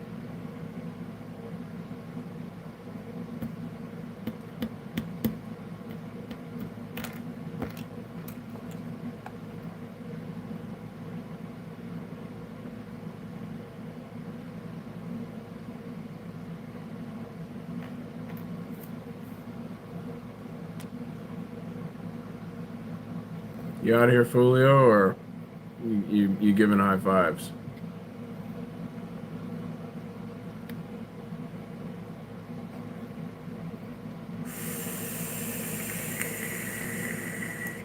How?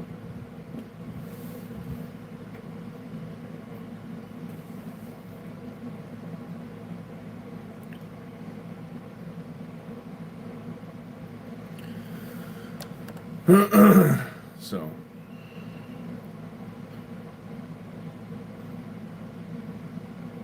I don't know. Whatever. Live and you learn, man. You know.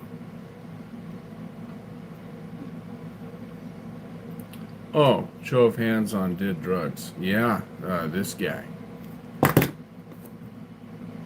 You know, I did almost everything.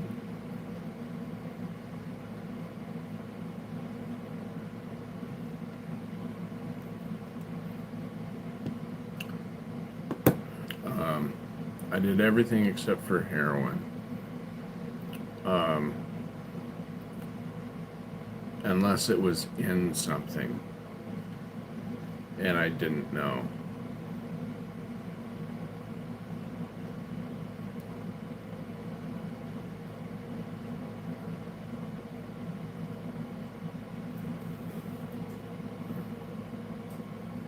Yeah, I never did the needles, man. Only do the weed now.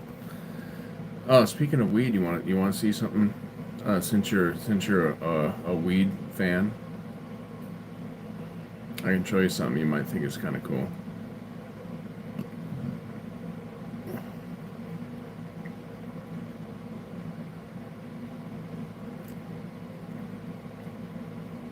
If you don't want to see it, I won't show you. But I bet you think it's pretty cool, since you do the weed, and weed definitely is a drug. I know that's not a popular opinion, but it is.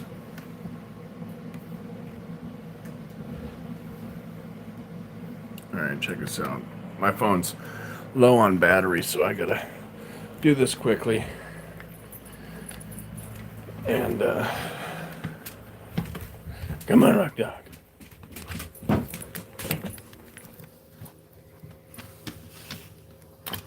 Oh, it's in the old grow room, which is now a band room. But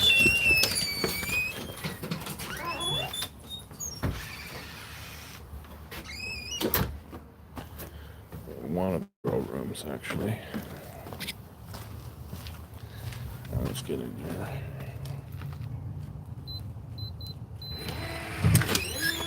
I'll plug in on the phone.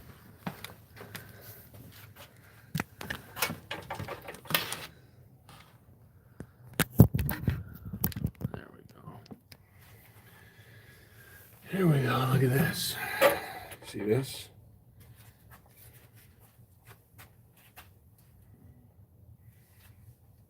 Bam! It's a weed stem.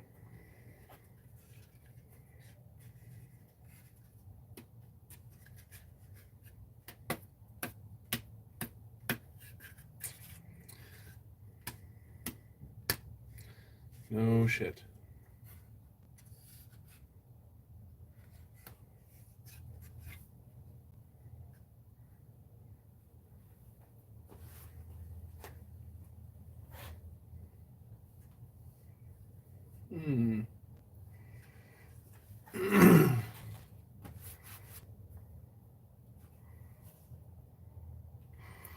How many pounds from the plant? Hey, what's up, USA? I don't know, 1, 2. I'm not sure, to be honest with you. This one was outdoor, so this plant probably got be about 12 feet tall. But I grew my own strains, and the strains that I created, this particular strain was called 2-ton Bien, and it's a play on words, 2-ton Bien, and I changed it to 2-ton Bien, and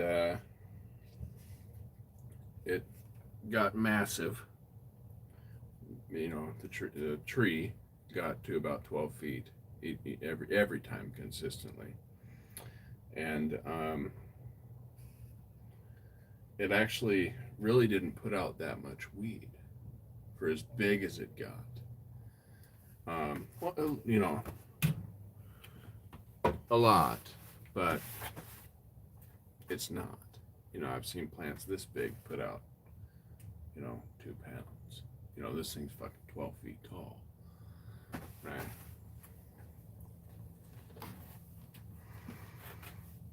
$10 for a gram.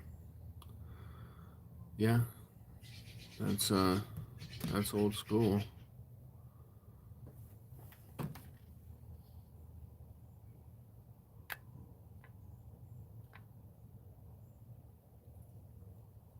Yeah.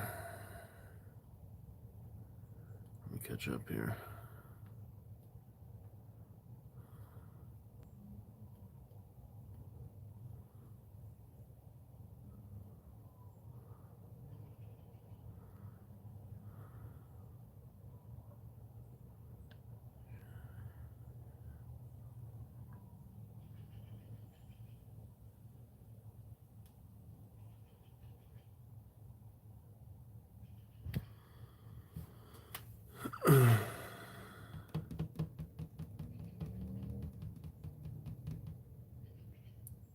Yeah, pro level stuff. That's for sure. I mean, it was my job. You know, I take it very seriously.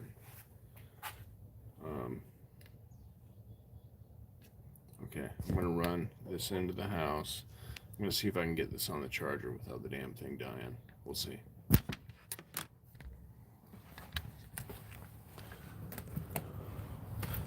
Should have been charging the whole time. Buck duck. Come on, let's go. Roxy.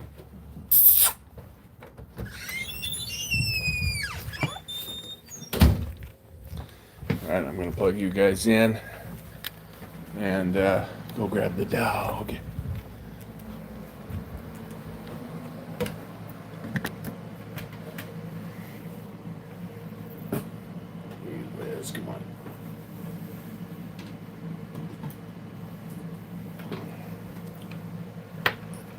No wonder it wasn't charging. I had this thing plugged in. It wasn't charging because it wasn't plugged into the damn wall. Alright, I'll be right back.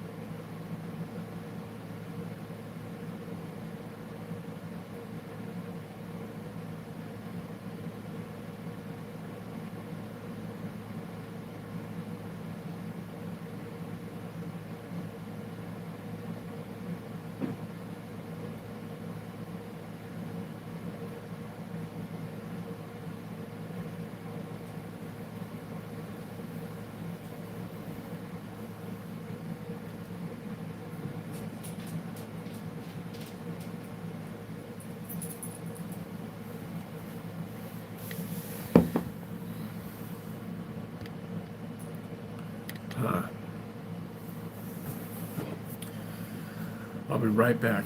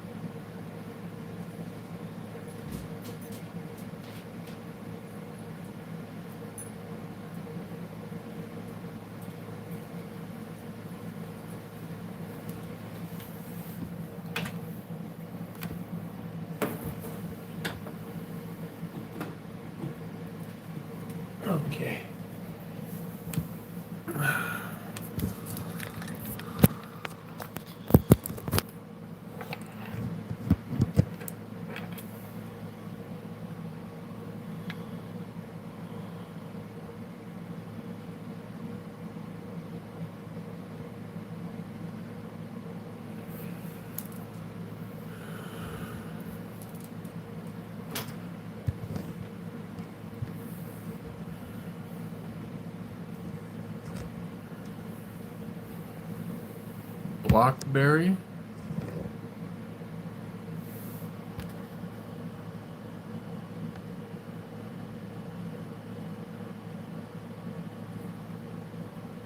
Let me catch up here.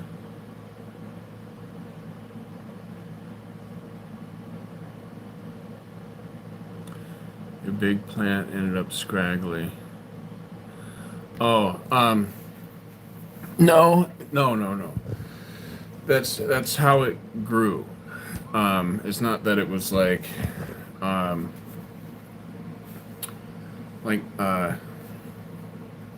like it was just a low weight plant. Like if you grew it indoors, it produced a lot more bud for its size. But outdoor, it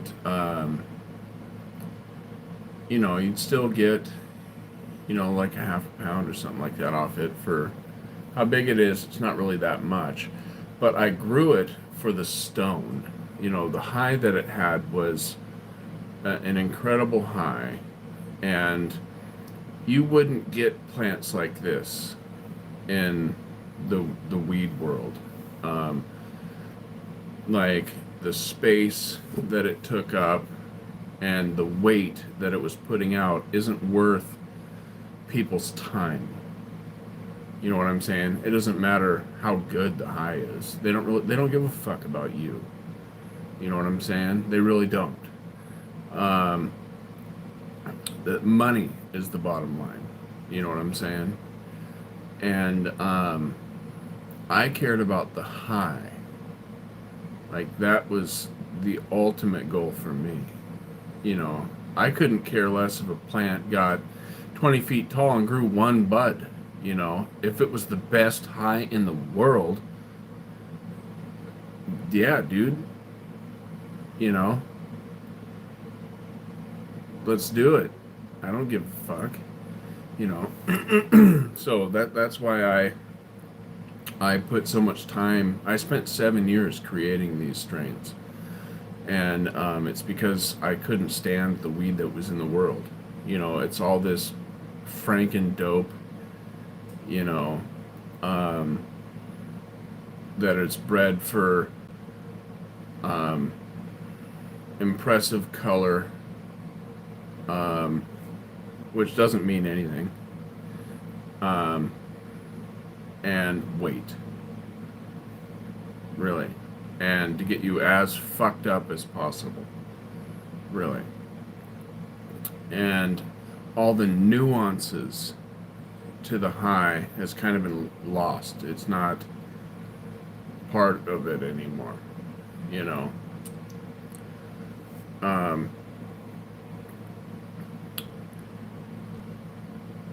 So I took champions from back in the day, and used those as my from where to start, right? And bred those to the point where they were no longer really recognizable as their parentage, and they became individual strains. And that was my pot. And because of the way the brain works and the cannabinoids work, if you have never smoked weed like this before, it's going to really mess you up anyways, because you've never had a cannabinoid fit in your receptor like that, which is why people kind of playing on a certain dope. You know what I'm saying? You'll smoke a certain type of weed, and then you gotta like switch it up. You know what I'm saying? Because you get used to that pot, and you know you need to switch it up, right? Um, it's also why people need to like chase a high and all this other shit.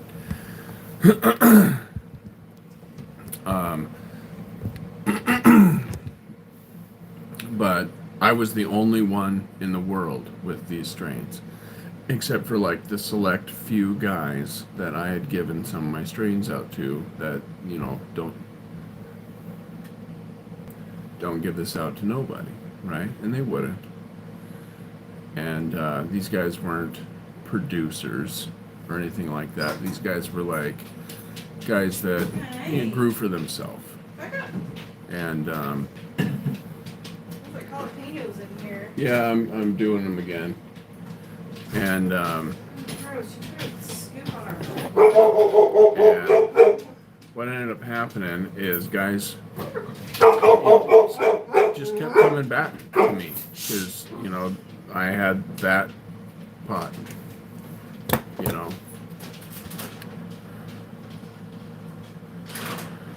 Dinner? You hungry? I have a few plants going. It's not big though. They're only 15-gallon pots. Gorilla Glue and Blackberry. I haven't heard of Blackberry. I'm assuming that it's related to Blackberry. And probably Block. Oh, it's hot here. I don't. I'd have to think about that for a minute.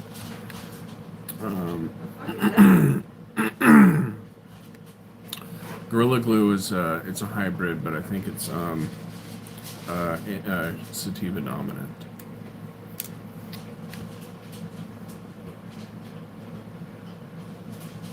Oh, a weird looking bug.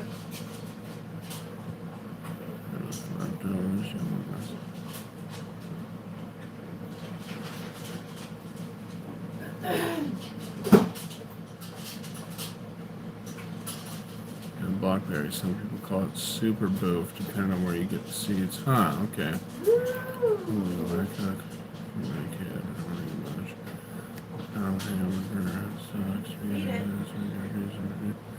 Some plants just grow tall and lengthy, like sativas. Indica's more bushy.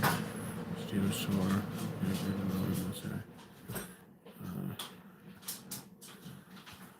I'm gonna make pulled pork sandwiches with chopples Okay, baby. for dinner. This is like everyone crossing everything. Gelato, crossing runs.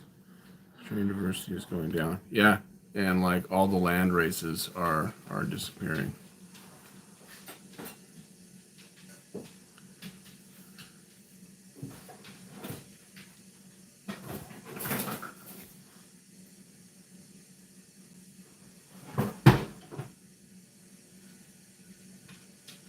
I loved hash. The crap you get legally is crap. Oh, dude, I used to make some of the killer hash, dude. Like, a lot of it. A lot of hash. Like, I would spend maybe 30 hours collecting. And,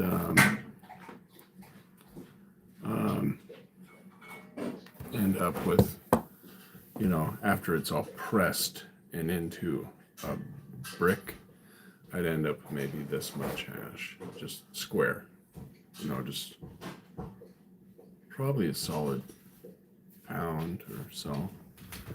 Ooh. Stinky. What is? Oh, that is. Does it smell like alcohol? Yeah. Hey. Careful. Let's piss off the dog. Okay, I'm doing something. Okay, I'll leave you alone. Thank you. This is a learning experience. I don't know what I'm doing. She's feeding her Sourdough starter. her starter. Yeah, I'm sure she did. I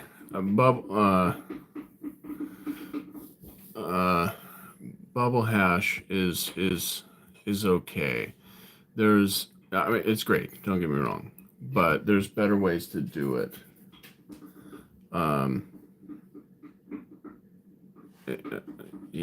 there's just better ways. I did what was called dry sifting. Because when you do the bubble hash, you get your bags, and they're all different emotional damage. They're all different.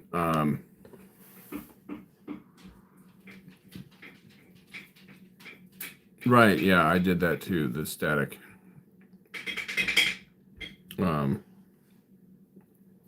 I collected with static. It's not hard. In fact, the table that you're sitting on is the table that I use to collect my hash on. I would take this table, I'd move it into the middle of the room, I'd put the leaves inside of it, so this table would get to, I don't know, 8 feet or whatever it is, and I would cover the entire thing with parchment and just fluff, fluff, fluff, fluff, fluff, fluff, with the bags, and literally do it for like 10 hours. And then the next day do it for another 10 hours. And then the next day do it for another 10 hours. I wouldn't use dry ice. That's one thing you can do, But I find that if you do that, sure, more comes out faster and all that shit. But you end up with more duff, because you've got this thing slamming in the bottom of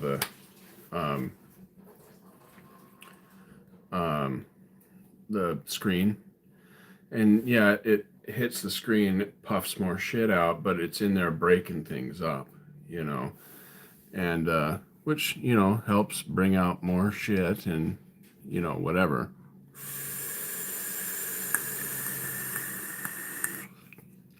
But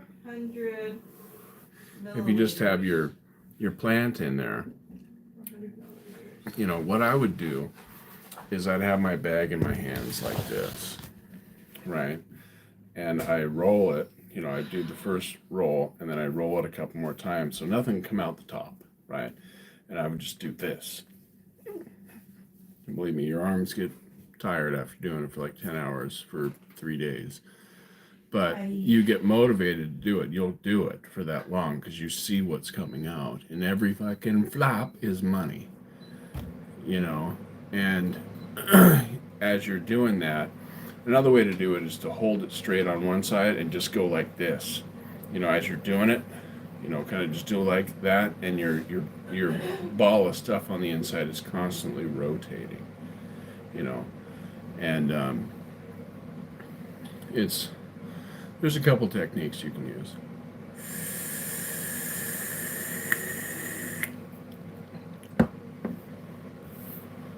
But I found that dry sift is just better, And after I got it all on the table, right, I would take my driver's license or whatever, and I would just make up big old fat líneas, dude, yeah, and collect it and push it, press it, and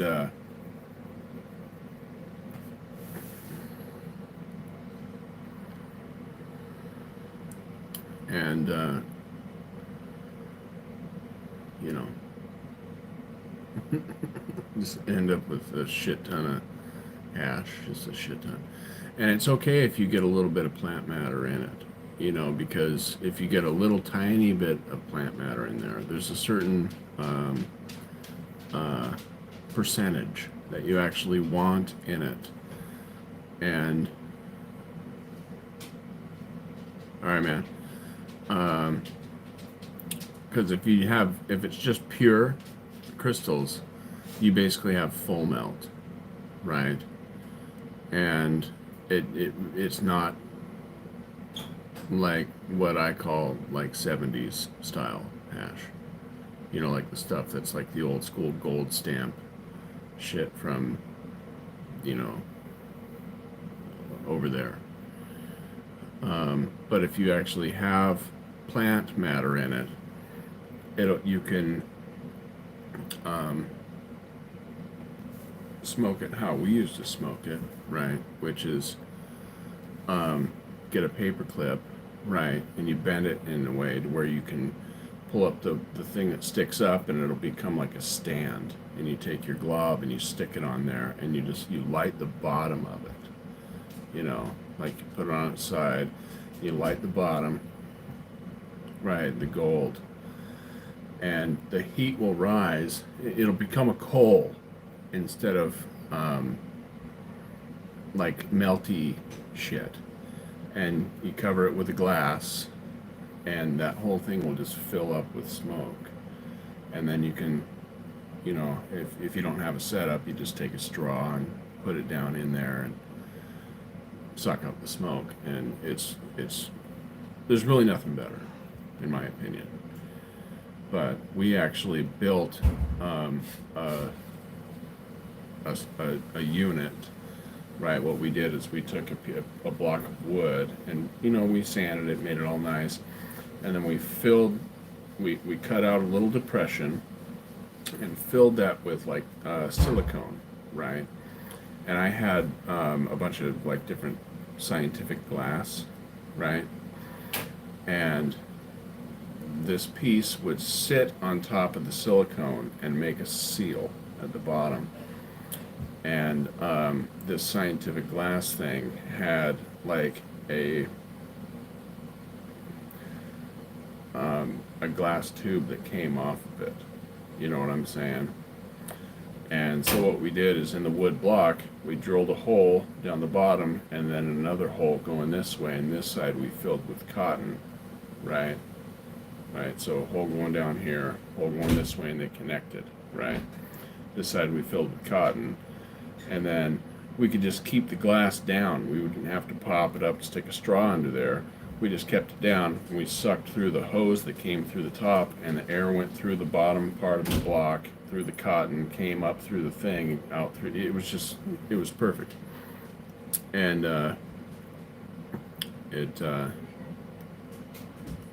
you know, me and homeboy, we just did that shit all day.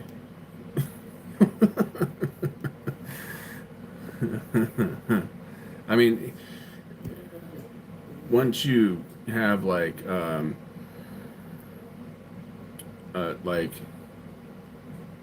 so much that you couldn't run out if you tried, you know, like you could sit and smoke gobs and gobs and gobs and gobs, and you'll end up harvesting again before you would ever run out.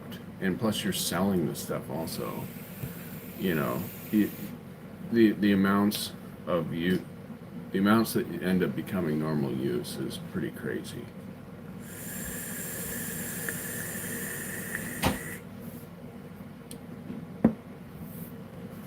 I mean, I used to take slabs of oil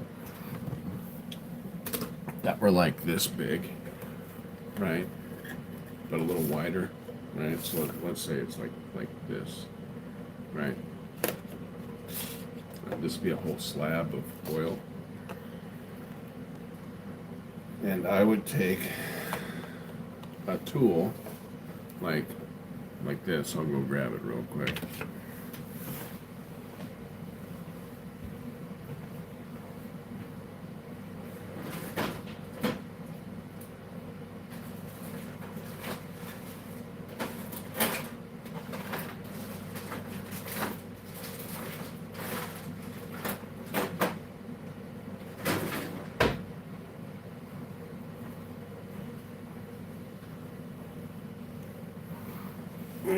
My buddy, he started Happy Daddy.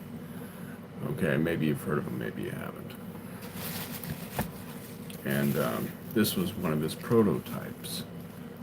Okay, this one was number 8. I don't know if you can see the number.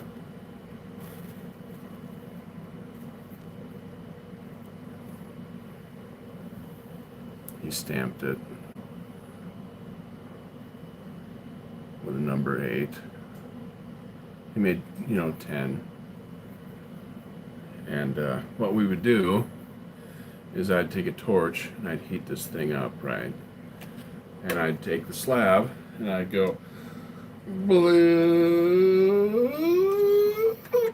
and cut off the slab, and I'd just go flip, rip off the whole thing, right?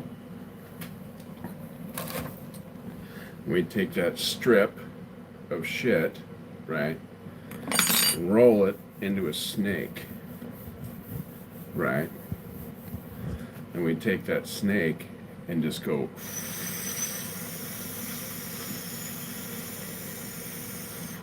onto our electric nails. This house, I used to have 3 electric nails here, and I'd have one going. My buddy Dan would. They'd just be going all the time, and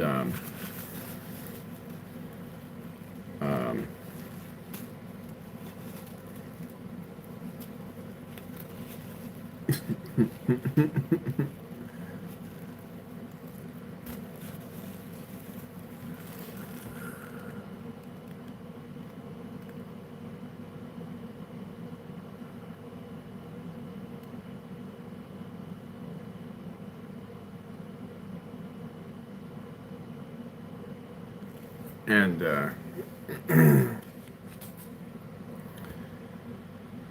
you got to heat it up a little bit hotter than normal, because regular dabs, if you're doing temperature specific dabs, like if you've oh, are you? Okay, cool, right on. You can burn your taste away. You know what I'm saying? So like, and different oils are different. You know what I'm saying? Some temps you got to be a little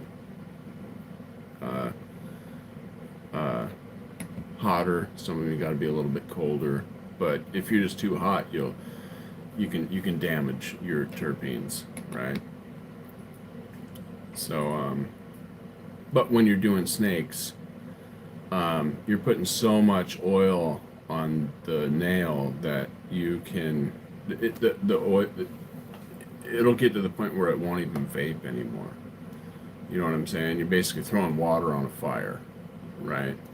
So you got to turn it up a little bit. And what I used to love to do is, somebody would come over and they'd see me and Dan or whoever else, smoke a snake, right? And they'd be like, oh, wow, let me try some of that shit. And I'd give them, like a dab that you pull off with this guy. You got your slab, you just heat it up a little bit, push down, and a little ball of shit comes up through the hole, right?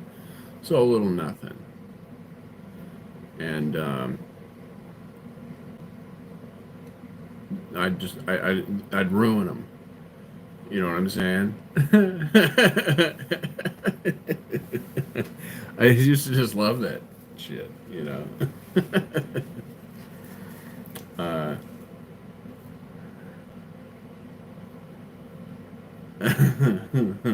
In fact, one time there was this representative that came up from California.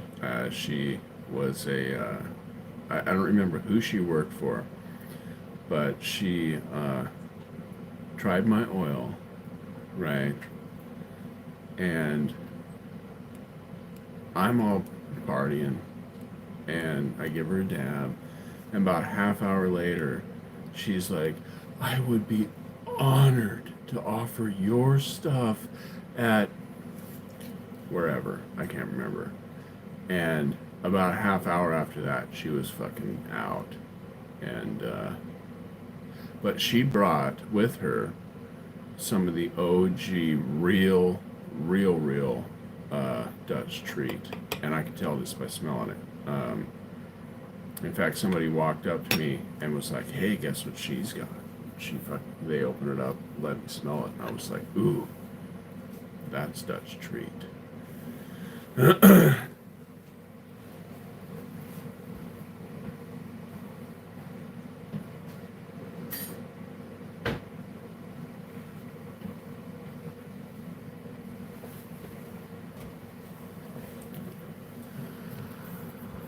But that was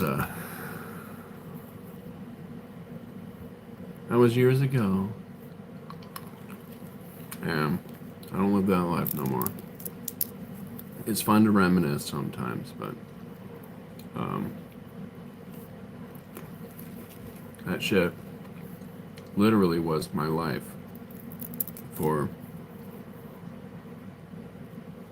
a long time. I loved it. I loved everything about pot. You know, I never would have thought I would have quit at that time. I thought quitting was crazy. I got no problems with people that smoke. You know, I literally can't. You know, with the way I was. But, yeah, I don't smoke no more.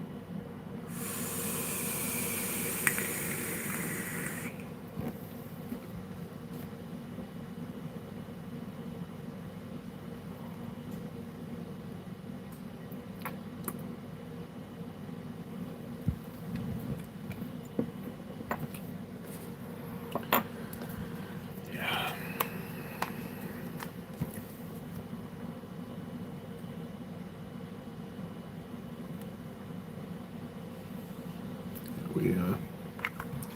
We moved a lot of dope. Me and my partner in crime, man. Lots.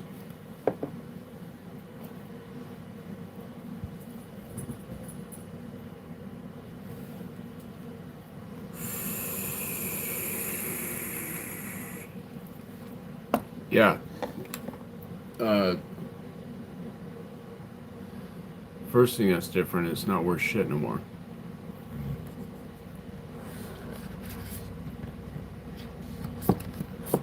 You know, it's not worth my time. I mean, I'd grow it just for the love of it, you know, if I still was into it, you know. Like I said, I still have all my strains, you know, I still have all my seeds and all that. I've given away quite a few of my stuff to some trusted people that are just, you know, growing it wherever. I think some of the stuff's been stolen before. They probably have no idea what the hell what they even took, you know. Who knows if it was even finished when it got taken? You know what I'm saying? It could have just been taken by kids. They just see a pot leaf and they're like, "Oh shit, this is weed," and they don't even know that it's supposed to turn into bud. No, I don't know. I don't know what the deal was. You know. I do remember one situation where my buddy, homeboy, he went down and all the tops were cut off. You know, that's a bummer. I've had that happen. One year in my backyard, I had one entire plant ripped out of the ground and the tops cut off of another plant, which was kind of crazy. And that same night, the neighbor right on the other side of the fence, his bike was stolen, so I know it was the same dude. Yeah, it's quantity over quality. You know, which is why, you know, I still run into people that are like,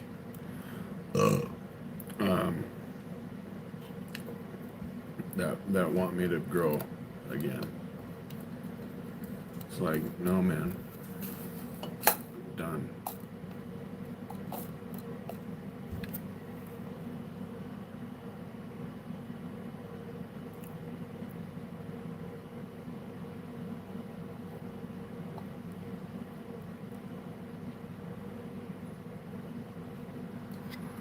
Oh, that is Afghan gold, man. As far as I know, it has to, the gold refers to the stamp. Like if you get the at least that's my understanding. Yeah, you get the hash, and then the layer of opium, and then hash, and then there's opium in it too. Yeah, let me see.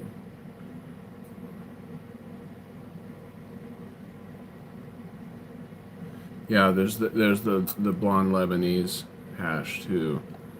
Uh, um, but it's my understanding that the gold refers to the stamp that was on it, some sort of label. Um, but what do I know?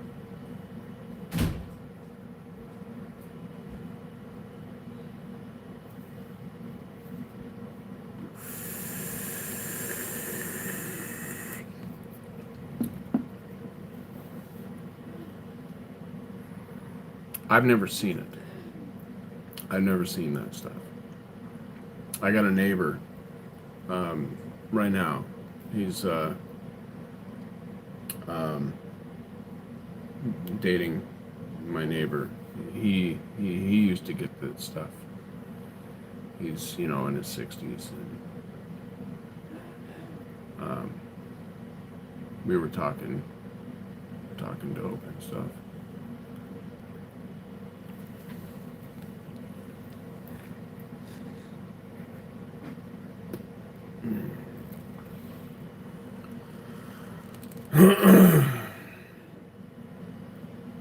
How you doing, baby? How you doing, rock dog? Mom's home.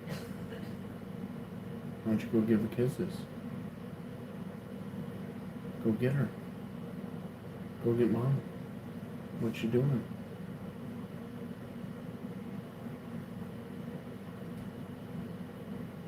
Here she comes. I was talking to Roxy about you.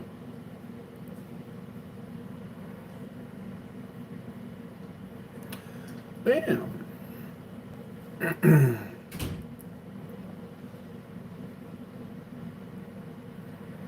Wait. Yeah, I could seriously talk about weed for forever, but at the same time, it's like, because it's like an old friend, but at the same time, I'm just so kind of over it. But it's like, I don't know. I spent a lot of time dealing with that shit, and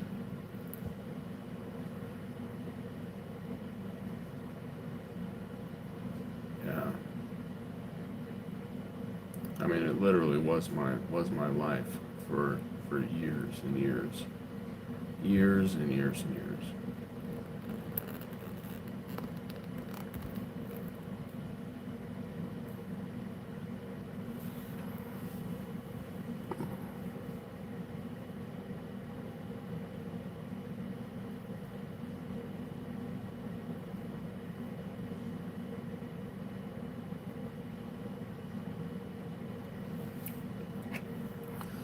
Yeah, I'm sure that the gold stamp is still around. It probably just isn't making it here as often. But I'm sure you could probably still find it. All right, man.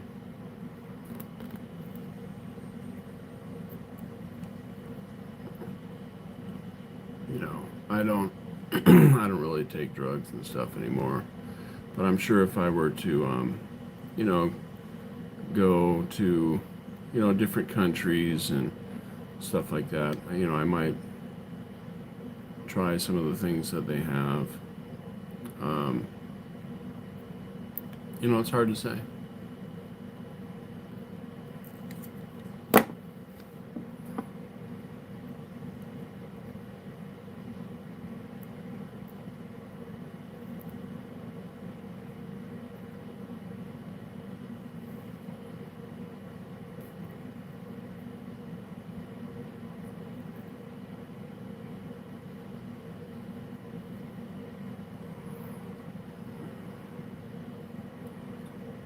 Huh. You can't, that's kind of a trip. Um, yeah, you can get good dispensary pot.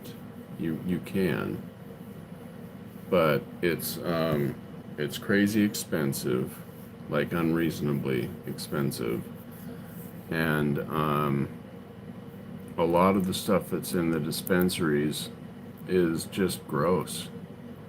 You know, like I've tried some of it, and you can tell that it's still full of um,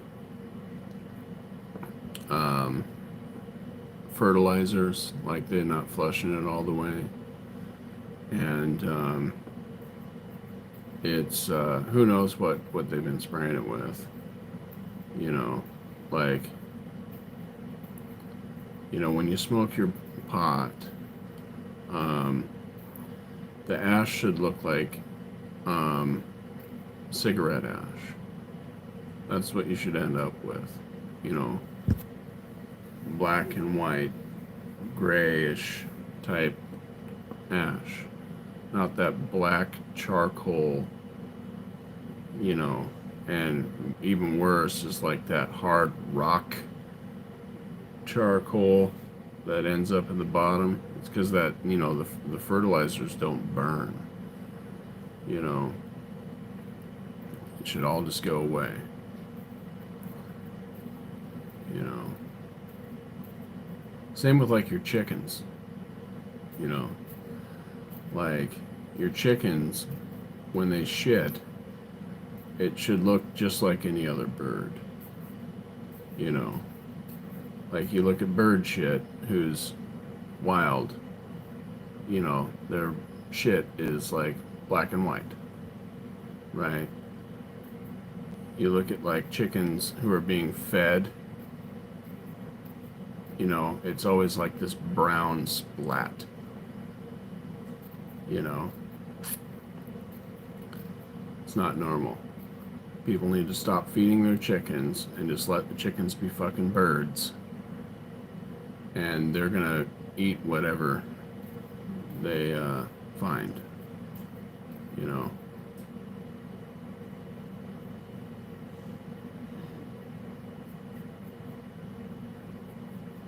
Mule fuel.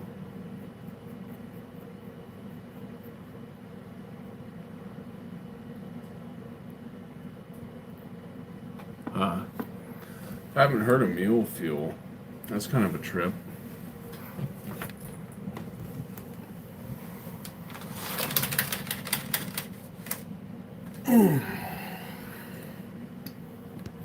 Where's this thing at? Oh, it actually is charging.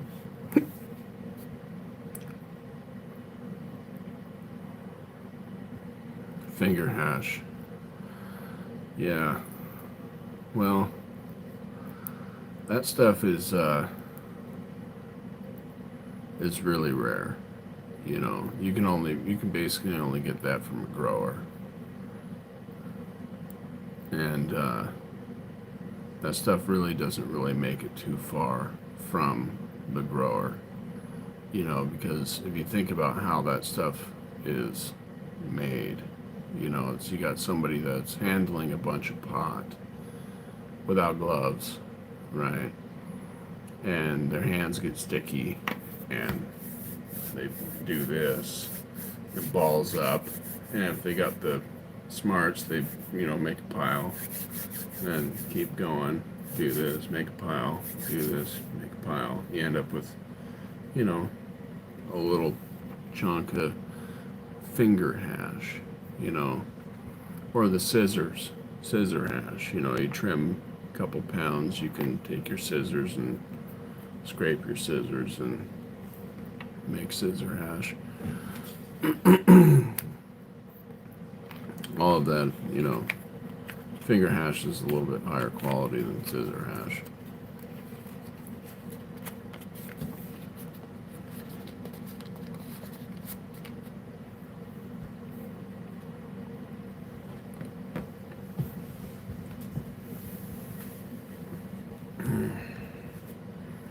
But I don't think anything's better than just that,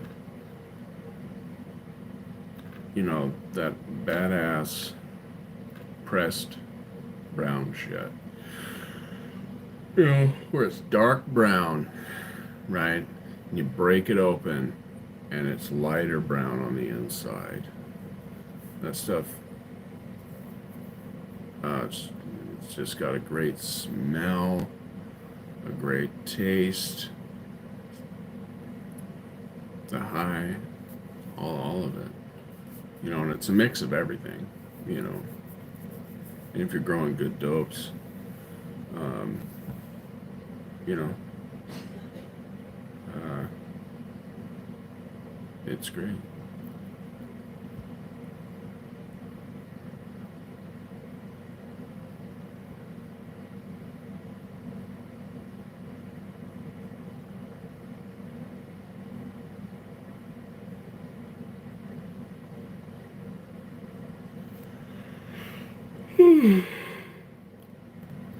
Right.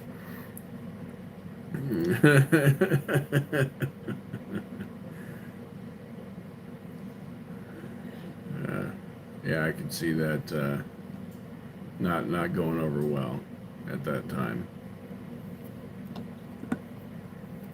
unless it was to, you know, hippies that were against the war and they somehow thought that you know, that money was making it to help, you know, the Vietnamese.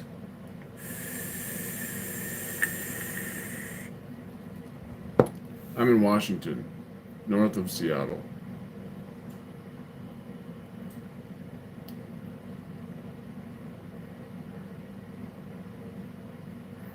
Yeah, I never got into the Thai stick either.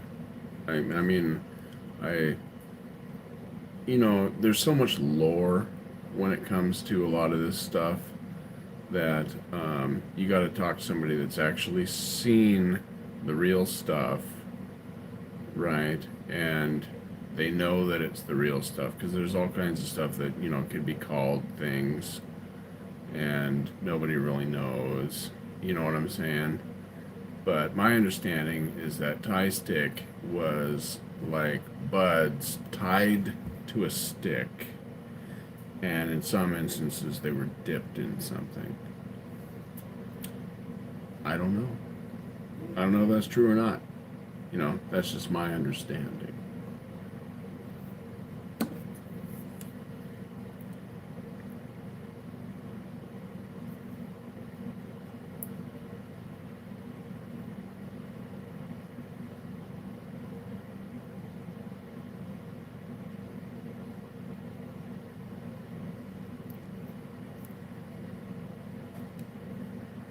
NVCs.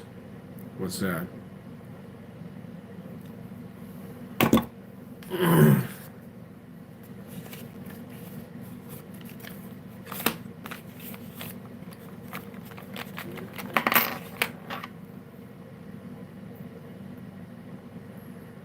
Hey, Steve, you go to Fate Lines thing, right? Is that where I know you from?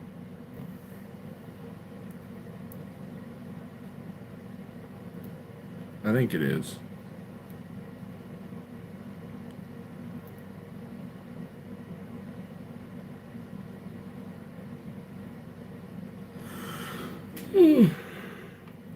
Oh, damn it.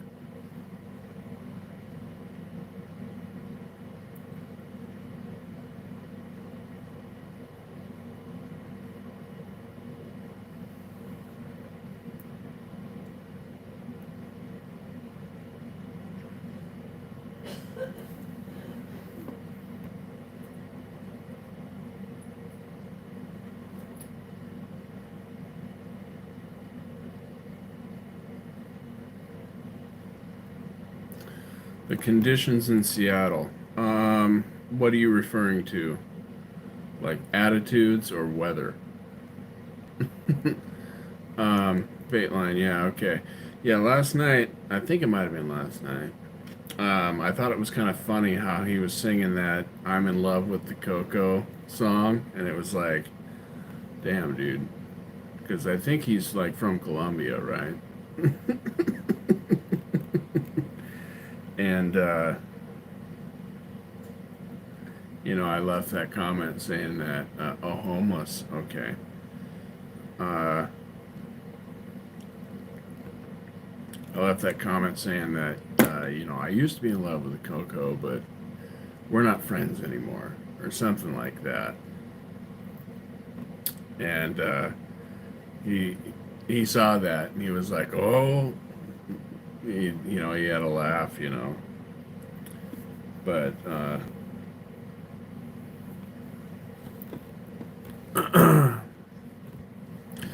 you know, I'm not.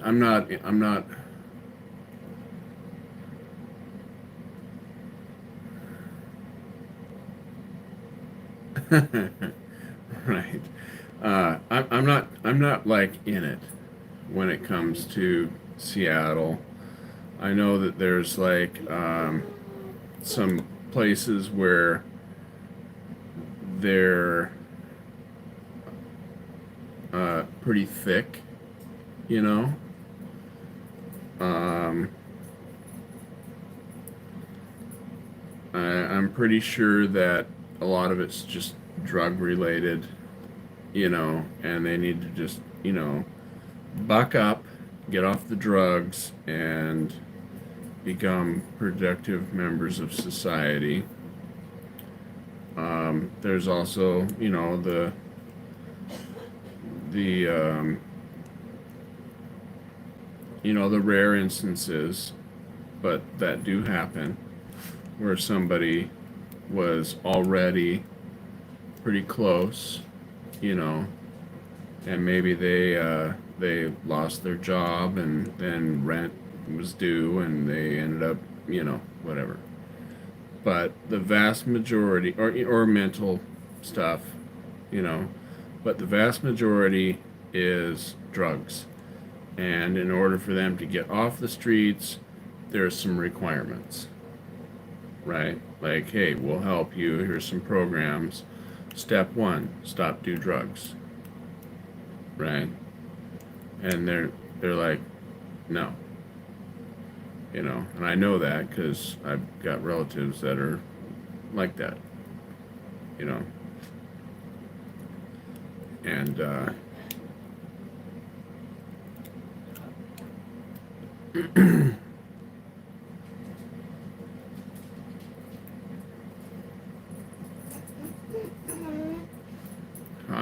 Peruvian marching powder.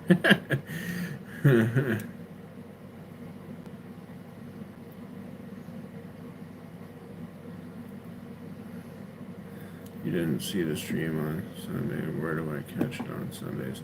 It's on this channel. Um, we normally jam at 1, okay? But one of our guitar players was camping and he mentioned us, I'm not going to be back into town until, 5 o'clock. Do you mind pushing it till 6? And, we got this group text going. It's like, okay, yeah, I can jam at 6. I can do 6. I can do 6, blah, blah, blah, 6 o'clock. So we tried to do it at 6, and it ended up happening around closer to 6:30 or 7 or something like that. I don't quite remember. And we jammed till like maybe 8 something. I'm not quite sure. And but it's normally on this channel at 1. And to be honest with you, you didn't really miss too much because my phone was like ready to die, So I plugged the charger in and was hoping to, charge it up to the point where it would actually survive me unplugging the charger and plug in the interface into the phone, which doesn't feed it any power, right? And we run all the instruments into a mixer, and we have all the levels kind of leveled a little bit, and that runs into the interface, and the interface goes in the phone, and it sounds quite a bit better than just setting the phone in the room and praying to the music gods, right? That it doesn't just sound like absolute shit. And it was okay. I listened to some of it.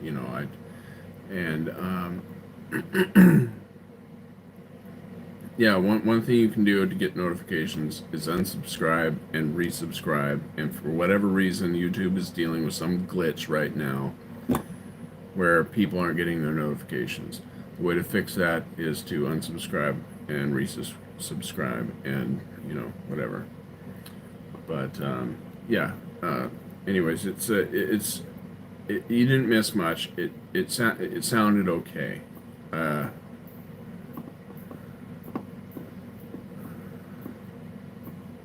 So I think you're an hour ahead of us here.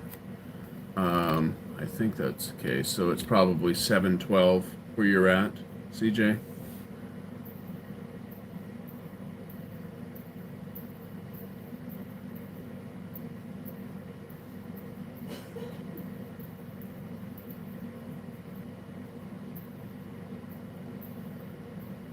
Yeah, clicking on, the all thing on the bell.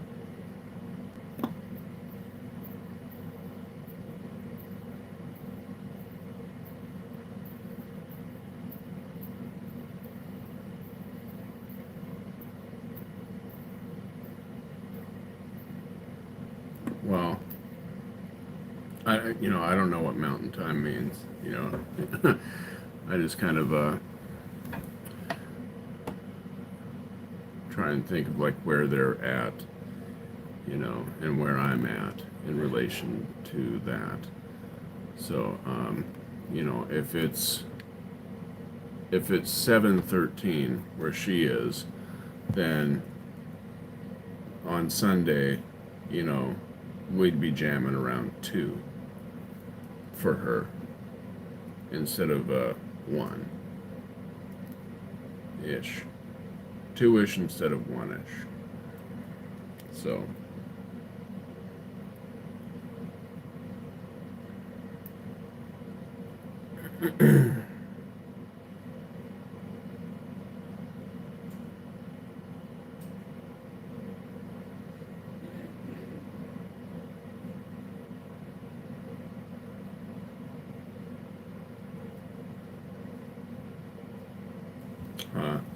yeah, it's been happening to me too, CJ.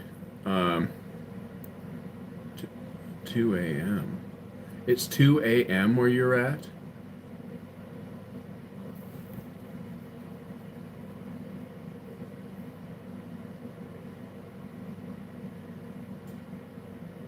No, I know my time.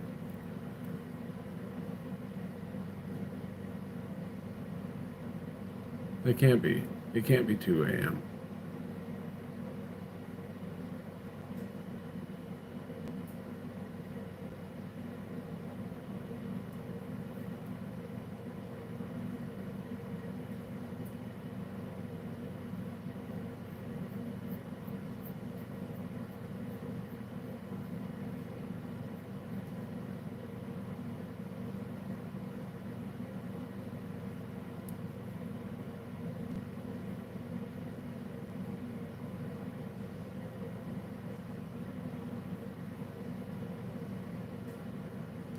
Oh, no, no, no, no. You're an hour ahead of me, I think.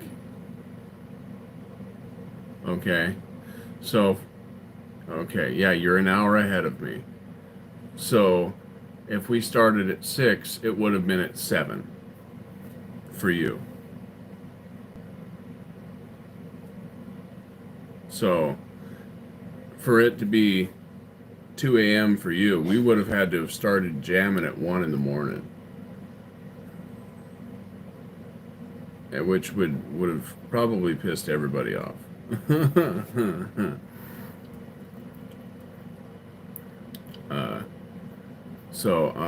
What I'm saying is this Sunday, we'll probably be jamming at 2 p.m.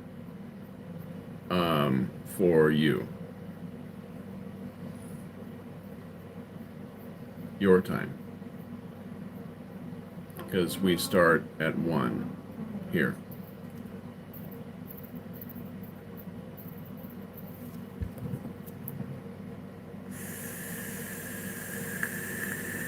Ish.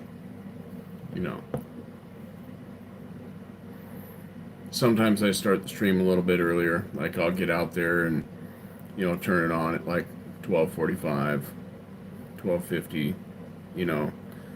And sometimes the drummer shows up, you know, a little early, whatever, you know, and whatever, you know. In fact, tomorrow I'm probably going to go out there and see if I can get the new guitar player's stuff EQ'd a little bit.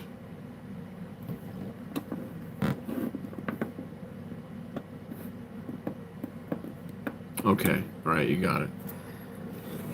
Yeah, it's weird. It's weird that you didn't get a notification.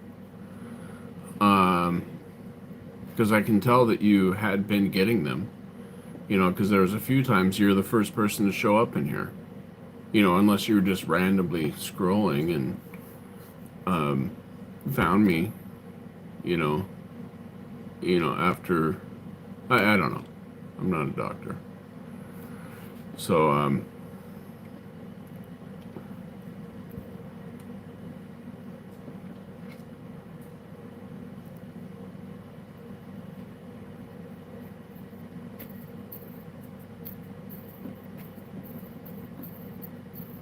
but I think that if you unsubscribe and resubscribe and hit the bell thing, notification thing, and hit all, I think all of that bullshit, this stupid bug that YouTube is dealing with right now will go away.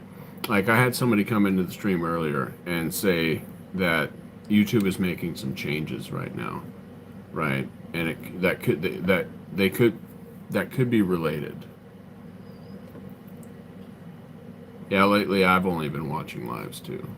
It's just better, you know. You can actually talk to people. You know, like I watch some videos, you know, if it's a topic that I am really interested in. But for the most part, I just chill with people. You know, it's just cooler.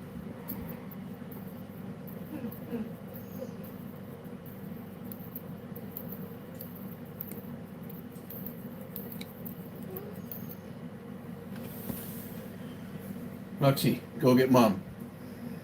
Go tell mama. Go tell mom. So.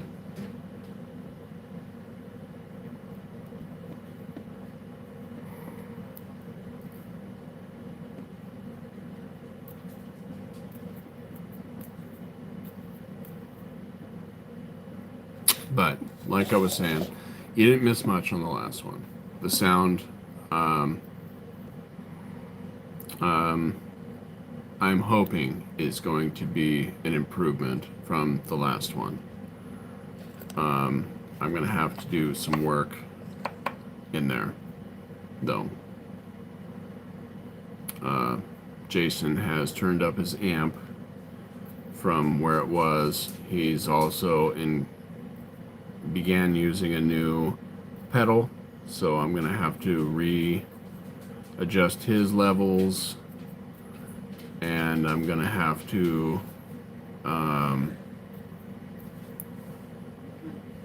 work in the new guitar player, which hasn't been into the system yet, and hopefully um,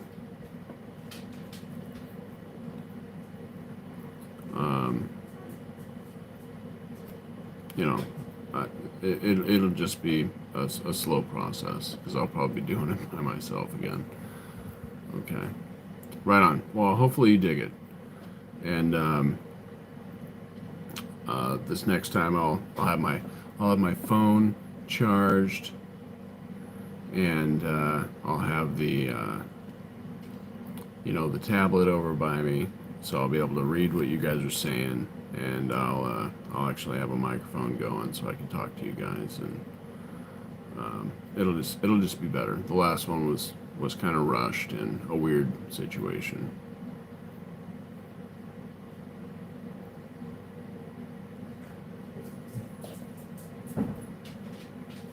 Yeah, hopefully my damn hand works.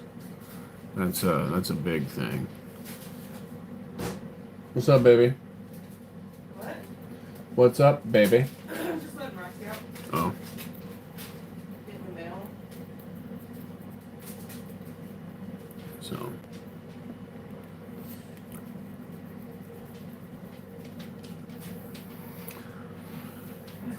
But hey, guys, I'm gonna get off here, spend a little bit of time with my wife before she gets angry and stabs me.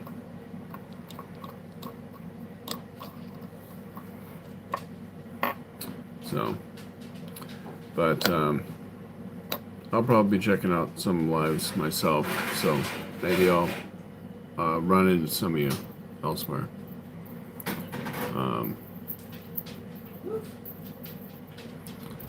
But thanks for stopping in and hanging out. It's been fun, like always. Oh,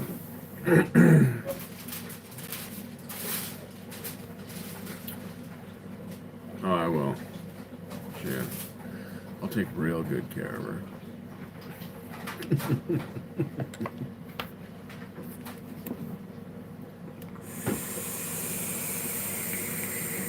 But CJ, Croc, Steve. Huh? Always great talking to you guys. Did CJ, Croc, Steve sound like Rihanna? I didn't hear what you said. It just sounded like you were talking louder than you normally do on there. Oh, I see. You were talking to me. Okay. Remind. Yes. All right, guys. I'll see you around. All right. Keep it real.